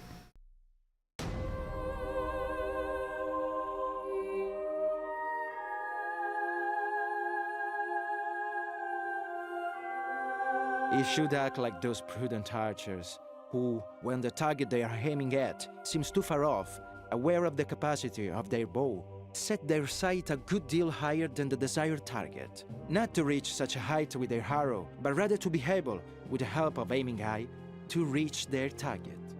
Niccolò Machiavelli. I actually sought out, this guy actually wasn't doing English voiceovers because he has such a thick accent, but he was an Italian voiceover guy, but he spoke good enough English, and I was like, hey, I know it's not really your thing, but I really want to do a quote from Niccolò Machiavelli. Could you do an English voiceover for me with an Italian accent? And he's like, oh, that's kind of weird, but sure. And so he just gave me a couple takes, and I just used it. Looking back on it, I could probably have done something a little bit different, but I actually kind of like the authenticity of his thick accent, because he put like harrow and he put like H's onto the A of arrow and stuff like that. It does, and he had a sort of Machiavelli was kind of like a slender guy, so he kind of sounded young. I think Machiavelli was actually fairly young when he was doing a lot of his stuff too, so kind of sounded like he would fit that type. So that was just my idea for it. A quote alluded to by Julian LeFay in our interview, it resonated with me. What the Elder Scrolls accomplished in improving technology and presentation, it lessened in scope and ambition. I listened as one of its most influential creators talked about the big plans for the series that never came to fruition, and I peered through the early design documents of Morrowind, which showed a massive, sprawling map of all of Morrowind, not just the island that became its final setting. Yeah, if you look at that, one landscape tile is 0.82 kilometers, which mile to kilometer. So basically, a mile. Yeah, so 2 miles is or no. So each of those is a half square mile. So you can imagine Vardenfell. It's a pretty big map. Not nearly as big as Daggerfall, but it'd be a pretty significant map. And look at all those cool areas and zones. And the square ones would be partially like pink is partial customization. The deep red are like full customization. So towns would be full customization. The volcano would be full customization. Everything else would be varying levels of proc gen. I think that's like a great combo of bridging Daggerfall to Morrowind. It's just a shame that we never got to see that. Which showed a massive, sprawling map of all of Morrowind, not just the island that became its final setting. Each segment in this grid features a combination of tailor-made locations and procedurally generated wilderness spanning over 12 square miles each. You heard right. The entire map of Vardenfell would have fit into just one of these squares. That was actually a really difficult shot to pull off. I found this low-res JPEG map. I had to upscale it, and I didn't really have very good upscaling tools at the time. But then I synchronized that slow zoom. It zooms up and then it zooms out again. Then I had to synchronize this new shot with a grid almost one for one aligned with that's a completely different grid image. And then underneath that, I have another just like stone image underneath that's moving at a different pace to kind of create a sense of depth. Then I had to sync that roughly with the 1-to-1 scale of Morrowind, and Morrowind square miles. Morrowind was like 3 square miles or something, 9 square mile. I didn't get that calculation wrong. I think I might have gotten that calculation wrong actually, because 1 landscape tile 0.82, 5 landscape tiles 4.1. Oh, no, it's much bigger than that. So each region is 5 times 5 tiles. So that's what my calculation was. Yeah, so it's actually freaking huge. So this is like maybe the size, this entire map would maybe be like the size of one of the Daggerfall regions, I think, like one of the Daggerfall states. So significantly smaller, but a lot more detailed. So yeah, one of those is about 2.5 by 2.5 miles, I think, right? Yeah, so pretty big. It became its final setting. Each segment in this grid features a combination of tailor-made locations and procedurally generated wilderness spanning over 12 square miles each. You heard right. The entire map of Vardenfell would have fit into just one of these squares. Not only would the world have been incredibly expansive, but it would have included much larger cities, more dungeons and activities to take on, and a conflict between all 5 great houses of Morrowind, allowing the player to join any of them, with terrain maps featuring highlands, lowlands, swamps, and forests, with Vardenfell likely being reserved as a dangerous volcanic location for later game events. It seemed like the natural progression from Daggerfall that many of us longed for, a combination of highly detailed and handcrafted environments in between massive wilderness, the best of both worlds. Some of these 3D rendered terrain things are pretty rough. I would definitely be able to get better assets now, but it gives you this sense of scale despite me having a map. That's all I had. I had a map, so I used, I think, Elder Scrolls Legends artwork, which was pretty good artwork, and then like some assets and things like that, but it gives you the idea of it. What we eventually got in Morrowind, though fantastic, and it remains one of the best RPGs ever made, was the first step to where we are now in the series. It was at this point when the intention shifted from letting the player decide their fate to guiding them toward a more narrow destination. Morrowind isn't a bad game, but the changes it made to the formula only became stronger with each successive entry. Yeah, like obviously going into that much more detail and that much more the 3D environments and things like that was obviously a huge burden. My point was that they should have then taken that in stride and then, okay, great, now we're going to start building up onto this, and then still this. Instead, Morrowind was like kind of the plateau. That was more my point. I probably could explain that better, but basically it's like kind of plateaued after that and started getting simpler and simpler and less ambitious. Eventually leading to the loss of what I found most engaging about the series, the immersive and magical quality of the Elder Scrolls. Where Skyrim may have aimed for the foothills and hit its target, Daggerfall had its eyes dead set on the stars. And though missing its mark, it left an impact whose aftershock resounds even today. From everything I've experienced throughout playing the entire franchise, to all that I've read, listened to, and watched, it seems to me that modern Bethesda is trying their best to make the most enjoyable game possible for the widest audience that will have it. And based on the immense success the company has seen over the years, I'd say Todd Howard and the team have done everything they were hired to do and more. But it's also clear whatever grand vision the creators of the series had those decades ago has been progressively walked back with every entry. So it's inevitable that in the years that follow, newer, fresher, and more ambitious games will... I think if you look back on that footage, you might see... I can't tell. Game of the Year wasn't necessarily as homogenized back then, but I believe Daggerfall won like Computer Gaming Weekly Game of the Year and a few other... There were Game of the Year awards that certain outlets gave, and I believe the Elder Scrolls was winning awards before the ones they want you to think about when they think of Bethesda. But yeah, I mean, they've definitely had a long-term level of success, but you don't... Back then, you couldn't get a game that got 200 Game of the Year's awards, like Last of Us or whatever, because there weren't 200 Game of the Year awards to give out. So we have a sort of warped idea of how much journalists and everything really do, like how much awards even matter or how much they are. Like if you get 200 Game of the Year awards, you're like, oh my God, this must be the greatest game ever made. No, it's just people realize that having a Game of the Year award for their outlet makes them kind of seem official, and it's fun to do at the end of the year. You know, like it doesn't mean that this game is objectively good. It just means that that 200 outlets kind of collectively agreed that they should put this one at the top of their list. That's all. Whatever grand vision the creators of the series had those decades ago has been progressively walked back with every entry. So it's inevitable that in the years that follow, newer, fresher, and more ambitious games will try to take the crown of RPGs, such as The Witcher 3, made for the same budget as Skyrim, in a world 3 times the size, effectively surpassing it in terms of atmosphere, compelling storyline. And big part of that reason was that in Poland you can get a lot more bang for your buck. Like the Polish salary is a lot less than somebody living in, metropolitan Maryland. So that's kind of goes without saying. But I believe it was a similar budget. And breathtaking environments.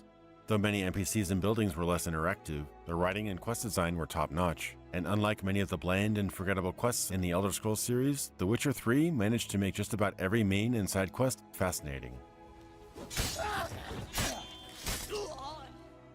The tools used to create games have become easier to use and more powerful than ever, but the canvas on which to paint them has become smaller with each coming year. The question then becomes, how can you speak reason to a business venture that has been nothing but successful in their changes and decisions? Skyrim is the single best-selling RPG of all time. What could be wrong with that? My argument... Yeah. Caveat, home console computer. ...is that mass success and appeal can only, by definition, remove rough or offending edges to become a well-crafted but mediocre product, with the aim of appealing to precisely the most widespread and average audience possible. You can't make it too deep or too shallow. You can't challenge your audience too much or dumb it down too far. And that's not just being cynical. Think of all the greatest TV shows, movies, or novels you've enjoyed over I need to give Kingdom Come another shot. I really did like what they were trying to go for the game. When I played it in an early version, like I would get consistent crashes. Like you ever played a game where like you'd crash at this one moment every single time? I was getting that. and I wasn't crazy about the save your schnapps as the method of saving. So I need to mod that or get over that and try it again. If The Big Bang Theory, American Idol, or 50 Shades of Grey aren't on your list, then perhaps you agree with me that overall quality doesn't exactly equate to mass popularity, which is what each of these achieved in excess. Skyrim shed its deeper and less intuitive mechanics, and shaved away the travails and rough edges the series was known for. You can never really fail. You can never get trapped. You can never get lost. So without failure or occasional frustration, what does it truly mean to succeed? Even the most recent Elder Scrolls games are by no objective metric poor ones. But the decline of ambition and its narrowing of features trend towards simplicity and ease of play. Rather than inventing new mechanics and ways to engage the player, it has strayed from one of the deep... This is kind of a little bit of a flub. This was after the Elder Scrolls Blades was announced, so I put this pretty late into the video editing. And it was supposed to come out at the end of the year. It didn't. So I say 2018. It didn't come out until like 2019, 2020 or something like that. Rather than inventing new mechanics and ways to engage the player, it has strayed from one of the deepest fantasy life simulators ever created toward a fun but increasingly shallow action-adventure game that dabbles in role-playing. But this brings up the unfortunate truth about a series that so many gamers from diverse backgrounds enjoy. Everyone scribes their own perfect Elder Scrolls. No amount of features added or taken away can eliminate the fact that no game will satisfy everyone. What I want for the series is likely different from others. Your perfect Elder Scrolls game might be one I wouldn't give a second glance at, and that's okay. Maybe Bethesda has taken much of their criticism of the recent games to heart, and will blow us away once again with their next offering. Or maybe someone from the community or another developer will rise to the opportunity to fill the void. Perhaps we will have to look for our ideal role-playing game elsewhere.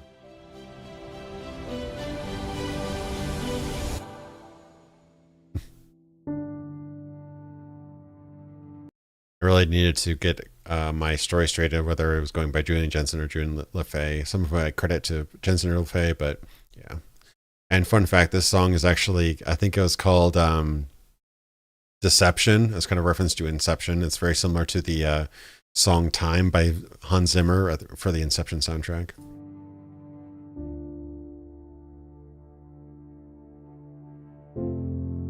And for God knows what reason, this text rendered at half transparency, and I didn't notice until after the video was published, but it's not supposed to be see-through like that.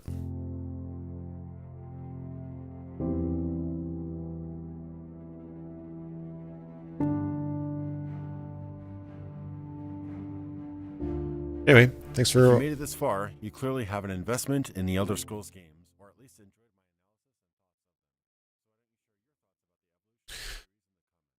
my analysis.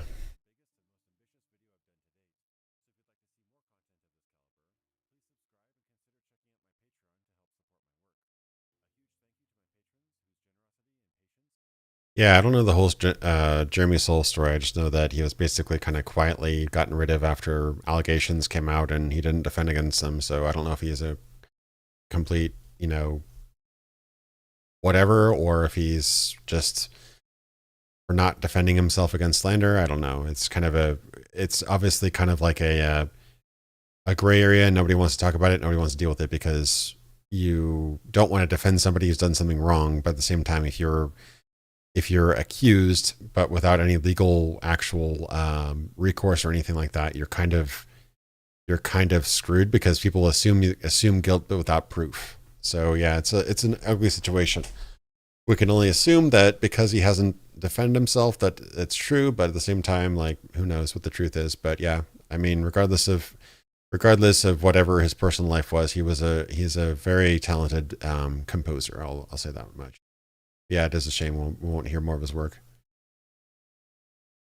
Yeah, I know indie games are probably kind of where the future is. I'm sure Elder Scrolls 6, whenever it comes out, whoever makes it, and whatever decade it will be in, it'll probably sell like gangbusters. I'm just really interested in seeing what newcomers have to bring to the table, because tools are more accessible.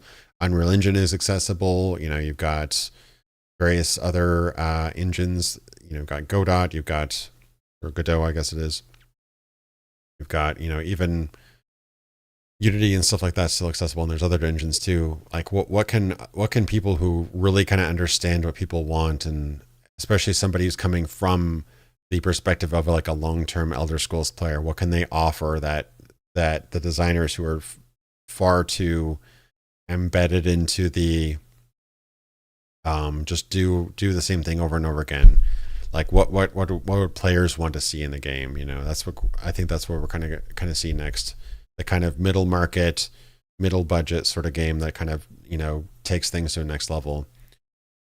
But yeah, no, I'd really like to see what people have to do, and that's kind of sort of what my topic of one of my next videos is. I'm going to be talking about Elder Scrolls likes, games that are kind of tackle that similar vibe and try to approach that sort of world and see how they do.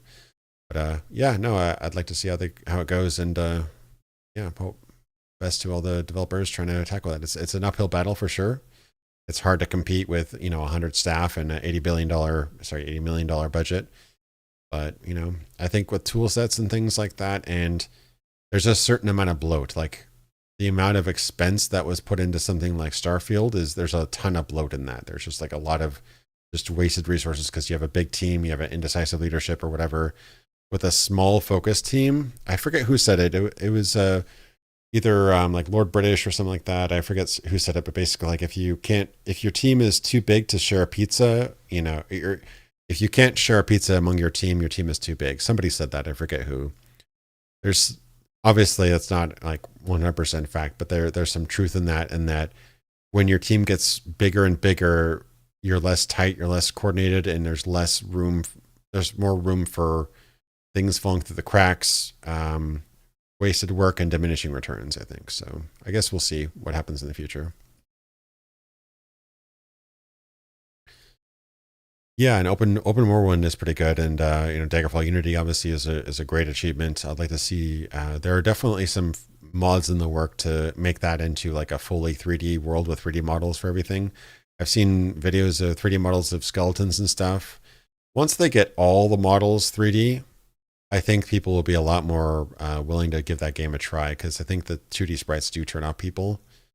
But yeah, once they get that kind of like a cohesive look where the characters look like they belong, they're in 3D, you can do 3D combat, you can sneak up on guys. Once the mod scene really takes off and takes that game to the next level, I think that, it's already been a fantastic revival of a 26, 27-year-old game, but once those mods come into place, I think people will be a lot more willing to give that game a shot. But anyway, thanks so much for watching. Hopefully that was interesting. This went a lot longer than I thought it would. I think we're about 4.5 hours in. Jeez. Anyway, I'm probably gonna end off after this. I gotta go eat dinner. But thanks so much for watching, and I would much appreciate it if you could, if you can offer a little bit on Patreon, or just hang around and watch my next video. Either way, whatever level of contribution you can, I'd really appreciate it. Because it's just like I said, whatever I'm doing, YouTube isn't quite jiving with.